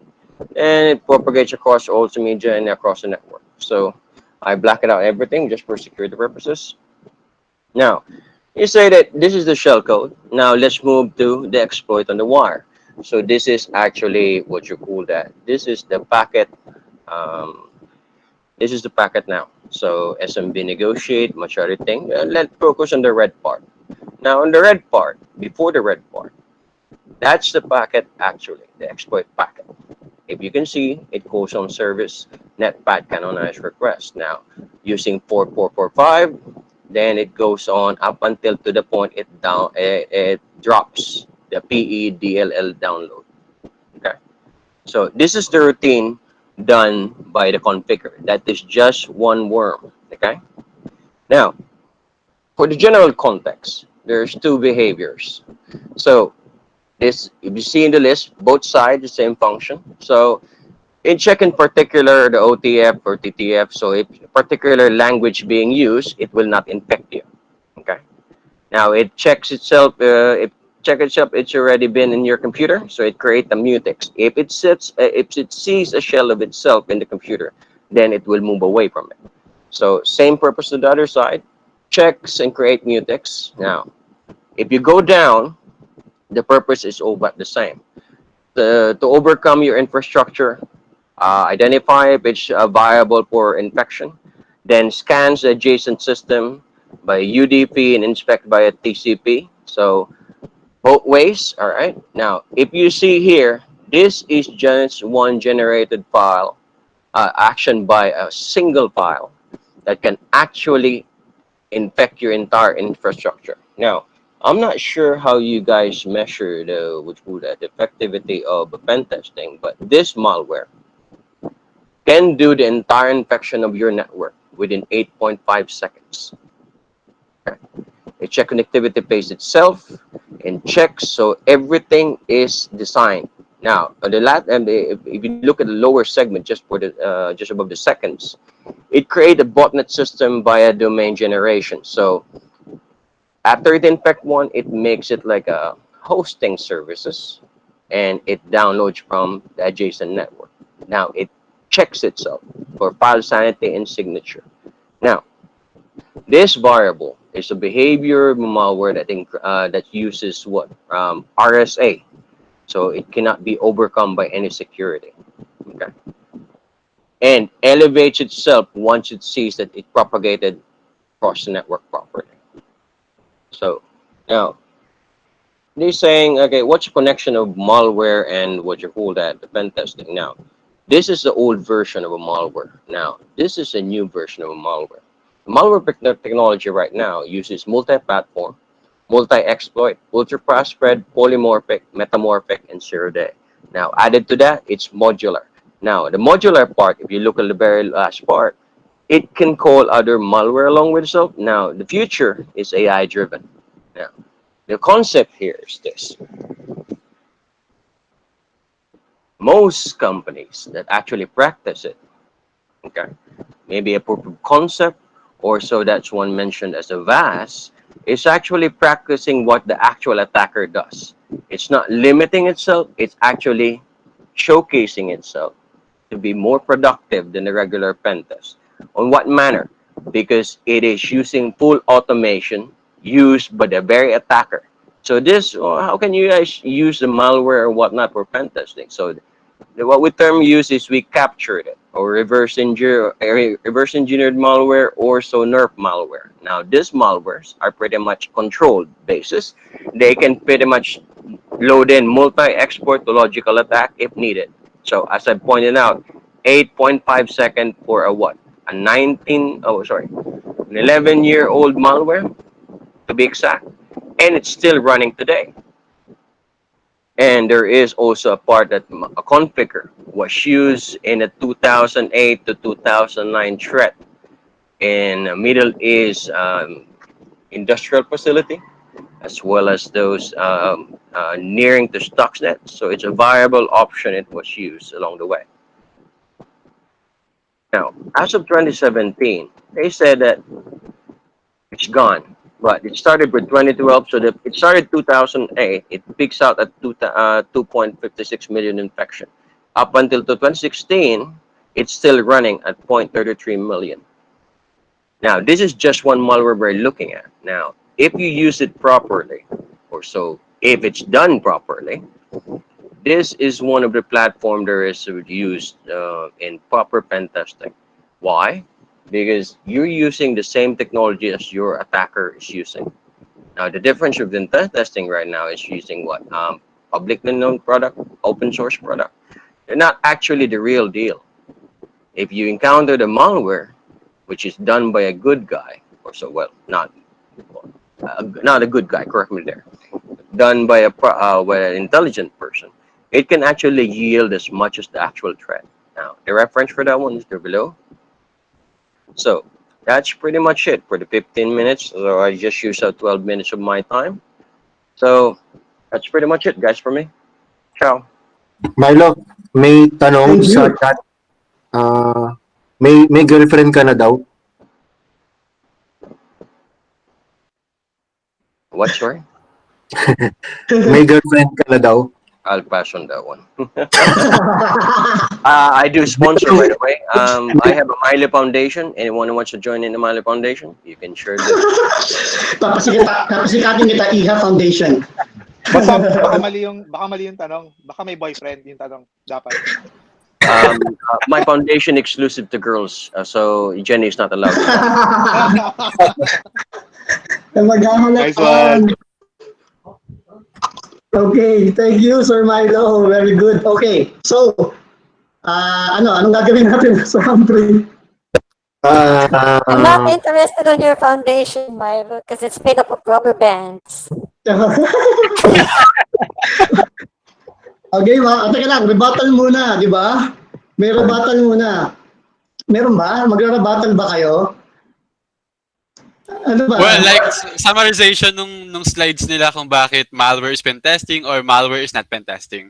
Sige. Ganun na lang. So one more, maybe another 5 minutes na bigyan natin sila ulit to summarize their thoughts and, maybe an answer to what the previous speaker said, no? Tama ba ako, Sir Humphrey? Yung ba yung sabi ng rebuttal? Gusto namin ng mga bars. Na? Okay. Gusto namin ng mga bars. Sige, pasok mo na yung lagyan ng beat. Lagyan ng beat, di ba? Parang ano lang. Left corner, right corner. Sige. So yeah, sino unang magsisimula? I guess the first speaker. Jen would start the debate, clarifying or explaining about the malware is not for or not a penetration testing, something like that. Then after 5 minutes ba, tama, Sir Dennis? Then rebut on Milo's side. Okay. Yeah. Sige. Let's go, let's go. I think my slides pretty much explain that it's definitely not malware. So there isn't much information that I can provide to push the idea. I'm pretty much giving you guys a copy of the deck. But besides that, yeah, it's purely we're talking about automation and um, pretty much a static set of functions, regardless of how um, malware can move itself from the point of entry to internal within the organization. It would not move as fluid as actual penetration testers, especially the experienced ones. I don't think that one takes 5 minutes. Um, yeah, this is it's a very lame topic. That's my stance. Okay. Okay. So, Ma'am Jenny, yun na ba yun? I think ang gusto maging point ni Ma'am Jenny is that pen testing requires some, flexibility and, you know, uh, it's a dynamic type of activity na responds to what is given to you. So malwares in another sense is maybe gaya nga sinabi na static. So given na yung mga steps, so it doesn't really have the ability to quickly respond, to sudden changes sa network or sa client's infrastructure, right? And I mean, Exactly. Yep. And so even with the BAS solution and calling it like a pen tester in a box, it's still static because even if it can generate reports automatically, um, the reports are stale because they pretty much have a generalized summary of a finding. If it were to have some sort of AI on the reporting, now this is just like the stretch of the idea, right? So like the Google Assistant or Alexa, it's gonna try and scour the internet for answers. Now hackers can also influence the internet, just like Tay, the Microsoft AI that ended up saying profanity all the time. So it's it's not it is predictable, but it's not a silver bullet. So that's what I'm trying to say. Okay. All right. Very well said, Ma'am Jenny. So, okay, ito naman, bigyan din natin ng chance. Ikaw, Sir Humps, anong masasabi mo? Parang mas lalo kami nag-nosebleed nung pinakinggan namin yung dalawa eh. Parang matalino eh. Yung pagkakaintindi ko sa sinabi ni Jenny is we should not rely on the automated tools and products available sa market. The success or the quality of the pen test relies on the artistic approach of the one doing the pen test. Well, yeah, penetration testing kasi, 'di ba? Like it's a process, 'di ba? When you're conducting a penetration testing, there's a process, including the mentioned by Rodel over the chat box, which is the reporting. Yeah, and but I'm eager to know the side of Milo naman when it comes to malware is penetration testing or for penetration testing. So go ahead, Milo. Okay. Milo, ikaw naman, ang rebuttal, cross-examination. Okay, so, yeah, I'll put it this way. Yeah, you guys talk about process. Well, of course, everything has a process. Now, the very reason it was re-engineered, the malware that was captured was re-engineered for the purpose of using the active threat. Now, what you call that? Most of the malwares being used right now, if you can see, can penetrate much of everything. Okay, most of them are there zero. Now, for example, just for reference, this configure that I'm using an example because it's old, I should not be using the new one. Now, just for uniqueness of this malware. Now, you guys said it's static. I beg to differ. This is a dynamic malware. For what? I've worked with this for 2000 from since 2008 to 2014. It increased its variant for what? Almost two letter. You see the KK. It started from A to KK. Now, the guys we're dealing with this one is not the regular hacker that you're dealing with. These are awesome architects. I have a respect for them because they're good opposition. Now, for uniqueness part, I believe you know about a day zero because most of you guys are pen testers. You use a day zero. Now, the malware can be day zero in a matter of seconds. We just change a bit of a file in that malware, package it or pack it with another packer. Pretty much it changes. No antivirus can detect it. So that's why antivirus companies are still chewing up their food before they actually can detect it. I've worked for an AV company, and some of you guys here work for an AV company. We're receiving what 3 million? I mean, approximately 300,000 malware a day, and that's manned only by what 60 to 30 people. Now, you mean static, like, yeah, there's a process and whatnot. That's why reverse engineering a malware and then using a captured malware is better than any other things because it was designed by a unique attacker. So just for what you call that, configure. All right, I'll just give you an overview of a payload. So the payload is hashed by a SHA-1 encrypted by a RC4. Well, it's an old one, so it's 512 bit key. So hash is signed in by RSA on the 1024-bit key. Now, the payload can be only deployed if the signature is valid. Now, if anything that's altered on that malware, it will disable itself. Else, it will delete itself. Now, if it's successful, it upgrades itself to the hash function to MD6. Now, that's much better than the MD5 value. So it's for encryption. Now, it increases the key size of each RSA to 4096 bits. The worm disabled pretty much the system module for auto update, error reporting, block third-party update, even the antivirus scan engine. It deletes also the restore points if you're attacking a Windows. So it is not dynamic, but it is a well-planned infrastructure. I haven't seen an actual malware guy, what do you call it, a hacker guy who made much of a million compared to a malware author who makes the topmost grossing malware that was actually deployed to an Austrian bank or a Swiss bank, rack in 3 billion. So what is better than using an actual malware that works and repurpose it for pen testing? Because you would know the actual enemy, the design itself, and the actual goal. If you can resist a malware, a working malware, it means you are pretty much secure at least at the 90% value. But nothing is perfect.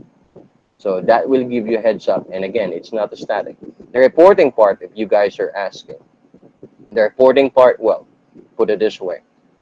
Your infrastructure, your pen test process, well, every known BAS or AV or security company who does use malware for pen testing, who loads up the new exploit on it as a part of its new module, pretty much has that same process. Detection, reporting, and everything.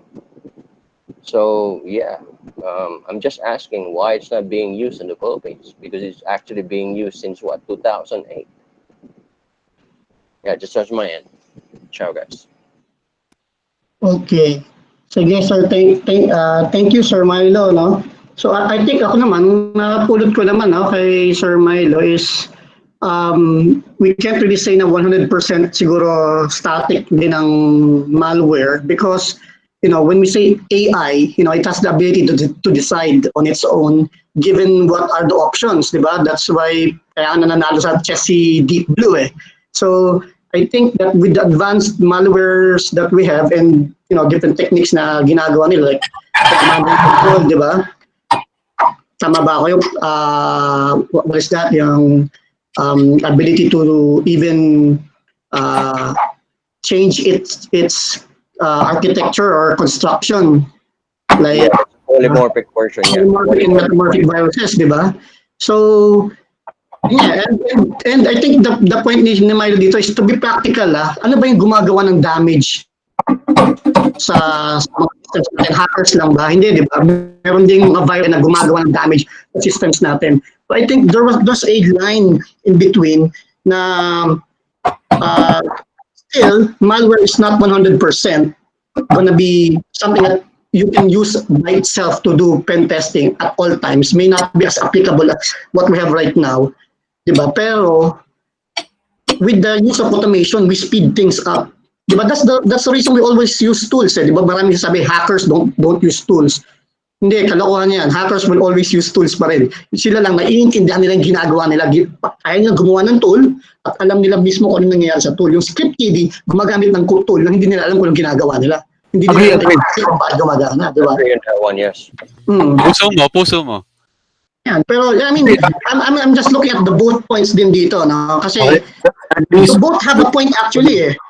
Tama ba? Teka, hinga muna ako. Ikaw muna, AJ. Your hypertension, man. Your hypertension. Okay. Ikaw, Jay, ikaw na. Yeah. I agree naman din sa sinabi mo, Dennis. Yeah.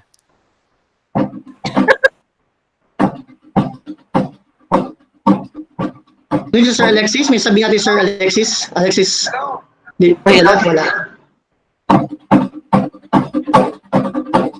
Ito masabi ko, both have points.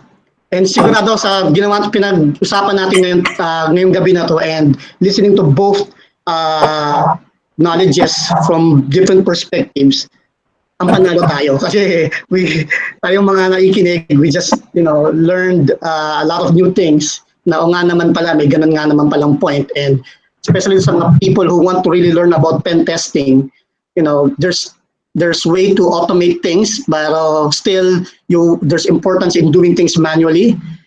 And ayun. So, ganito na lang. Gagawa tayo ng poll, di ba, sa PSIT para you can all give your input. Lagyan nyo sa chat kung ano sa tingin nyo. And, itong grupo natin na Knights of the Net, welcome to, mga debates na to. As in hindi naman to personalan, talagang medyo may konting payabangan lang talaga, pero may konting kapilyuhan lang rin talaga. Pero that's really why IT has evolved, diba? Because of these debates, it's not about proving that I am right, but proving that the concept is right or is worth looking at or should be taken in account. Okay, so yun yung Tama, Sir Dennis. And it's also good when you're drinking coffee early morning. That's pretty much what PITSF is, for me at least.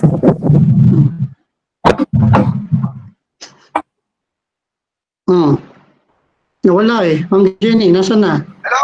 Yeah, pero sa dulo nga naman, 'di ba? Yung knowledge, 'di ba? Nakakakuha tayo ng knowledge, nakaka-share ng knowledge, nadadagdagan ng knowledge yung ibang tao by doing this kind of event, debates, everything. So, yeah, that's the para agree to disagree. Yeah. And kiss and make up. So, AJ, kiss mo na si Sir Milo. Ma'am Jenny, ako na lang kiss mo. Sige, okay na ako. Hello? May dahilan kung bakit pinagtagpo si Milo sa si Jenny. Bakit, sir? Pakala na ang taong madla. Hello daw, hello. Masaya. Hello? Hello there. Ayan. Sermon na tayo. Hindi ako yun. Hindi ako yun. Hindi yun. Turla, malware yun. Kumakalap na naman. Turla malware, pakibatay please. Ba't ako nasali na naman? Punto malware. Ano kaya magiging anak ni Milo tsaka ni Jenny? Siguro threat, no? what do you get if you cross ganito? Okay, anyway, You wish. okay, tama na. Baka kung saan na makarating to. Wait a minute, guys. Thank you nga pala. By the way, Sir Franz, who's manning the administration sa YouTube side. Kaboses ni Raymond. Kaboses ni Mon eh. Mon, ikaw yata yun eh. Hindi ako yun, promise.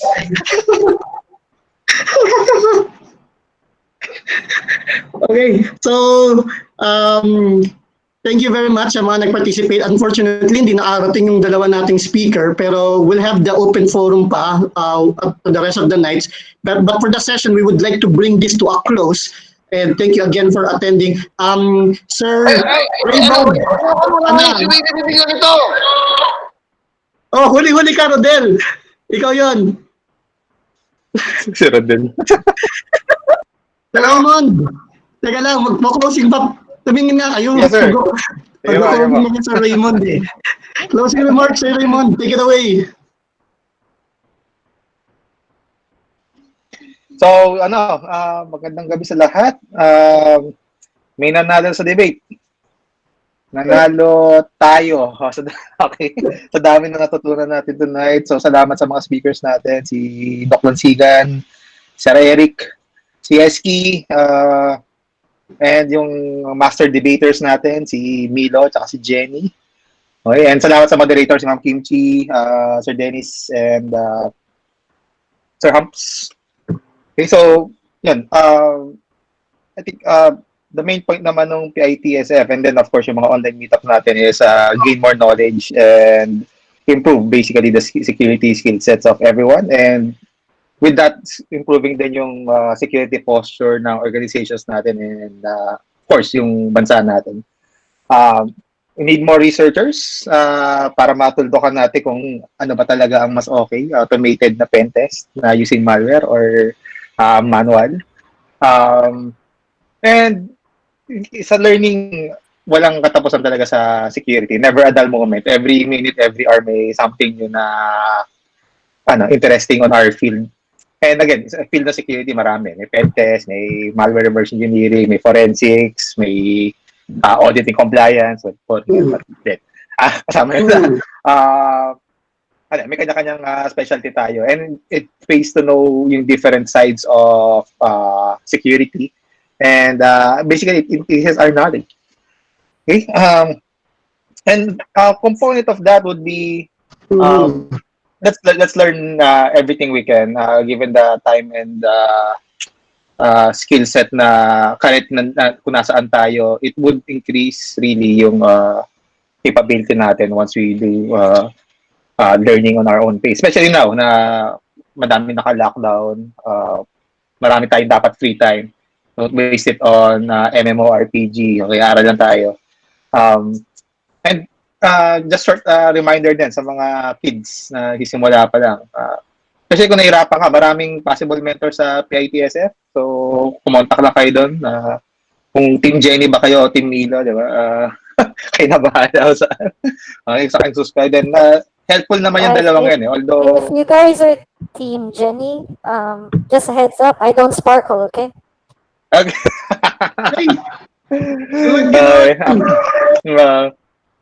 So, ayun.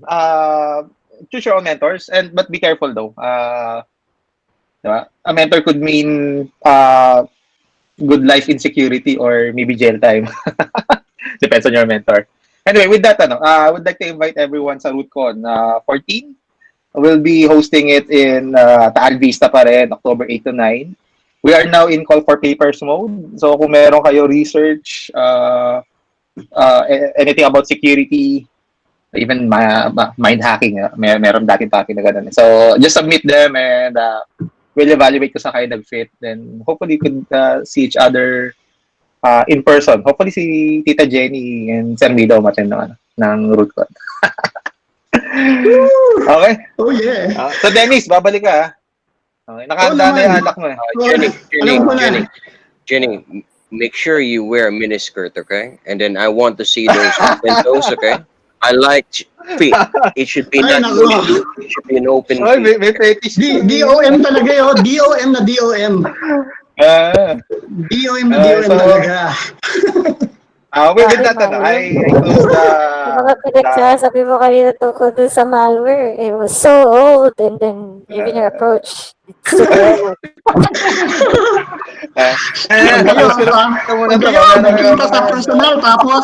Pag kayo nagkita sa personal, may anak to Yeah, Alright, anyway, sige, so welcome na. that's formally closed. That's free for all na kung anong open forums tayo. Oh. Yeah. Kita-kita sa root ko na, guys, para meron akong aakbayan pagka natutumbang ako. Kami na Babawi pala ako, no? Babawi pala ako ngayon. Sponsor na ng root yun, yung isang room nila. Okay. Okay, good night. Thank you, Sir Raymond. Thank you all. Sir Humphrey, Ma'am Kim. Bye-bye. Bye, guys. Thank you. Bye-bye. Hello. Nagkakaroon tuloy yung computer ko. Ano ba pangalan mo?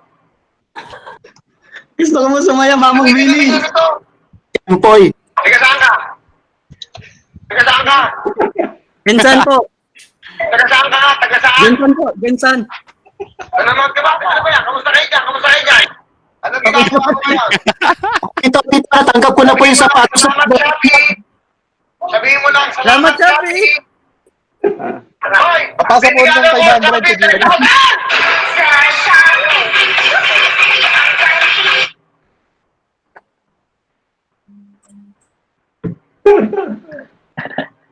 Salamat, Chappy. Salamat daw. Ang kulit ang butik. Oy, Sir Dennis! Diyan ka pa? Wala na. Wala na. Nilayasan ka na. Nanalo na kay Shopee. Pumasok pa.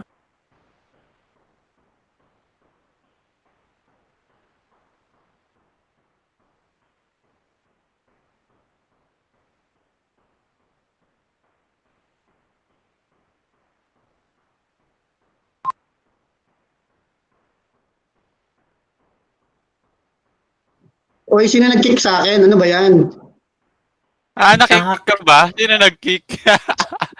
Turla Malware yun eh. Turla group pala. Turla hacker group, sorry. Yung give respect to the whole team. Okay, para naman sa podcasting naman.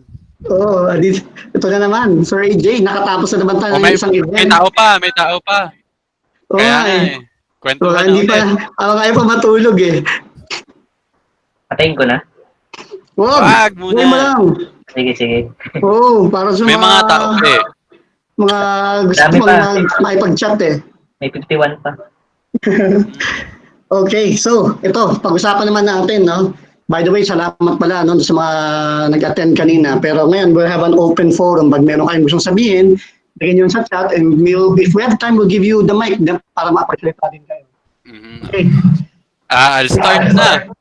So AJ, ano ba yun? Ano ba yung mga dadala mong mga safe max? Recently this week, we encountered two issues actually. Yung una is regarding sa my contact tracing app. The excessive permissions and data collection ng mga naglalabas ang mga contact tracing apps dito sa bansa. That's the first topic that we could discuss tonight. Then the second one is the happening or the thing that happened with the PLDT. So yeah, which one do you like to start with? So saang Sa topic? tingin ko, maganda pag-usapan yung PLDT. PLDT. Maraming naapektuhan eh. Na PLDC daw sila eh. Kasi mga naglalaro eh. Naglalaro ng ML tapos biglang natalo eh dahil sa lagi nasisi PLDT eh. So ano ba talaga nangyari doon? Well, I have no idea. idea rin kung ano yung nangyari dun sa PLDT. But the thing is, yung nangyari doon is it could affect the or it affected the operation of PLDT rin siguro dahil siguro hindi lang operation pati yung credibility nila. Kasi marami namang logical thinking na tao na, for example, nahack yung Twitter mo, and what if sabihin nila na what if yung password na yun ginamit din sa systems nila, sa ibang accounts nila. Pero the main thing is, it only allowed the attacker to compromise the Twitter account. But the Twitter account contains personal information. It could possibly contain SPI, sensitive personal information, due to the fact that the clients or users of PLDT are sending information dun sa DM, right? Dun sa direct messages ng Twitter. And I have a friend, actually, classmate in Masters na naglabas din ng saloobin na yung data ko nandoon. Nandoon yung application form, nandoon yung government ID na valid pa until now. And kasama yun doon sa may na-compromise, possibly. So, ang kailangan natin malaman is, did the PLDT comply with the National Privacy Commission's Data Privacy Act, which is they have to notify in 72 hours not just the NPC but also the affected users. And so then, so far, definitely, they should have gone through the breach reporting process within 72 hours of finding out, right? Yeah. Sino salita? Jerwin. Jerwin, sir, pakilala ka naman. Jerwin, sabi mo, hi, I'm Jerwin. And,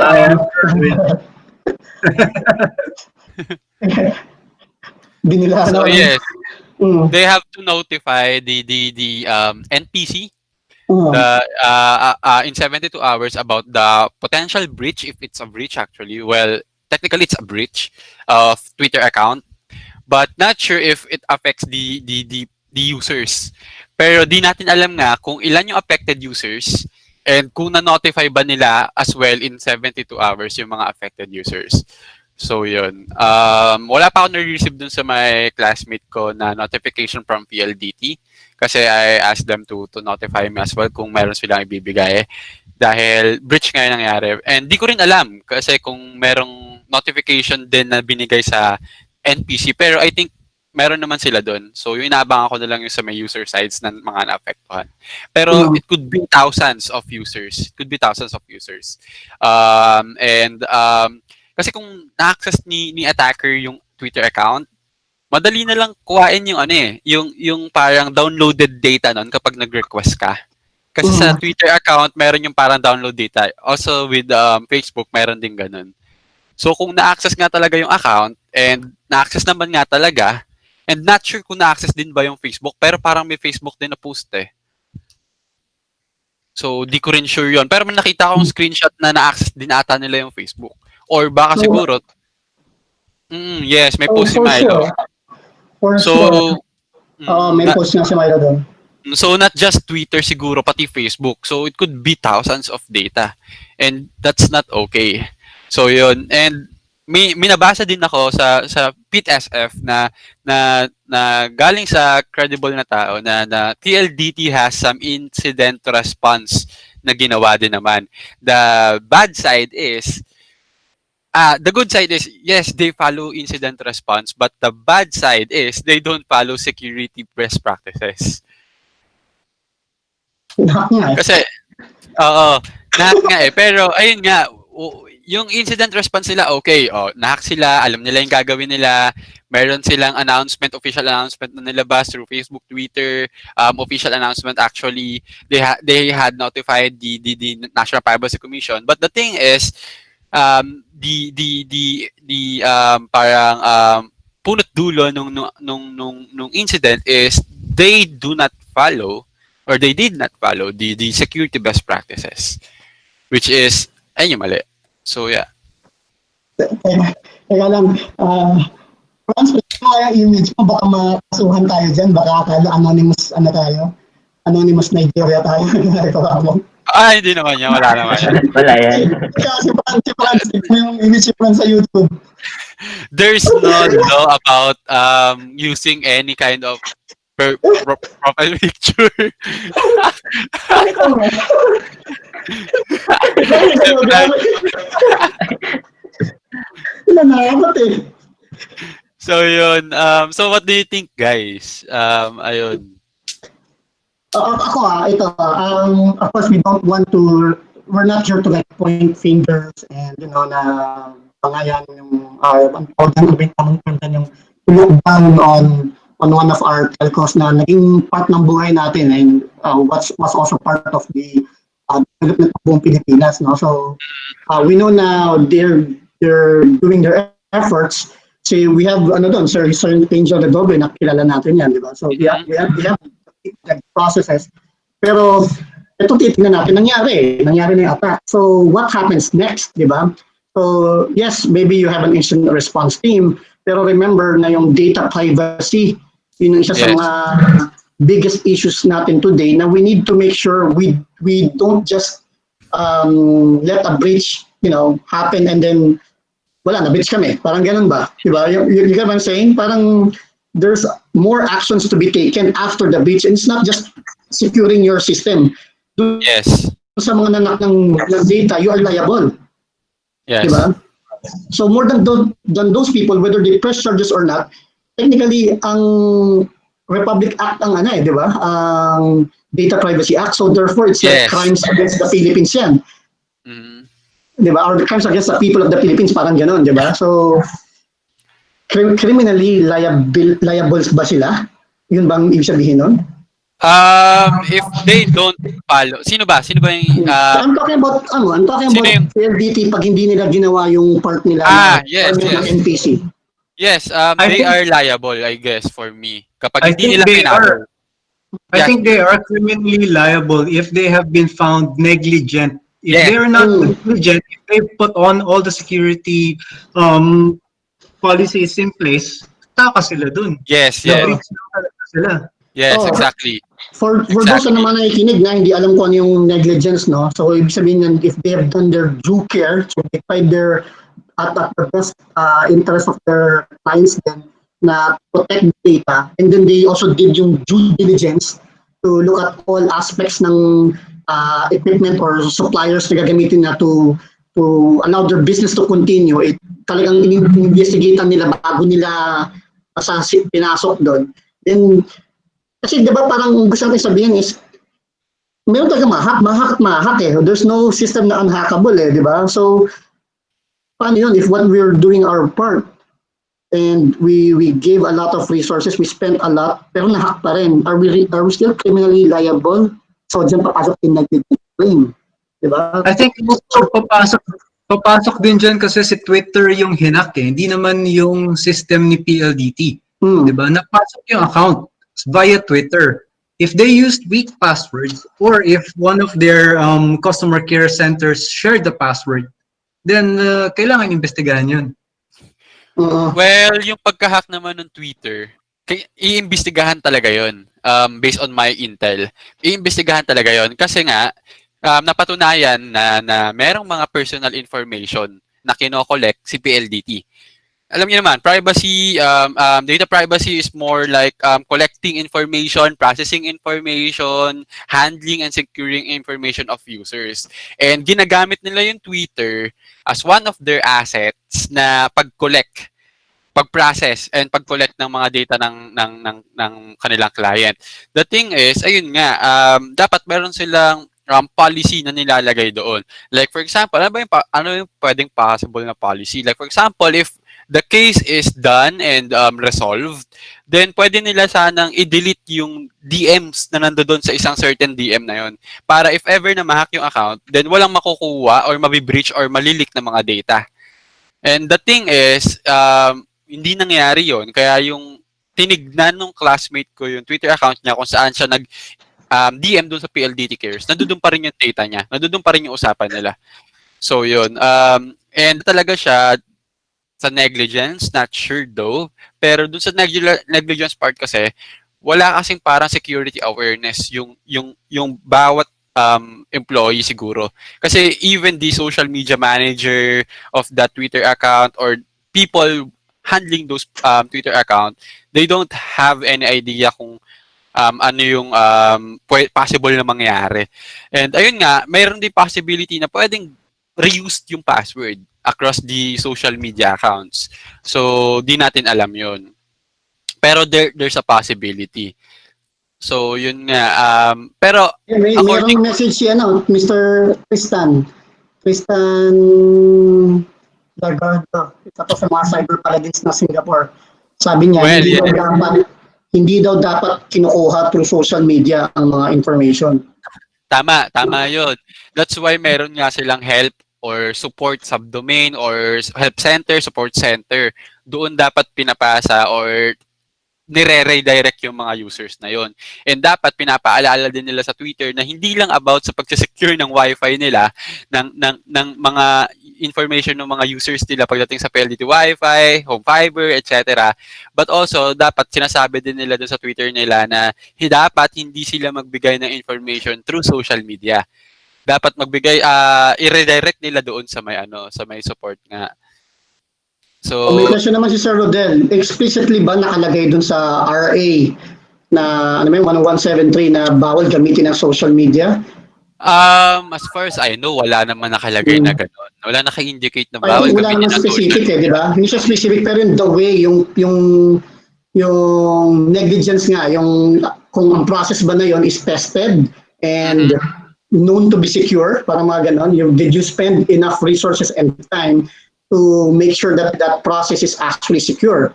Baka, dahil uso di ba? Uso kasi yung social media, doon tayo dumaan. Parang ganun ba nangyayari Well, kung meron silang social media policy outlining their security policies that's needed and an employee violates that, ligtas sila dyan. Yung employee yung malanagot. Okay. Well, possible yun. Possible yun, sir. So, yun nga. Let's wait for the official order of the National Privacy Commission na lang. Pero kanina may nabasa ako about pangil ng National Privacy Commission. I think National Privacy Commission has a tit naman pagdating dito sa mga ganitong klase ng mga cases and issues and everything na related sa privacy. Pero nagiging maluwang lang sila for me. Kasi ina-adapt pa ng mga companies dito sa Philippines yung gantong klase ng law. 'Di ba? Kung mapapansin niyo, responsible disclosure nga hindi nila alam eh. Kapag may nag-report ethically ng bug, kahit na user mismo nila yung nag-report at ine-exercise niya lang yung pagiging user niya na ma-secure yung sarili niyang data doon sa vulnerable na company na yon, itetrat pa ng mga company. Kasi hindi nila alam yung responsible disclosure at all. Same thing with the privacy. Hindi nila alam na ganito yung possible na mangyari sa kanila kapag hindi nila inaayos yung data privacy. This is not just about appointing a DPO, complying with the National Privacy Commission by committing those necessary requirements. It's more like, ayun nga, yung nabanggit kanina, it's more like discipline.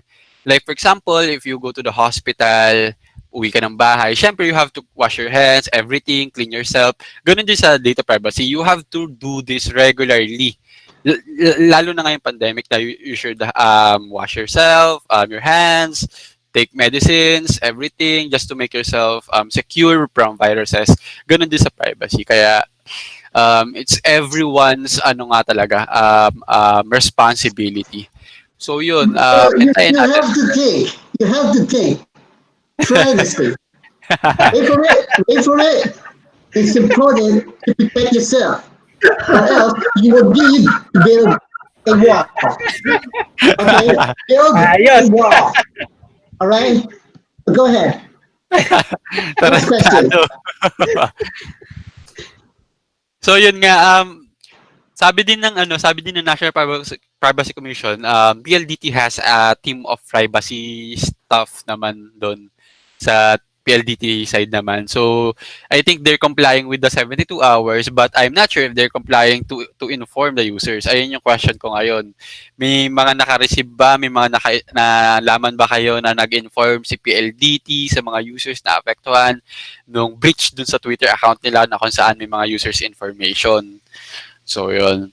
As far as I'm concerned, I don't think that anybody has reported that they have been fixed. Actually, may isa pa Final akong of 10. nalaman eh. Nobody has taken Ano any yan, sir? attribution yet. Nobody, it's anonymous, no? Not anonymous Yes. PH. I'm not sure actually kung Anonymous Philippine siya or Anonymous something. So yeah, but the thing is the main topic is they got breached, they got hacked. So yun. Pero We it is are clear facing a naman na threat. anonymous. We do not know who they are, but we must fight this together. As a country. As one country, we will defeat all these threats. Tarantado. So yun, what else? So Sinong presidente pa? teka lang. Ano, may nakaalam ba sa inyo nung parang parang ano yung parang side naman ni CISO group team lead Sir Doble dun sa incident? May nakaalam ba sa inyo? Kasi 'di ba may webinar siya before nung I think incident. si, So, baka, ang pwede nating tanungin dyan na medyo malapit-lapit si Daryl eh. Kaso lang wala si Daryl ngayon sa group eh. I think wala siya sa event eh. Busy. Yun nga yata, baka hinatak na para mag-ayos. May aayusin. okay. So yun yung isang topic natin na discuss ngayon. So wala pa talaga tayong idea kung ano na yung nangyayari. So pero yun? Did the PLDT conducted parang root cause analysis kung paano nakuha yung password? Did they investigated the happening ba? Like for example, meron bang data na na-leak na nakuha? So yung mga bagay na ganun. Ayun yung gusto nating malaman and wala pa tayong clear na information about that. Sige, update natin sila if ever meron tayong makuha na bagong information about ano bang ginagawang changes. Siguro kasi ang capability din talaga to respond naman is mabagal. Pero may nandun sa mandate di ba? Dapat within the 72 hours di ba? Yes.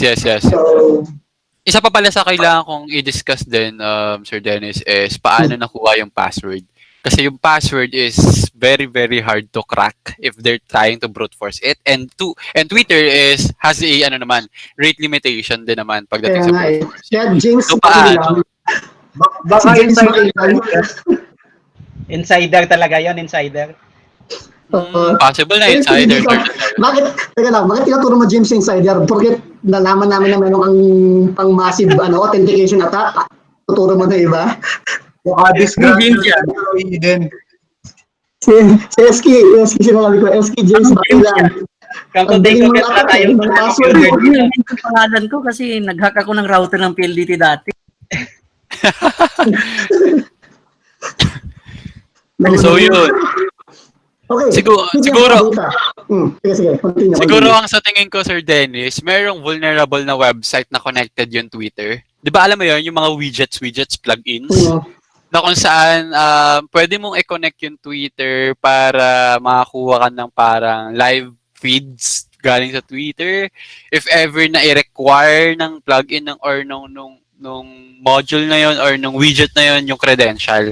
May mga ganun eh. So, or di kaya, merong OAuth token.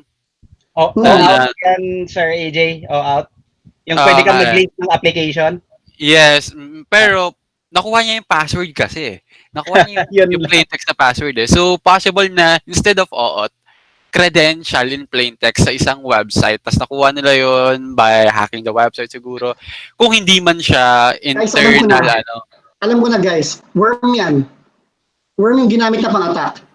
So, di ba, OAuth? So, gumamit sila ng Putik na yan. OAuth. Gumagapang yung OAuth di ba? Sa raid forums, Sir Hill, di ko sure eh. Di ko pa nakikita kung ano yung raid forums. Ano ba raid forums? Sino Sir Hill? Sir Hill? Bentahan ng creds at ba pa? Parang ano, parang Silk Road or ano, parang ganon yung mga ano. Okay. Baka doon. Pero sino naman yung magbebenta doon? Ang dami natin baka-baka eh. Sabi nga ni Sir Rodel, hanggang ngayon puro hypothesis pa lang tayo kasi hindi pa naglalabas ng maayos na report eh. Which is dapat Kaya nga eh. naglabas na, di ba? Dapat may Yes. press release na and everything pero hintay tayo, hintay. Patience. Di ba? Shinare sa Manila Tonight. Ano yan, Sir John Ray? Anong Manila Tonight? Manila Bulletin. MB. Manila Bulletin. Manila Tonight naman to si ano eh. Parang pinagsama mo yung People's Tonight tsaka Manila Bulletin Pero yun nga, ayun yung first topic PLDT. So, kahit Okay, na yeah. Twitter, kahit Twitter talaga yung na ano, no? Yari talaga. Speaking of data, ang dami kasing tayo mismo bigay ng data natin, hindi naman lang natin binabantayan kung kanino natin binibigay. Parang, yun nga, may isa akong napanood na stand-up comedian, sinasabi niya, Facebook is stealing my information. Google is stealing my data. Di ba? Twitter is stealing my contacts. Ikaw nagbibigay mismo eh. Ito pala, Sir Dennis, regarding dyan sa binibigay mo yung info. Regarding dyan sa binibigay yung info. If ever na i-accept ni PLDT yung mga DMs galing doon sa Twitter users na clients nila sa pagkuha ng information, and if ever na meron silang isang message doon na kung saan makikita na hinihingi nila yung data, ibig sabihin, parang they are processing data doon sa Twitter. Possible na patong-patong na penalty yung lumabas. Hindi lang yung sa breach, negligence, possible na kasi wala silang privacy policy dun sa Twitter. Ang privacy policy is yung Twitter lang mismo. Pero yung privacy policy ng pag-collect nila ng data doon, nung hinihingi nila yung data doon sa Twitter, ano yung privacy policy nun? Wala eh. Wala, di ba? Kasi sa Facebook, kung makikita mo sa Facebook, mayroong mga Facebook pages, then mayroong tabs doon na kung saan pwede ka mag-embed ng mga forms. Pero yung forms na yon, pwede mo ilagay yung privacy policy doon kapag mag-i-input yung client or yung user na information. Sa may Twitter, wala, DM lang siya. So yun. Baka, And sa ginagamit ni PLDT na privacy policy is corporate-wide, and then they use Twitter as a medium for communication. kailangan nakasaad siya sa ano, sa policy na So, every information they collected through social media, events, everything, pasok dapat doon sa privacy. Pero Yes. kung hindi, yari. And kailangan din nila i-register sa NPC yung Twitter as a third-party processor. Yes, exactly. Yes. Ang problem sa PLDT, sorry? Kailangan pa ba yun ng data sharing agreement sa Twitter? Hindi na kailangan ng data sharing agreement. Data sharing agreement is mostly for government agencies sharing information between agencies. Ganun talaga siya. Pero iba ata yung agreement para sa mga ano eh, private entities. Tama na yung privacy statement ni Twitter doon. Hindi nila sineshare kay Twitter eh. Ginagamit nila Ginagamit nila, yes. Yeah, as medium, yes, as to medium. get data from customers. So, si Twitter, hindi siya PIP or PIC. And ito pa yung isa sa masama and masaklap sa PLDT. Yung PLDT website nila, dalawa ang privacy policy. Ayan, isa-chat ko ngayon. So, saan dyan yung susundin mo?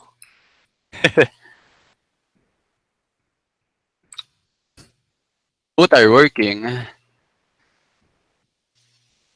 Diba? Saan dyan ang susundin mo? I-present mo yung screen mo? Share ko yung screen? Dami kayo makikita. Yun lang, share window lang. Close mo muna lahat yung window lang yun nabuksan mo. Tignan ko kung magagawa. Ayan, nakikita? Ayan, teka, load pa. Hindi ko makita eh. Nakikita ba? You're presenting to everyone. Nakita ko namin, you're presenting to everyone. Reload, puzzle. Eto, nakikita nyo to. Yan, how we collect your personal data. Yan, oo. So, tignan natin. Wala akong nakikitang social media. Where do we collect your data? We conduct online marketing. Process to eh. We process. Why we collect? Nasaan yung ano? Ito yung when and how we protect. Saan yung parang ano? Websites? Sige na. Hindi ata kailangan i-specify how you collect data. You just specify how you collect data and what it is for. Meron siyang ano, hindi naman siya directly specifying the where to collect. Like for example, this one, information we collect during our relationship with you. Like for example, kung paano kami makikipag-interact with you. So dito, sinabi nila, kino-collect nila yung data through applications, websites, self-service channels, and portals. Pero walang social media channels or events man lang kung meron. Ayun o, market research activities, hindi siya events. Ito, visit and transaction in our stores. Ito yung parang hinahanap ko. And walang social media dito. Pero hindi siya yung direct na sinasabi ko kanina na ano, where they collect data. Ito yung parang indirect na ginagawa nila. Information we collect during our relationship, our engagement. So dito nga lang siya, apps, websites, self-service channels, visit and transact in our store. So mismong doon sa kunyari sa mga SM malls, may mga PLDT doon nila kinukuha by filling out data. Pero sa social media, wala eh. Check mo yung data privacy notice. Nandoon siya sa Hindi siya eh. Managing your account, providing customer care activities. Kaso, wala siyang social media. Wala siyang nilagay na social media, but I guess they'll use that as a customer care portal. Tingnan natin. Ask a condition for the use of the service to permit PLDT Home to process and disclose personal data, including data may be classified as, okay. In order to use among others, conduct analysis for the purpose, managing your account, providing, hindi, iba to. Ito yung, for example, kahit nasa support center ka or help center ka nagbigay ng data, ito yung parang nagsasabi na they can manage, they can access, they can check yung data mo to provide customer care activities. Pero hindi ata ito yung doon sa mismong ano, sa may case ng social media. Nagja-join pa. Ha? May mga nagja-join pa. Okay lang yan. So yun. So dito, sa side na to, wala akong nakikita nga. Sure ba kayong hindi worm yun? Hindi, sigurado kayo dyan. Hindi worm yun. Hindi worm yun. At yun, oo. Hindi yun, oo. Sige. So yun, yung nakikita ko. Yung sa PLDT. So, yun. Wala na ba yung ano ko? Yung screen sharing ko? Nawala na. Okay, good. Nawala, nadamay ka na rin. Nadamay ka So na yun. Ayun nga sa PLDT, no? Di ko alam kung paano titignan ni PLDT, ni National Privacy Commission to. And ako, may idea lang ako ng ganito kasi alam niyo naman yung nangyari, di ba? Yung sa akin naman sa side ng Jollibee. So, alam ko na yung mga ano dito. Kung paano gagawin ni NPC. Okay. Anyway, speaking of data, yun nga, sabi ko, paminsan talaga at nasa responsibility din natin to make sure that we give data, our data to those people who will be responsible to it or with it, di ba? So, brings us another issue. Di ba? Ito naman is yung contact tracing. Yan, oo. Yung mga apps na yan that where we give our data and maybe the intention is good pero getting managed properly ba? Dumadami yung worms dito sa mukha ko ah. Oo, ikaw ata yung hacker ng PLDT. Puro worm mo. Sige. Ano ba yung nangyari doon, Sir AJ? Ano ba yung research mo about that? Well, hindi lang naman ako active sa may security side. Active din ako sa privacy side. And sa privacy groups na na-involve ako, ang dami mga issues related sa contact tracing app na kung saan gawa daw ng mga applications yung mga developers pero they don't know how they should protect data that they are collecting and bakit na lang bigla-bigla ginagamit ng government yung mga mobile applications na yon or yung mga services or softwares na yon. So, ang recently is yung nakita sa may e-privacy now na website tsaka yung sa Manila Bulletin na kung saan yung sa SafePH nga na ang daming kinokollect na data, sobrang daming kinokollect na data, nakikita ko yun. Kasi may registration sila, and bakit mo pa kailangan mag-register nga daw kung contact tracing application lang sila. Gets? Kasi kapag contact tracing application ka, limited permissions lang pwede mong kuhain sa isang device, and limited information lang yung pwede mong kuhain din at i-process sa isang user. So ano-ano yung mga yun? Like for example, yung trace together, ano ba yung ginamit doon? Bluetooth, location, etc. Pero wala masyadong kino-collect na information like names, walang ganun. Pero yung sa case kasi daw ng safe.ph, may registration pa or something. So contract tracing lang naman daw siya. So yun. Ayun yung isang issue. Then ang isa pa nakikita dito ng mga privacy enthusiast is bawat local government units may sari-sariling contact tracing app. Then balik tayo sa safe ano ba to? Safe Pass. SafePass.ph. Stay safe. Stay safe. Stay safe pala. Yung stay safe, kasi kapag na-implement, na-aprobahan ng IATF, gets nyo, ipaparequire yun. Nila, or it's optional. Sir Jerwin? Optional hindi pa nila nire-require everybody to install. Kasi nga may issue pa po. May issue pa nga po. So yun nga, pero kung sakaling aprobahan ng IATF yun, ipa-cascade yun sa bawat local government units, automatically ipaparequire yan na mag-register ka dito. Ito yung gagamitin ng ating contact tracing. Kasi galing na sa government yan. Ang problem nga lang is they're collecting too much information because of the permissions that they are requesting. I think the IATF will also consult with the NPC with regards to data collection kasi government yan government to government So NPC should come up with a circular giving their advice kung ano yung kailangan at ano yung hindi kailangan. Yes, dapat ganyan yung mangyari. Kaso pandemic ganyan dapat yung mangyari. Kaso di ko maano basta yun. Medyo something. Kasi dapat DICT rin. Pero I think DICT is collaborating naman with different government agency. Same thing with the NPC. Pero di ko alam kung ganun ba talaga yung nangyayari or something. Pero I think... May post na ba regarding what kind of data they are collecting? Makikita mo dun sa may website nila, sir, kapag binisita mo. Contact tracing sila and minamarket nila, contact tracing sila.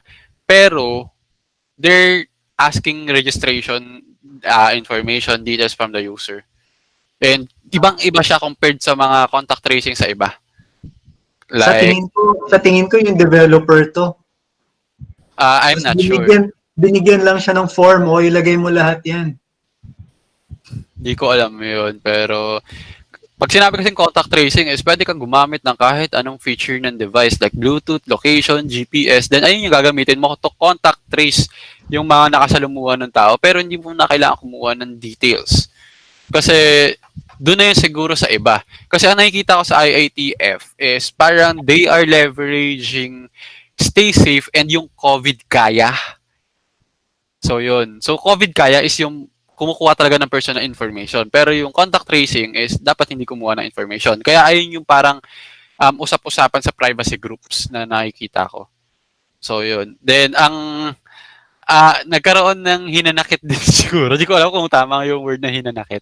Pero parang sa loobin. Yan. Sa loobin yung side naman ng CEO ng Stay Safe. Na na bakit daw parang inaapakan sila or something na ganyan, or bakit sila parang ito yung site ni Stay Safe that you guys see the screen? Yes po. So merong input ni National Privacy Commission. Tignan po natin. Kasi ang alam ko diyan, before pa maging ganyan, Sir Jerwin, before pa maging ganyan, before pa maging ganyan, yung picture dito sa may page na to, Hindi pa yan yung nandiyan dati. So, bago Actually, to. bago So, yung ngayon picture. lang to. Hindi yan ngayon lang. Yung picture yung bago. Yung dating picture dyan is may mukha ni Raymond Liboro, yung privacy commissioner. So mukhang Okay. pinabago. Pero Pinabago. doon pa lang masasabi ko na siguro na hindi parang sinasabi ni NPC na gamitin tong stay safe. Parang gusto lang nilang ilagay yung NPC na to. Kasi wala naman sinabi doon na ano eh, na sinusuportahan nila yung stay safe mismo. Ang sabi na dito, they support successful use of digital technologies. Ay, yeah. Oo. Ano? Pero so, wala sa stay kumuha safe. sila ng statement na talaga ngayon from Mr. Liboro. Ayan yung statement na ano na sinusuportahan nila nga yung technologies related to COVID-19 pandemic. Pero yung mismong support na specific wala. So panglahatan to. So now, nandito na nakalagay na yung information that they collect. Ayun nga eh. Pero kung makikita mo diyan sir, siguro makikita mo diyan na contact tracing lang sila. Alam ko ayun yung ano eh, ayun yung mina-market nila eh. Contact tracing sila. Yes, and minimal for contact tracing, I guess you need geolocation and phone. Yes. Diba? You can leverage Bluetooth din, sound waves, Pwede anonymize lahat. But then, what use is it for the government kung hindi nila malaman kung sino yun? Ayun nga eh. Kung di nila malaman kung sino yun. Ang pwede lang kasing mangyari dyan is they have the the authority ata. Correct mo na lang ako, Sir Rodel, kasi may idea ka na dito. Kunyaring maging positive yung isang tao, pwede na nilang gamitin yung data doon sa may phone na yun, kung sino yung parang na-interact niya.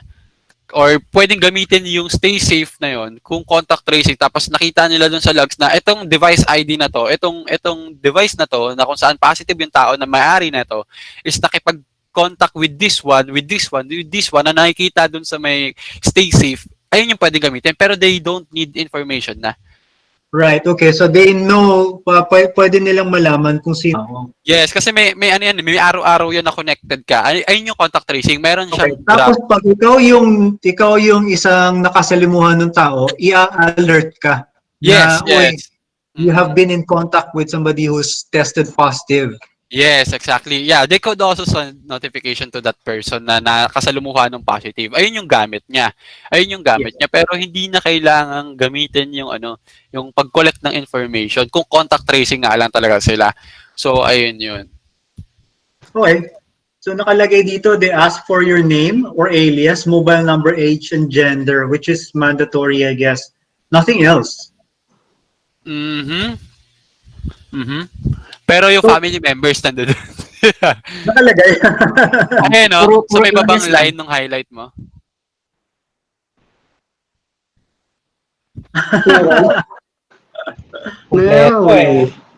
Family members. Hindi ka kakain. Buong pamilya mo yan. Maglalagay ka ng mga family members mo dyan. Pero wala siyang permission for GPS, wala. More on self-assessment yung dati. Hindi, sinabi lang nila pero yung pagtingin namin parang mga last week, parang wala tang permission for geolocation. Doon sa application, Sir James. Doon sa may mobile application. Sa website, wala. Sa mobile application meron. And dapat sinama nila sa privacy policy nila yung mga ganung bagay. As in lahat, detailed talaga dapat. Detailed talaga dapat. Ano yun, bro Eski? Default permission yun ng pag nag-create ka ng application sa Android. Kaya lahat kumbaga parang by default everyone natin ng folder na to. And isa pa is ayun nga, balik tayo dun sa sa hinanakit. Hindi ko alam kung hinanakit talaga 'yon. Pero nag-comment kasi yung nag-comment doon kay Wilson Chua, yung isang credible na tao din about yung si Sir D ba yun na na tawag dito bakit daw yung Shopee, Lazada or something hindi daw parang sinasabihan na they're collecting too much they're requesting too much permissions din dun sa application, and nag-send pa ng video yung comment ko doon, and may comment ako doon actually directly, and wala pang response ako nakukuha dun sa CEO ng Stay Safe is iba kasi yung application ng ng Lazada, Shopee, ng Grab, ng Angkas. They are using information din kasi talaga. Yan, dyan. So, baba mo dyan, sir. Sino to? Sir Jerwin. Baba mo dyan. Nandiyan dyan ata yan. Ayan, yung may permissions na yan. Sige, reply. Click mo yung reply. Nandoon ba? Yes, Ayan, sir. nandiyan dyan yung comment ko. So, ayan permissions on apps, ganyan-ganyan. Bakit daw, tapos sa main post, bakit daw yung Shopee, Lazada, or something? Ang sabi ko dyan, na iba kasi yung yung permission ng ay may iba pa yung comment, may iba pa diyan para basahin ko na lang, Sir Jerwin. Pa-scroll down sa baba ata. Ayun, no, Sige pa. popcorn. Wala na. Meron pa yan isa eh. May isa pa yan eh. Nasaan kaya yun? Select All natin yung comments. Ayun. Those apps kasi, depende. Yan, Seymour. Those apps kasi, depende kung gusto mo gamitin. Yung Lazada, Shopee, Grab, depende kung gusto mo yung gamitin. Use it at your own risk. Hindi ka i-require gamitin. Unlike nung sa may Stay Safe, kapag sinabi ng ITF na ito yung gamitin nyo, requirement talaga yun. And yung isa pa dyan is, yung Lazada, Shopee, Grab na mga application na yan, they use specific permission talaga ng isang device kasi they're using some features. Like for example, sa Grab, sa Angkas, they're using geolocation. They're using information then like for example, contacts data. Kasi nga meron doong mga features na kung saan kapag may something, kailangan may contacts, ganyan, ganon. Yung sa StaySafe kasi, sinasabi nila, contact tracing application lang sila. So, dapat hindi kailangan mag-collect ng information na sobra-sobra. And makikita mo naman dyan na maraming tao na yung nag-agree dun sa comment. And dun naman sa comment namin, Sir Jerwin, sa baba, na with D Stark, yung CEO ng StaySafe. Sorry, nag-i-scroll ka pa. So, yan. Dyan. Nagsasabi siya na permission on apps are not a threat. They actually made to protect its users. It is a declaration of purpose, accountability, and transparency, giving full information. Tama yung part na yon. Then yung for me, those mobile apps has different good intention and great purposes. Below is a simple trick to check your mobile app's permission. So, di ko alam kung anong connect nung video niya. Ang kinapakita niya lang dyan is ito yung mga permission ng isang application. So, wala akong comment dun sa video niya. May comment ako dun sa sinabi niya. I definitely agree sa kanya na yung permission is not a threat. Pero yung issue kasi na dinidiscuss nung mga privacy enthusiasts is yung excessive permission na nire-request ng contact tracing app. And nilike niya mismo yan. Nilike niya mismo yan. So I guess they're still open for input at least. If they change the system, then pwede natin magamit, diba? It's still up in the air for the IATF to agree to use it or not. Yes. Pero ayun nga kasi may mga local government units na marami na mga nasa 30 plus na ata yung gumagamit ng StaySafe and they have almost 1 million of data na nakokollect based on their website. And si Manila Bulletin naman, in-advertise na yon yung contact tracing app na yon. In-advertise na ni Manila Bulletin yon. So, marami na talaga na-collect na data. And, so yun. So, yun ang tanong ni Sir John, no? Tama ba ako? Tanong? Ayan, sabi niya, ang question doon is, paano nila pinaprotect yung data? Kasi, syempre, hinihingi nila yung data. Diba yung kung at the first application ng tool, in-install mo, hindi mo alam na ganun pala yun. Expensive talaga yung kukunin ng data sa'yo kasi yes ka ng yes di ba? Sa mga, would you like to allow this application to give access? Nag-contact ng Nakukuha nila lahat yun. Yes. So makukuha nila, masastore nila sa server nila yun. Yep. Nag-live actually yung yung CEO nila. Wait, teka, magi-screen share ako dun sa side ni ng Manila Bulletin ata yun. Teka, hanapin ko kasi ito yung yung nakakatuwa doon. Wait lang, hanapin ko yung live stream ng CEO. Teka lang. Hanapin natin yung video. They have gone through the PIA as advised by the NPC. For the people who are not who don't know, PIA is Privacy Impact Assessment, and they should know how to protect the data. Kung ano yung SPI, ano yung PI, they should have all the protections in place because they know they're dealing with personal information. And kung may breach yan, sila yung mananagot. Yes, exactly. Well, mukhang binura na yung video dun sa may Manila Bulletin. Oo. Mukhang binura na yung video. Pero yung sa live stream na kasi yon. Sa live stream na kasi yon. Sir Dennis, yung sa live stream ng Manila Bulletin ng Stay Safe, yung CEO, nagde-demo kasi siya ng Stay Safe website noon. Pero wala na yung video doon? Wala na yung video. Wala na doon sa may Tech News Online. Kasi makikita mo naman yun doon eh. Yung sa video na yun, makikita mo na nagbabrowse siya ng browsers niya, yung CEO ng Stay Safe. Then, sobrang clear, 100%, 2020 vision. Makikita mo yung credential ng admin. Nako. Ano ba yun? Ano ba yun? Bakit ganun? Nice. Tapos dinedemo niya, privacy ano? Ha? Kasi dinedemo niya yung privacy na... Dinedemo niya yung ano, dinedemo niya yung mismong application, oo. Okay. Naka-strong password ba? Hindi siya strong password eh. So, nakita mo. Tapos na-hack. Walang hack na nangyari. Ang nangyari dahil nakita ko siya, in-inform ko sila then nabago naman agad. So wala na yun. Akala ko nakita ng mga hackers sa sobrang natawa, naawa na lang, hindi na hinak. Pero alam ko ano yun eh, may picture ako noon eh. Ayun yung hahanapin ko. Ayun yung hahanapin picture. Pero alam ko yung picture yun.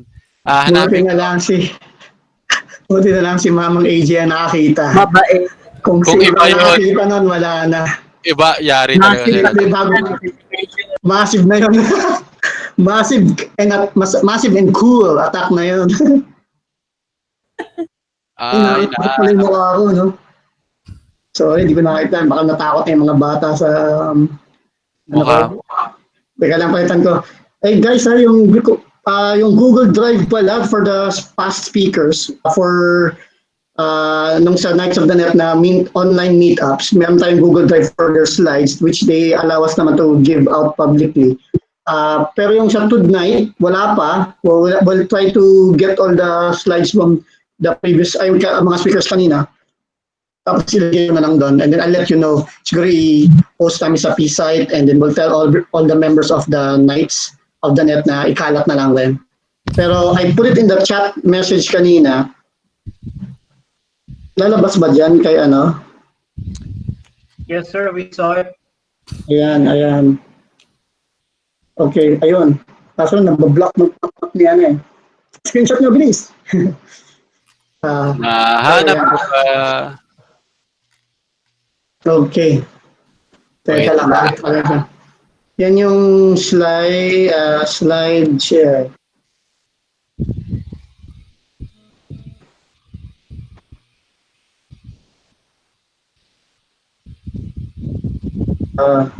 Sige, nasan na ba si Sir Franz? Patulog ka na. Iwan mo na lang yan nakabukas computer mo. Ano yung papakainin? Sige lang. Aga-aga pa, Franz. Alam mo ba kung anong oras kami nag-start ni Franz? Mga lunch break, no? Lunch time, no, Franz? Oo, mga alis na. Set up na kami. Laking tulong, ha? Guys, pasalamatan natin Sir Franz kasi mas maraming nakanood ngayon.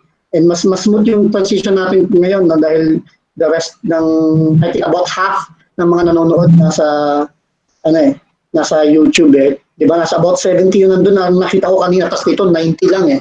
Hindi like last time, 200 tayo nandito sa Google Meet.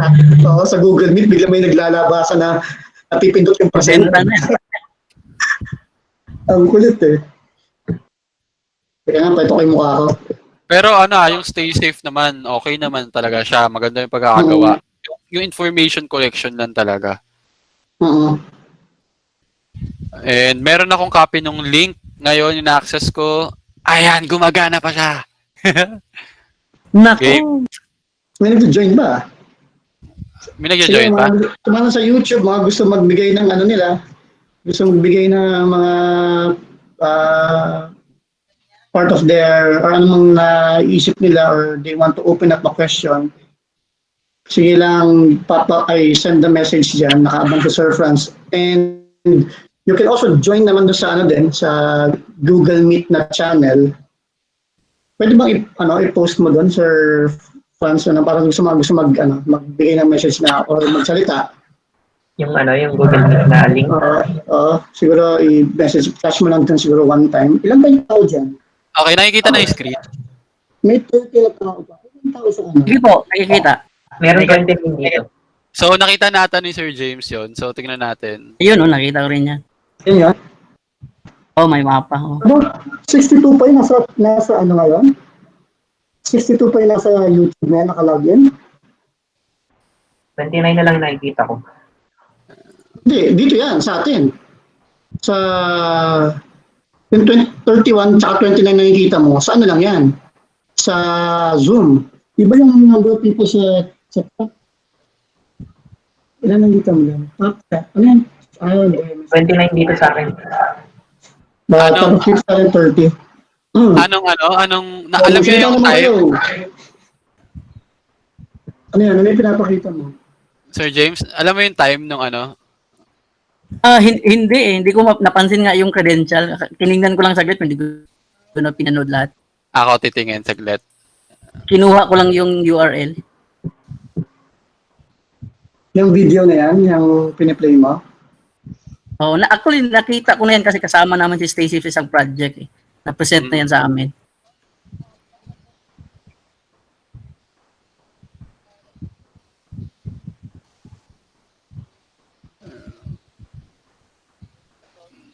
Nakikita niyo pa ba yung screen ko?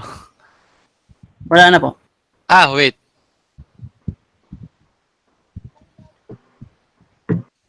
Ayun.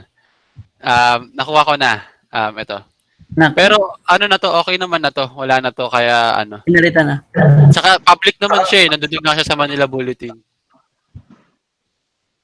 So ayan. Pero sa staging lang siya, kita nyo na? Okay, yeah.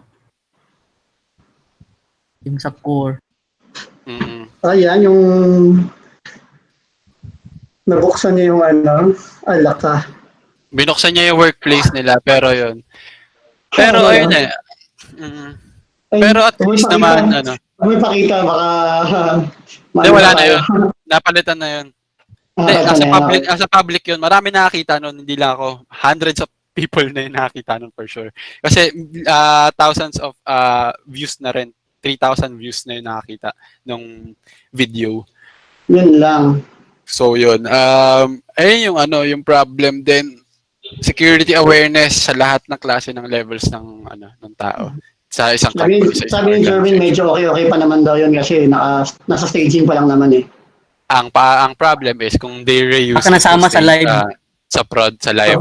And also, makikita mo naman kasi, ang effect kasi noon, kapag alam mo yung sa staging, makikita mo kung ano din yung parang itsura niya sa prod, yung admin side.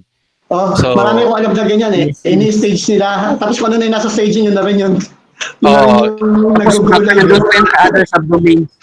Kasi lang naman yan, yung staging copy lang siya nung prod. Ang nagbago lang sa prod is yung database. So, yun. Uy, may mga nag-join pa rin, ha? Hi guys, sa mga gusto pa rin mag-join. 30 people pa rin tayo, ha? Pero maganda yung discussion. May nag-join pa rin. Tapos na yung main event. Anyway, yan ang mga key issues plaguing our lives today. Okay? So meron pa bang gusto mag-bring up ng any topic dyan? I mean, as of now, we're still waiting and maganda na yung malaman natin or tayo mismo as part of the community, as the end users more than people who try to secure our own companies or sino man yung mga kliyente natin, we're also consumers. So we need to... Teka lang. Bagay yung mukha mo dyan. Ha? Bagay ba? Screenshot natin. Bagay yung mukha mo dyan. Actually, itong bigote ko, tapos ang gusto ko sana talaga is balbas. Flat up yung bigote? Actually, itong kita mo tama, no? Yan. Yung gusto ko sana may balbas dito eh. Thank you, thank you. Ito na ba yung last na ano, Sir Dennis? Ito na yung last na webinar. Hindi ko alam eh, kasi nasa sa'yo na yan kung anong gagawin mo. O hindi ako. Well, I did my part, gave you 3 seminars, 3 events, 3 online events. Pero I think we want to give chance din kasi marami pa sa kasi nangyayari ako lang nagpumipili, di ba? Para ako sa akin nagbabottleneck. And maybe we want to open this to a lot more people na gusto mag-share. Pero at the same time, sana meron tayong back-end na nag-screen. Kasi there was one time na kami ni Sir Dax nag-usap na sana background screening muna natin bawat talk and tinignan naman natin slides. Yan, mga ganon. So, by the siguro way, like hindi po ako si bagong USEC, no? Hindi po ako si bagong USEC guitar man. Pero marunong po ako mag-guitar. Okay, para hindi na itatanong. Antenna team, guitar man.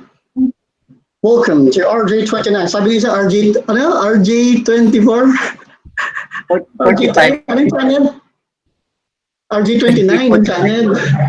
RJ29 yung channel. Sabi niya, di ba yun yung kinagamit ko na cable daw pang connect ng network ko. So, ibig sabihin, technical pala talaga si Oo. Uy, magandang topic yan, Sir Dennis. Magandang topic yan. Pangatlong topic natin yan. Appointment of RJ.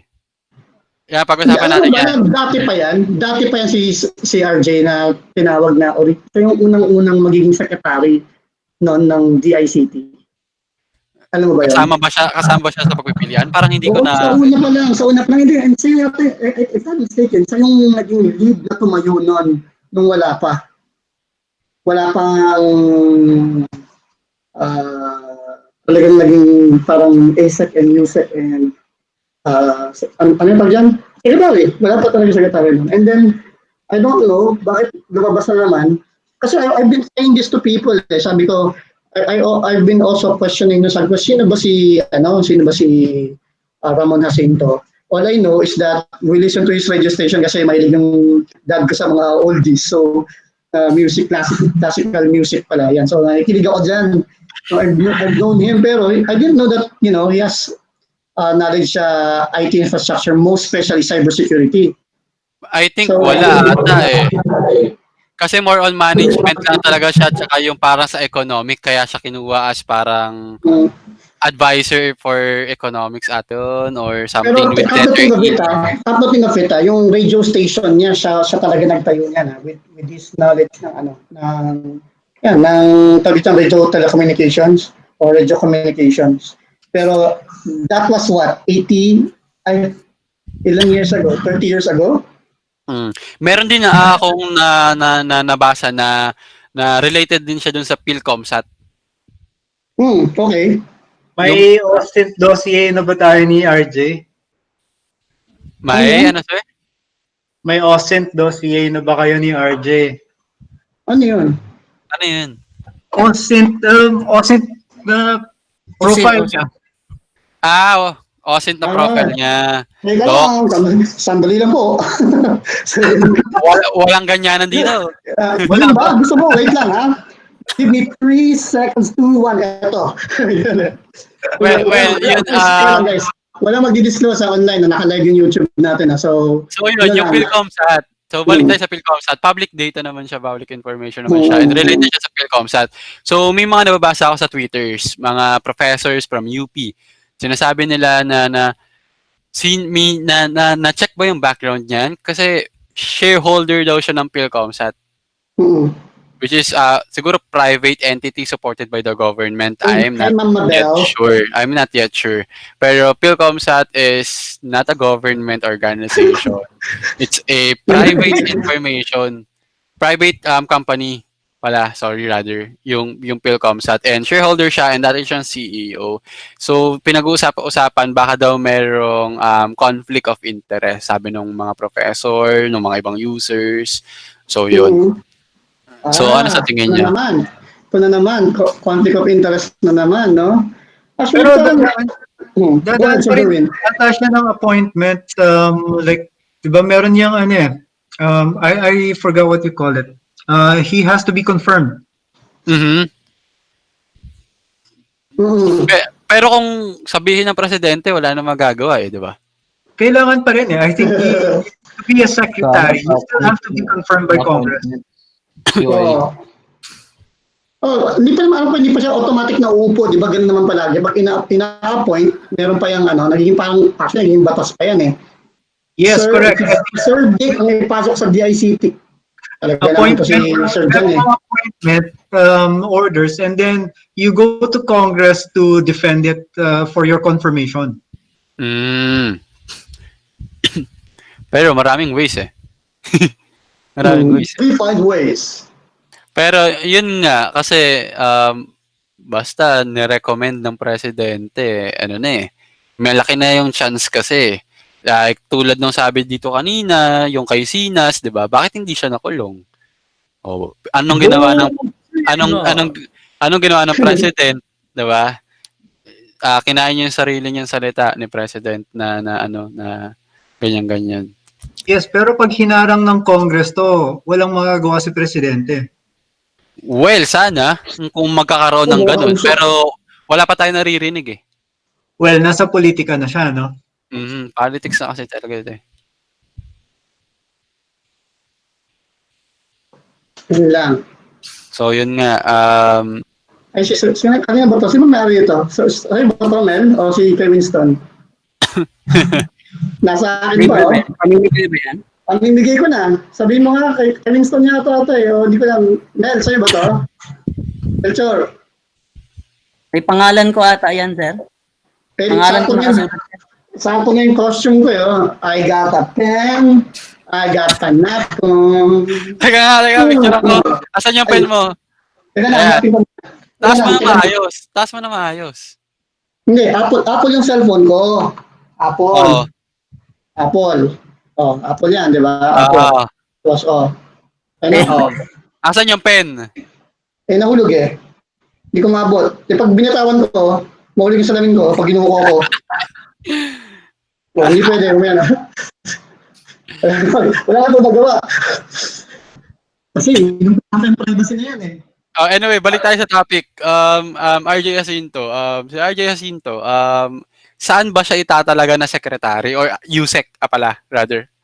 Sa may broadband part ba? Or ano? Sir Jerwin. Saan ano ba siya? Based dun sa balita. Sa kabuuhan siya, di ba? Ng DICT.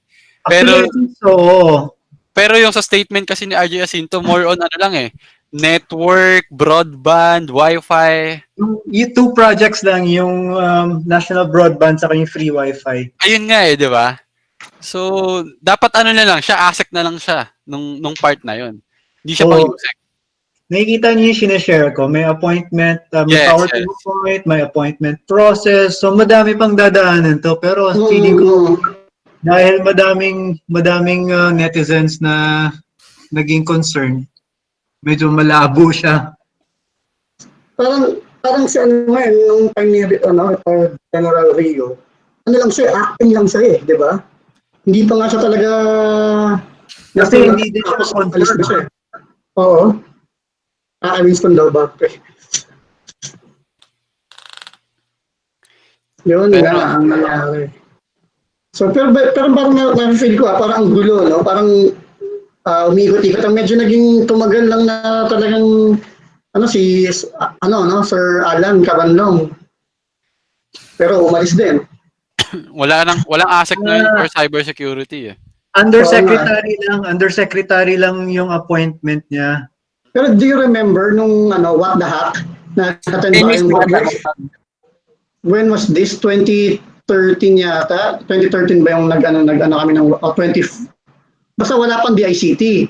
And it was brought up na yun, mag-petition and to look for may tamang term. Hindi naman lobbyist eh. Pero basta yung idea na kumanap ng ng petition para gumawa ng bagong batas. Yun nga kasi remember dati DOTC ang ng communications natin, which is the same organization, sabi nila, that handles mga bus, mga jeepney, na siya ring mag-handle ng cybersecurity natin. So, kailangan palitan si DOTC. That was during binaring up namin yan nung sa What the Hack, and then we also helped in providing that petitions. I remember it was Congressman Ashley Asdillo who was doing that. Although hindi siya talaga yung nag-push na approve, pero it was a start. And then later on, naging DICT. And that was one of the main concerns nga na talagang gustong ilagay doon why we need DICTs, because we want to implement cybersecurity sa lahat ng government offices, pati military, and become what's the right word? Parang custodian of knowledge, di ba? Doon tayo lahat magtatanong kung ano ba dapat gawin. Yung sila yung mag-guide sa atin about cybersecurity. Pero I don't see anything ngayon na na total parang anong tawag doon, yung parang reference on how we can implement security, and ano ba yung puro plan ang dami ko na nakitang plan pero current implementation parang palit ng palit di ba? I've seen a booklet saying na parang DICT 2020 cybersecurity plan. It's a plan. So plan 2022 pala, sorry, 2022. So wala bang phases yon na dapat by mid of 2020, tapos merong at the end of 2020 meron ng ganito? Hindi ba nila parang meron tayong mga quick wins? Hindi ko alam pero mukhang mahirap yan ngayon dahil nagbago nga yung yung organization mismo ng DICT. May framework yan sila dati. Kasi kapag si Kabanlong yan, talagang matutuloy yung plano na yan kasi si Kabanlong yung nagsimula niyan. Ngayon, walang ASEC. So, paano matutuloy yung Cybersecurity Plan of 2022 kung wala kang ASEC? Yan ko ba? Sa totoo lang, ang ganda sana ng mga plano ni ASEC, tapos kung ang dami rin kontra no?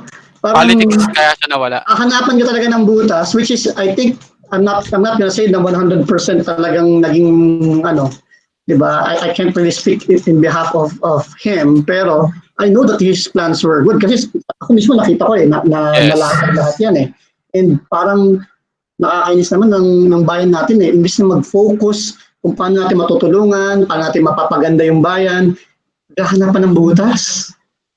Hanapan talaga ng butas. No, kasi I met the guy personally. I talked to him and I've seen the plans. I've talked to him with mga other plans kami na want to support yung mga projects niya. Pero kainis lang rin Hindi nga natuloy yung niya Alam mo ba sa kanya nagsimula yung mga yung mga hack for gov. Gets mo? Siya nagsimula nun yung mga CTF na yan, ganyan. Pero alam mo ba na nung time na nawala siya, na kung saan ipapadala na yung mga nanalo nung Hack for Gov, yung mga estudyante sa isang bansa dito sa Asia na lalaban sa CTF, sa Capture the Flag competition, muntikan pang hindi matuloy yun. Muntikan pang... Si Eman ba dapat yung papadala doon? Hindi ko alam. Si Eman, pinadala sila dati, naging representative sila ng Pilipinas sa di ba? Oo, yun yung dati. Then, tinuloy yun nga ni Kabanlong. Hindi na naman matutuloy ulit siguro dahil wala na si Kabanlong, wala nang ASEC.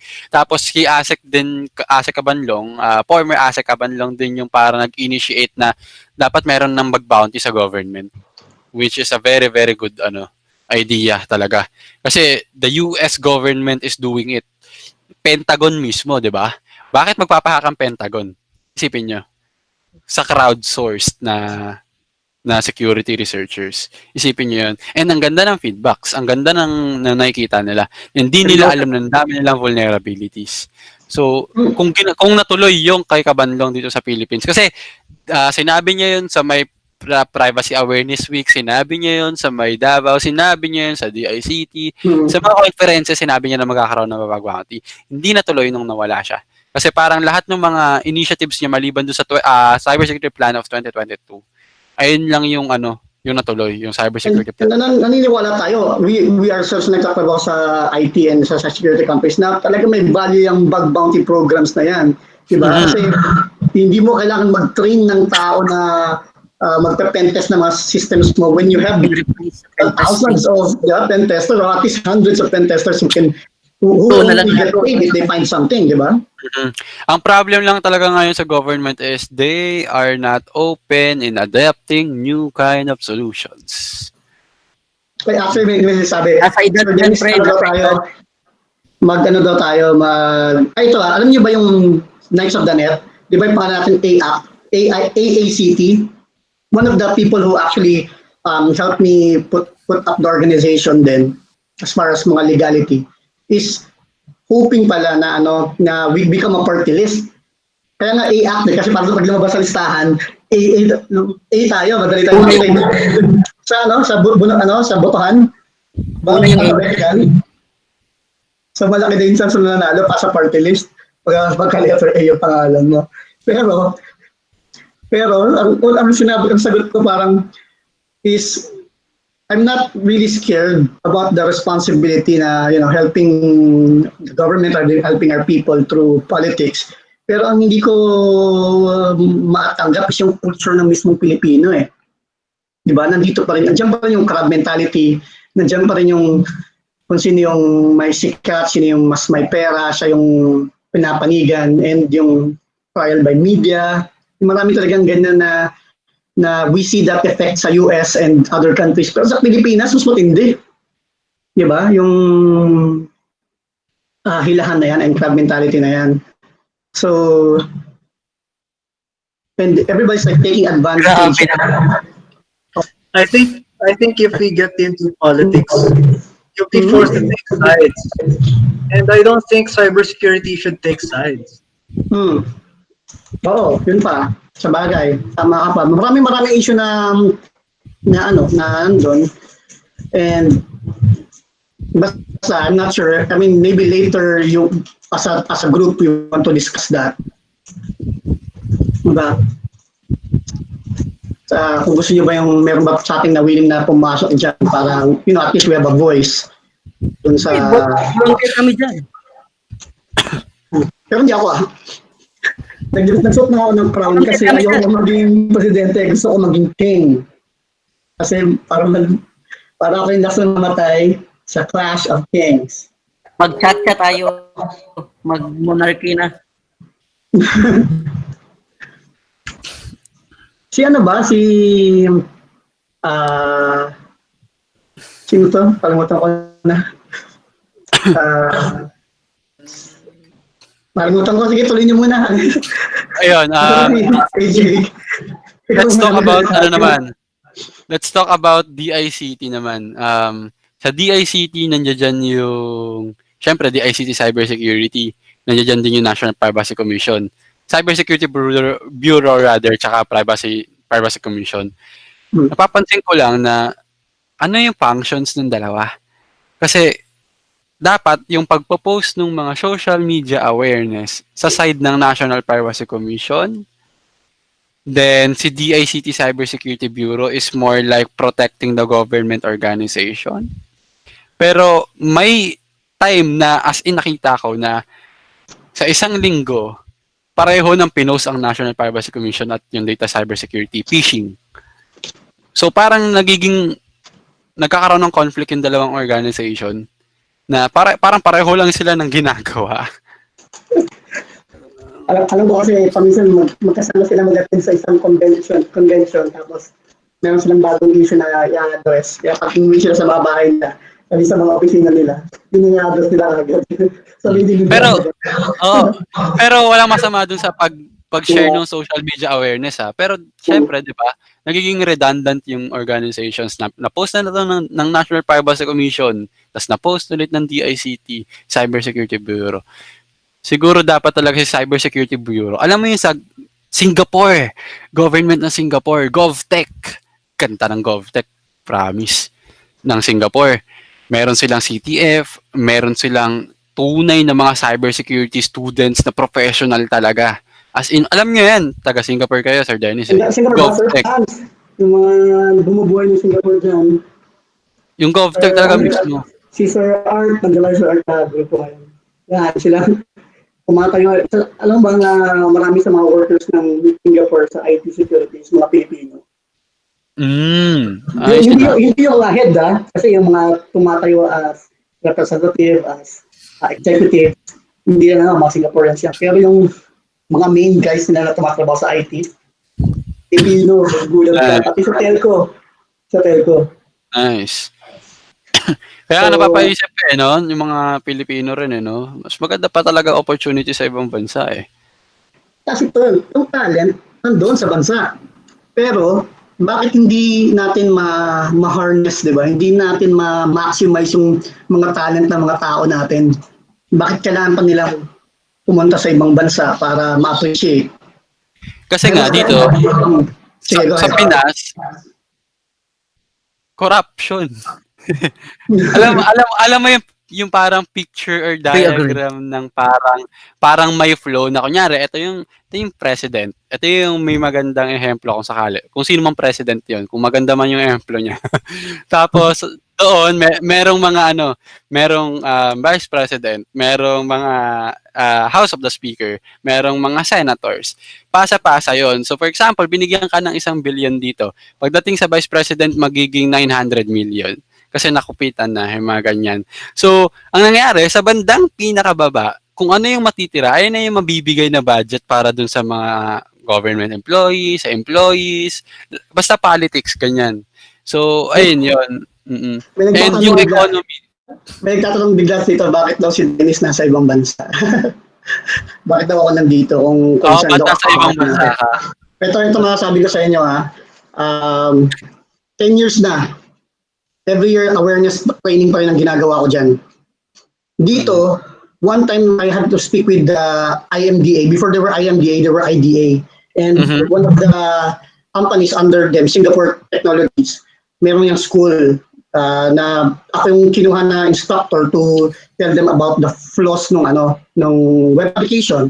So nag-demo lang ako ng mga web attacks including banking. So nakita nila na, uy, teka na, ano yung gamit ko Burp Suite lang yun.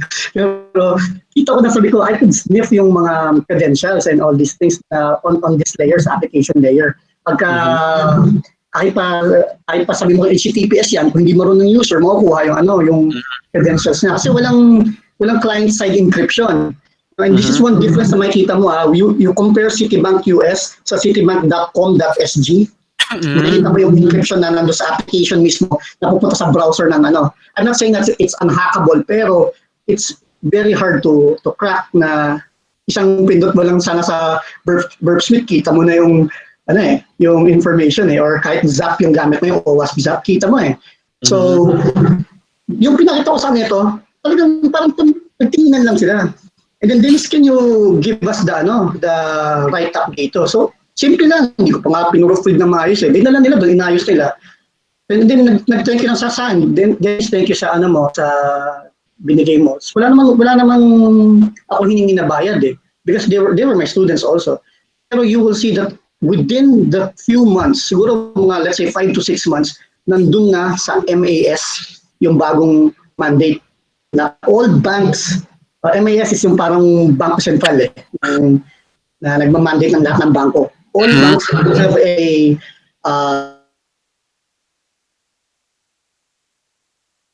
right term, parang option. Di ba? Hindi po site lang. Okay? And I honestly do not know exactly how they did it. And kasi kung alam ko yun, di ba alam ang hinak ko na rin. But anyway, joke lang yun. They did something. Now here am I. Hindi ko napapanggitin kasi yung bangko. Lagi yung pinapakita sa kanila. Padala sila ng mga estudyante sa Pilipinas, sa bangko, papakita ko ito. Kita nyo? Tapos tatawa lang. Sige, sabihin namin. Pero they never really fixed it. So ganun pala makita mo Parang iba yung culture ng Pilipino na hanggat di na-hack. Correct. Lalo na pag-gobyerno, gagalaw pag na-hack. And I don't want to speak bad about our government. I mean, syempre gusto natin silang tulungan. Pero if we want to compare, where we should be right now, talagang iwan na iwan tayo. And now ako, I myself, kasi may nagtanong na, sagutin ko na lang rin, ba't nandito ako sa Singapore? Aminin ko na, may pera dito. Yes, totoo. Alam mo bakit? Ba't ko kailangan ng pera? Kasi wala na akong panggasto sa pagtulong ko dyan sa Pilipinas eh. So pipitasin ko dito. Pipitasin ko dito, bayaran nila ako dito. Ngayon nagasta kami dahil sa COVID, di ba? Pero, hindi ko muna ng pera dito dahil they recognize your efforts, they recognize your talent. And then, if I really want to help sa Pilipinas, hindi ako magnangawa. Hindi ko sa I'm gonna buy a server, donate ko dito. I'm gonna give free trainings, give free seminars. And sana ganun tayo. Pero hindi pwedeng ganun lahat ng Pilipino. I don't want to be an example na lahat ng tao is gonna be kawang gawa na lang for the government. The government itself should be the one that's giving service to us mga Pilipino di ba? Tama. So I'm just saying, pero sana it gets somewhere. Makikita mo yan sa mga scientists. Ang daming scientists ng Pilipinas, pero nasan sila? Nasa ibang bansa. Pag-asa na lang, di ba? Meteorologist. Sinong pinamagaling na meteorologist sa buong mundo? Kasi yung pag-asa natin. Pag pumunta sa pag-asa natin, matitira sa nila lagi is either yung mga matagal na doon or mga fresh grad. Di ba? And mayroon ako isa taga-pag-asa na friend sinabi talaga sa akin, at a certain level, aalis ka doon. Not just because of compensation, pero pati appreciation sa'yo, parang... Mahirap kasi talaga sa government eh. Like for example ngayon ito nakakatuwa lang sa usapan with the ICT.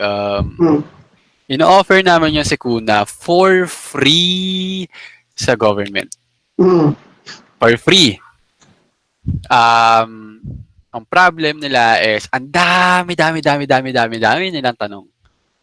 Pagdating dun sa platform ng Sikuna na same with background, HackerOne or CNAC. Kasi ang super advantage kasi ni Sikuna is it is super cost effective. Like for example, yung pinakamahal namin na subscription is $250. Sa HackerOne, thousands, hundreds, tens of thousands. Same with background, nasa 10 to 15 CNAC as well. Ang problem sa government is they are not parang open to collaboration. Ang dami nilang tanong. Kahit na free na yung tulong mo. Like for example ngayon sa COVID. Alam niyo sa COVID, baka diba? may hinihingi. Wala naman siguro hinihingi. Sa COVID, kami na mismo yung tumutulong dun sa tawag dito, mga softwares, mga applications, mga organizations na tumutulong sa iba't ibang agency. For example, ang natulungan na si Kuna is yung Rapid Pass na ginagamit ngayon ng IITF. Natulungan niya rin yung Relief Agad na ginagamit ng DSWD. Natulungan din namin yung Kira kontra COVID ng DOH, ng CUDOC ng DOH, yung marami na natulungan na related, lahat yun free. Then ino-offer din namin yon. Then ang napansin ko is internally, partner kami dun sa mga organizations na yon. Nagko-conduct kami ng pentest. Ino-offer namin yung platform for free kasi gusto nga namin matulungan yung government. Ganyan-ganyan. Mas better yung nakikita namin compared dun sa DICT cybersecurity. Yun lang yung masasabi ko. Yeah. Sabi na don't offer daw ng free sa government kasi sabi lang nila kasi nga ino-offer nga natin yung ganyan kasi gusto nga natin mabago or ma-secure yung information natin. Ang gusto kong sabihin, kung malisyoso kayo mag-isip, huwag niyo kaming isipan na malisyoso din kami. Diba? Kami gusto namin tumulong. Kami pagkatulungan namin kayo. Kung masasama mga utak niyo, huwag pa kami damay. Diba? Meron pa mga tao mabubuti talaga sa mundo, no? And hindi kayo pag nanakaw na. Well, yung problem talaga is ingat sa words ha, magkasakaw na daw kickback. Well, yun. Baka yung group na to biglang makita ng mga tao, mga aktivista pa to mga to. Yeah, we're just discussing this are all our own anong tamang term, AJ? Hinain natin, parang it's our our organizations are not involved with this discussion. It's our self shit. Usapang lasing, kwentong barbero, yun na, parang yun. This is how podcast works. Na discussion. Na kaya nga, sabi ko kaya kung meron kayong topic o meron kayong natatingin niyo na topic din ma-discuss. Kasi this is where innovation comes from. We're not trying to pick on somebody, di ba? We're not trying to look at someone na mas mababa sila sa atin. Hindi naman tayo ganon. They got other things to do. There are things that they do better than us, di ba? Pero kailangan talaga magsilipan, most especially pag government, because you are now, when it's like you take oath na papayag ka bang silipin ka, di ba? Papayag ka bang kilatisin ka. Kasi you are now in the service of Filipino people. Whole Philippine, Philippines. Mag-Filipino tuloy. Yan. ABS-CBN tagline daw, wala kaming kinikilingan, wala kaming pinoprotektahan. Serbisyo lamang sa bayan. Hindi ko masyado eh. Teka, ba't umapo yung mukha ko? Kasi hot ka. So yun, kailangan maging open talaga ng government. Ayun lang, yung sa akin. Kasi kung hindi magiging open yung government at hindi sila magiging patas, lalo na yung mga nasa higher up something, then wala mangyayari. Ang mangyayari is, maglilipatan na ibang bansa talaga yung mga professionals. Hi, AJ. Bakit sa akin to? I think I think I like this. Di ba? Ako rin. Nakakamura tuloy yung mga ano natin. Sige na. So yun. Kaya marami lumilipat na ibang bansa. Like ni Sir Dennis.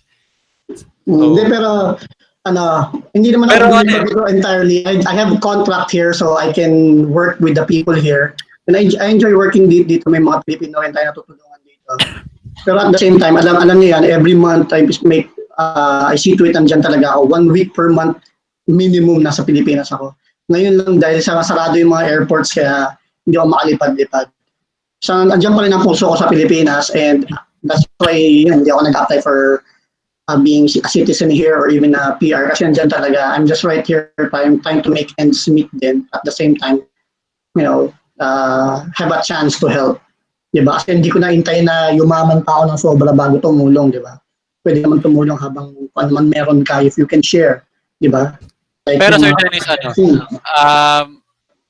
ang ratio ng sahod dyan compared sa sahod dito, clearly hindi siya 1:1. Kasi yan na naman yung tatlo na yan eh. So, Dennis, nag-sineldo mo dyan. Sabihin natin diba? sa taas. Sobrang taas, diba? Hindi siya doble lang. Kung sa tingin mo, sabihin ko na doble lang, hindi. Maliit yun. Oo, maliit. 1:8 daw. Hindi naman. Tanong natin si Sir Franz. Bakit lagi siya nakasmile? Ito kasi mayaman to eh. Dati lang, parang yan lang, yung pakul lang yan si Sir Franz. Ngayon talagang ngiti ang tenga everyday. Walang problema sa mundo. Yung pagsayaw niya pa, yung matatanggal na yung bewang eh. So, huwag na natin sabihin 7 figures. Ay, na. 7 figures. Ang laki, no? Pero yun. Siguro na yan, 6 digit na yan for sure. Kasi may certification yan. Ganyan yan. Sa Philippines, di ka aabot ng 6 digit certification ka. Ano muna, dito yung issue, yung wala daw, lahat daw kailangan na magbayad ng pag-ibig? Tama ba ako? Ibig ba yun? Yung mandato. Dati, sabi nila, 3%. Nagmura na yung isang Pilipino sa PhilHealth. Nagmura na yung Pinoy sa PhilHealth daw, PhilHealth. Hindi, binawi naman eh. Binawi naman ni Sir President eh. Anong ingay na yun? Binawi nung nag-ingay, sabi ni Sir Cactus 1206. Di pa final, Sir Dennis. Hindi pa final, baka pa rin matuloy. Sir Dennis, question. Sa palagay mo ba may mangyayaring Comelec V2 at any time? Sa Pilipinas? Natural, saan ba ang may Comelec? Yun lang din. Hindi ko narinig ang word eh. Hindi ko narinig. Okay. Sorry. Ito dito na... Nahinto. Stutter ba? Basta yun, hindi ko narinig yung word. Comelec, no? Pilipina. Hindi, ito yung question. Pinapahupa yung lag. May mangyayari bang Comelec na version 2? Pero hindi lang Comelec. Kahit anong organization na merong millions of users data, possible ba mangyari yan at any time? I think nangyayari ngayon. Pinapahupa yung lags. Hindi lang maingay. Kasi that time, depende sa mga hackers kung ano yung motive nila eh. May mga hackers na talagang, like we call them hacktivists, di ba? Sila yung gusto nila political agenda at pahiya talaga yung gobyerno.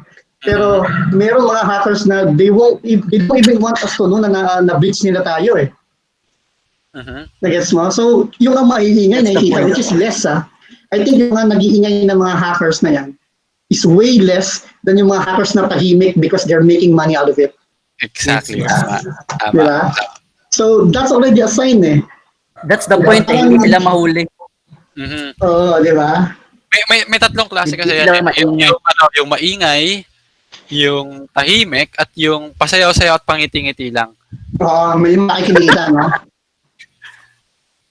Iba na, no? Oh.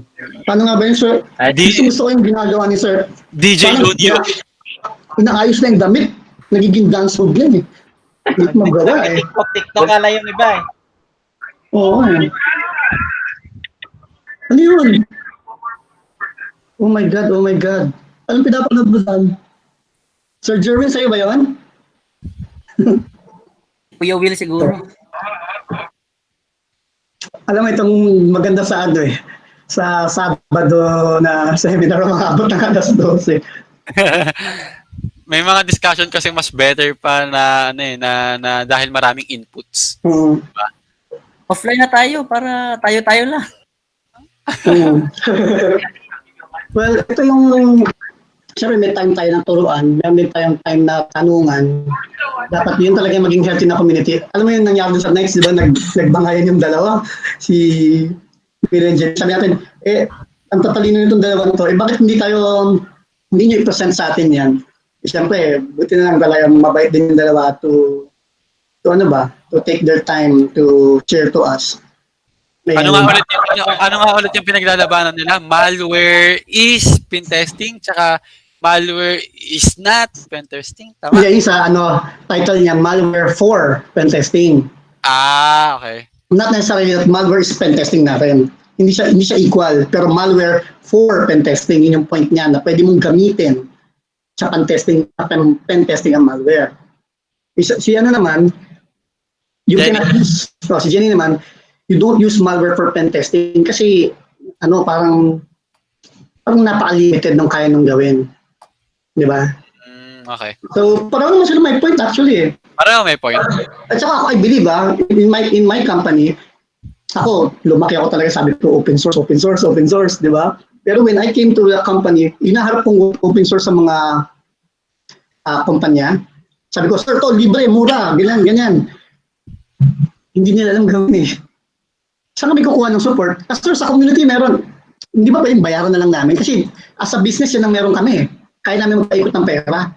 So we have money, and we just buy the product na at least will automate us and bring us to the baseline. Yun lang muna, so that we can meet the compliance. Kasi pag sabihan mo sa amin na let us learn open source, and we're gonna look for people na ganun kagaling, and will stay with us dahil ganun kagaling sa open source, wala nangyayari sa kumpanya namin.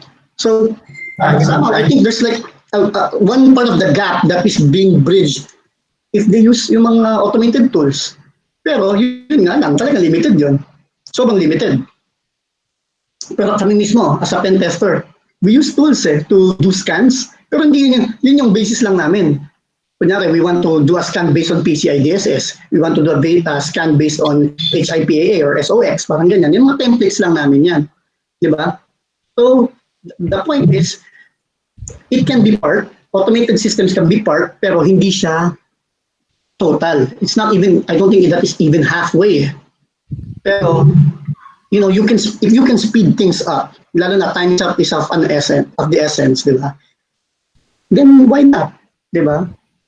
So, I think yun din magandang pwede namang sabihin natin na point din ni Milo doon na hindi naman niya sinasabing you buy a BAS, BAS okay na. Bas, wala ka nang kailangan hanapin. Pero medyo kasi ganun, medyo parang ganun yata yung dating ng mga salita ni Ana na parang, di ba, ang dali na lang buhay. Pero the truth is, yes, it does help pa rin naman talaga. It can help. Pero dun sa side ni Jenny, baka naman umasa kayo, akala mo, patakbo yung may santul, sit back and relax, babalik sa'yo lahat. Hindi ganon kadali. You can't use an automated system. Hindi pa rin kayang palitan. As of now, and I'm not speaking in behalf of what will happen in the future, di ba? Kasi baka maging Skynet yan, na talagang mga pen tester natin, Skynet eh. Para natin mo, no? Bumabalik. Pero matapang na babae si Jenny. Kasi yun. Yung tanong, hot chick daw ba si Jenny? Nako. Matapang na babae. Gusto mo bang masapa? Huwag mong sabihin hot siya. At baka sabihin ka niya. Joke lang. Well, namit namin siya sa may DEFCON. Tapos, nung pinakilala siya sa amin, maliit lang siya na babae. Na tawag dito, Japanese attire thing.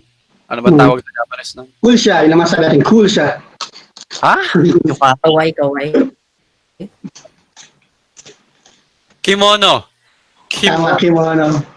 Kimono. Nag-meet na ba si Milo at si Jenny sa personal? Wala, hindi pa kasi bumabalik ata ng Pinas yung si Jenny. Si Jenny? Parang si laki. Milo.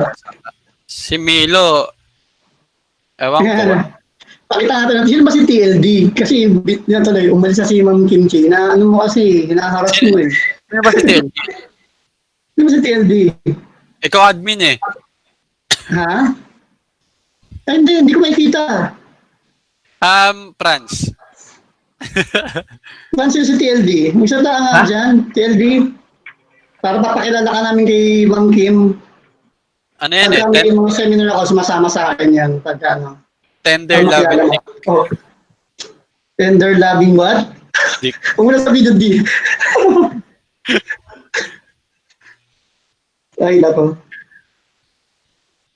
Ito masabi sa inyo, huwag niyo silang bastusin at i-hack nila kayo. Well, ayun. Parehong may malaman yung discussion ni Milo tsaka ni Jenny. Milo pala yung pronunciation doon, hindi Milo. Hindi Milo.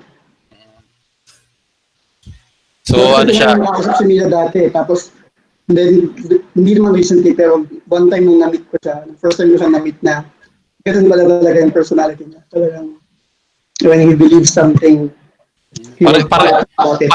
pareho may accent. Yes, Microsoft eh. So, pinapadala yan sa mga ibang bansa to. Pero, dollar accent. That's right. Well, like a former president told us that the way we speak should represent where we came from and what we believe in. Bale, tawag dito?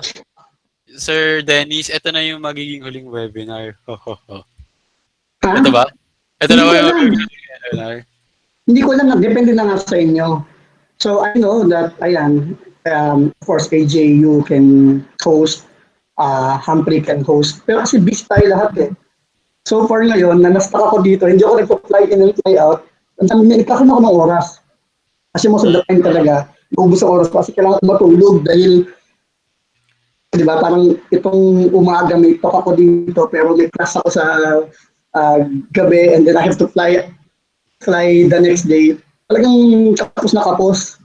So, ngayon may time ako and I don't know, baka pag natapos kong pandemic and everybody gets to step out, di ba? Saturday evening, nasaan yan? Nasa kinikan yan. Like us, yung original Nights of the Net, talagang meet up kami. Although not as open as now, talagang meet up kami. Talagang may, alam mo na, may mga bote dyan. Di ba? May nakakwentuhan lang sa, di na nagkakaintindihan sa usapan. Pero gano'n, di ba? Puro pagkain and drinks and kwentuhan, issues din nag-uusapan. So, pero ako, hindi ko matutuloy. Mas okay na yung parang tutulong-tulong lang or comment, discuss. Mahirap na baka sabihin, Kasi ang mga tao nag-a-assume yan eh. Hindi, pero kasi ito rin sabihin ko sa'yo, Reggie, parang huwag ka rin matakot.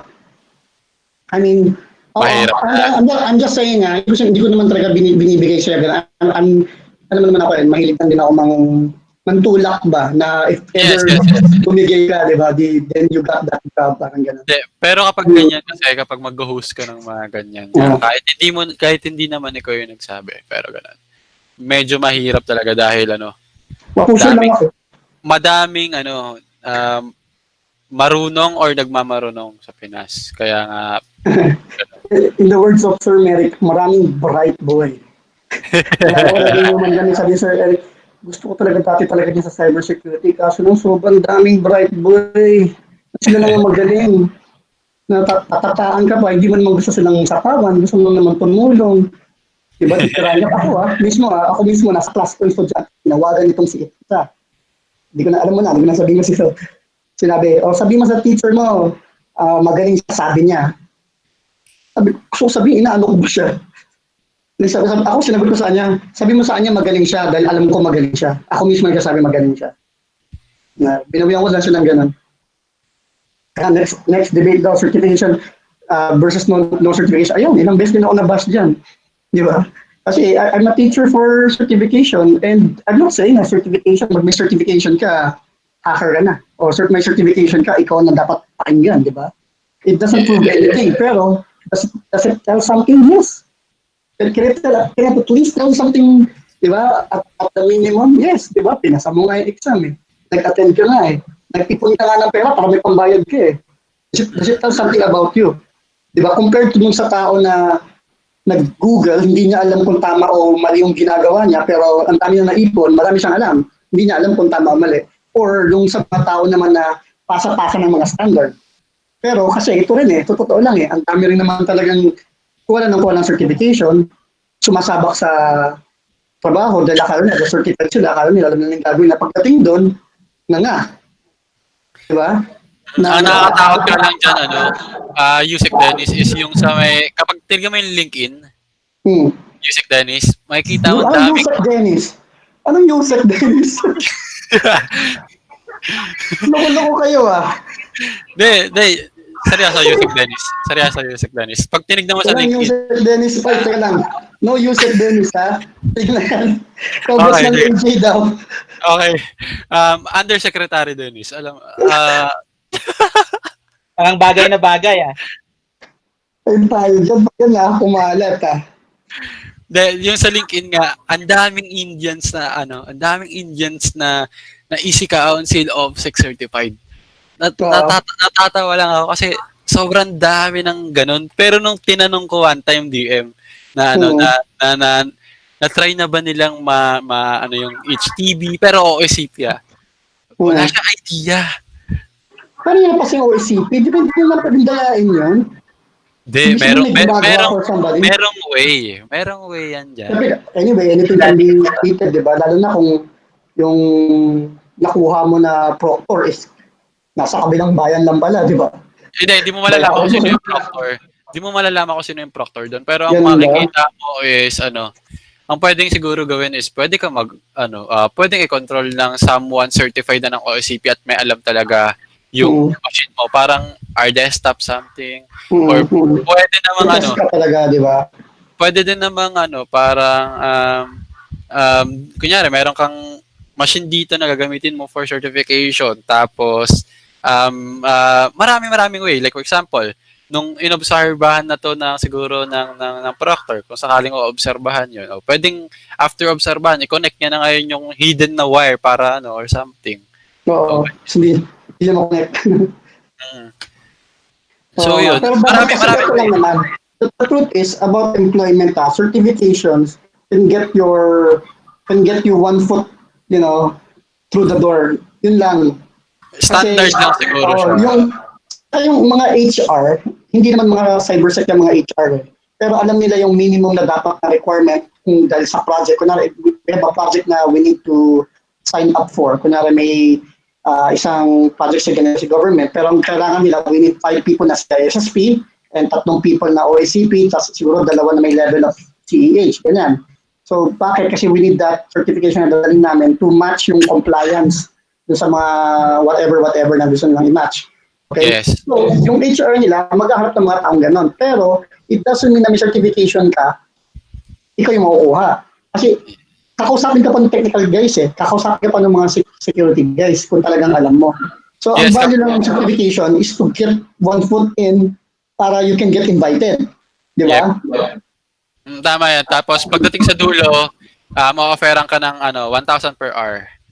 Yan. So, ganun lang. Anyway, meron naman. So, yun nga. Uy, totoo yan ha. They just need your signature. Actually, nangyari nga rin sa akin yan. Pag naging executive ka, sasakit yung kamay mo, pa-apirma, and you have to be careful kasi pag pumirma ka, ikaw ang liable dyan. Ano ba yun? Kaya pag napupuyat ako, kakabasa ng kontrata Sabi ko, ba't ako kailangan pumirma dito ikaw yung nakapangalan dyan Basa. Tapos mamaya, pirma. Ilang pa naman ang kopya kailangan, di ba? Parang lahat yata, 6 na kopya. So, ayun. Kaya dapat marunong talaga rin yung mga kinuha niyo mga certified na tao kasi baka hindi nila alam na pag sila yung pumirma, sila yung liable doon. Sila yung nasa kanila yung negligence claim. It goes hand to hand nga talaga yung cybersecurity with privacy. So, kailangan hindi ka lang maalam sa cybersecurity din. Alam mo rin dapat kung ano yung privacy na pwede magyari at mga laws, mga RAs. So, hindi lang siya talaga more on technical skill sets. Dapat mayroon ka rin konting management, governance thing. So, ayun yung mahirap hanapin ngayon. Kailangan din talaga may time ka para mag-aaral Mag-aaral. Find a way na, kunyari sabi natin, batas yan, di ba? Makatulog ka yan. Pero, imbis na mag-ML ka, habang nasa bus ka, nasa MRT ka, imbis na mag-ML ka, buksan mo yung site, tapos download ka ng isang publication dyan. Di ba? Tapos yun, pag-aaralin mo daw batas, sa classroom may batas. O may batas. Sige, lumabas na kayo. Pwede na lumabas. 25 na lang. Meron pa bang tao sa May tao pa ba sa YouTube natin? Yan. 19. May 19 ba rin? May 25 pa dito. Nasa 50 pa tayo. Walang bitawan daw. Walang bitawan. Pero alam niyo yung earlier, di ba, dun sa nakikinig sa atin yung Army, Navy, and Air Force, ang ginagawa nila, only one signs in, tapos pinaproject nila. Kasi nasa mga barracks yung mga yan So, magkakasama sila. So, kaya nga nasa alam mo isa lang naka-sign in, pero ang dami pa lang nanonood. Sino tong si Knights of the Net na to? Bakit wag na white? Si Ivana. Bakit wag na YouTube? Enough mo na. Pangpaalam muna tayo. To all the YouTube users, mag-sign out muna ba kami o hindi? Bakit tayo rin yan? Sign out na. Diba alisin ko na. Oo, magpaalam na tayo guys. Thank you sa pakikinig nyo dun sa mga YouTube users. Pero dito sa Google Meet, kung gusto niyo pa magstay. Pero hindi naman magtatagal hanggang tumila ako na yung manok. Hanggang 12 midnight lang siguro. Basta hindi lalagpas ng 12 midnight. Oo, like last time. Hanggang 12 lang. Kailangan ko patapusin yung Hack the Box ko. Oo, tama pala. Kailangan tapos mo sa YouTube kasi i-record pa na, may recording yan, di ba? Tama ba, sir? Meron. Yung recording na yun. I-edit natin lahat to. Oh my. Ilang oras na i-editing natin. Hindi, stream ko na lang yung tatanggalin ko na lang yung mga idle kanina. Tapos may start time na ako kanina around, may start time na ako, ikakat ko doon hanggang ending neto. Ano bang gusto mong ending? Ito or yung pinaka-final talk ni Sermon? Yung closing?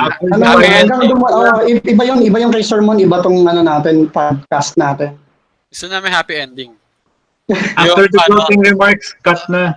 Yung pag matatapos na, yung parang may happy ending ka na edit na si Milo tsaka si Jenny. Sa edit.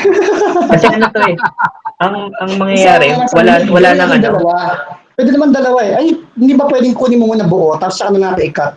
Hindi kasi pang-edit naman ako.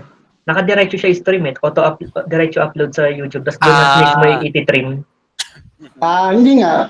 Kunin mo na, ay kasi pag dinownload mo 5 hours, matagal. Matagal yun. Oo, doon na lang. Diretso na sa YouTube. Huwag nang... Iti-trim mo na. Puputulin ko na lang yung mga idle time kanina. Iti-trim niya lang yung bawat ano. Sige, kung saan. sige. Sige, stop ko na yan. Okay. Stop niya na yan. Sino ba gustong sumali daw dito? Yan. Ano, ilagay ko? Na lang sa mga kaibigan nyo dyan. Kung nakakanino yung nakakanino yung Google Meet na link. Tignan na lang nila sa group. Di ba nandun? Hindi, babanggin ko lang. BSU, KANJ, PZF. Bravo, Sierra Uniform, Kilo Alpha November, Juliet, Tango Zulu Foxtrot. BSU, KANJ, PZF. Okay, join kayo.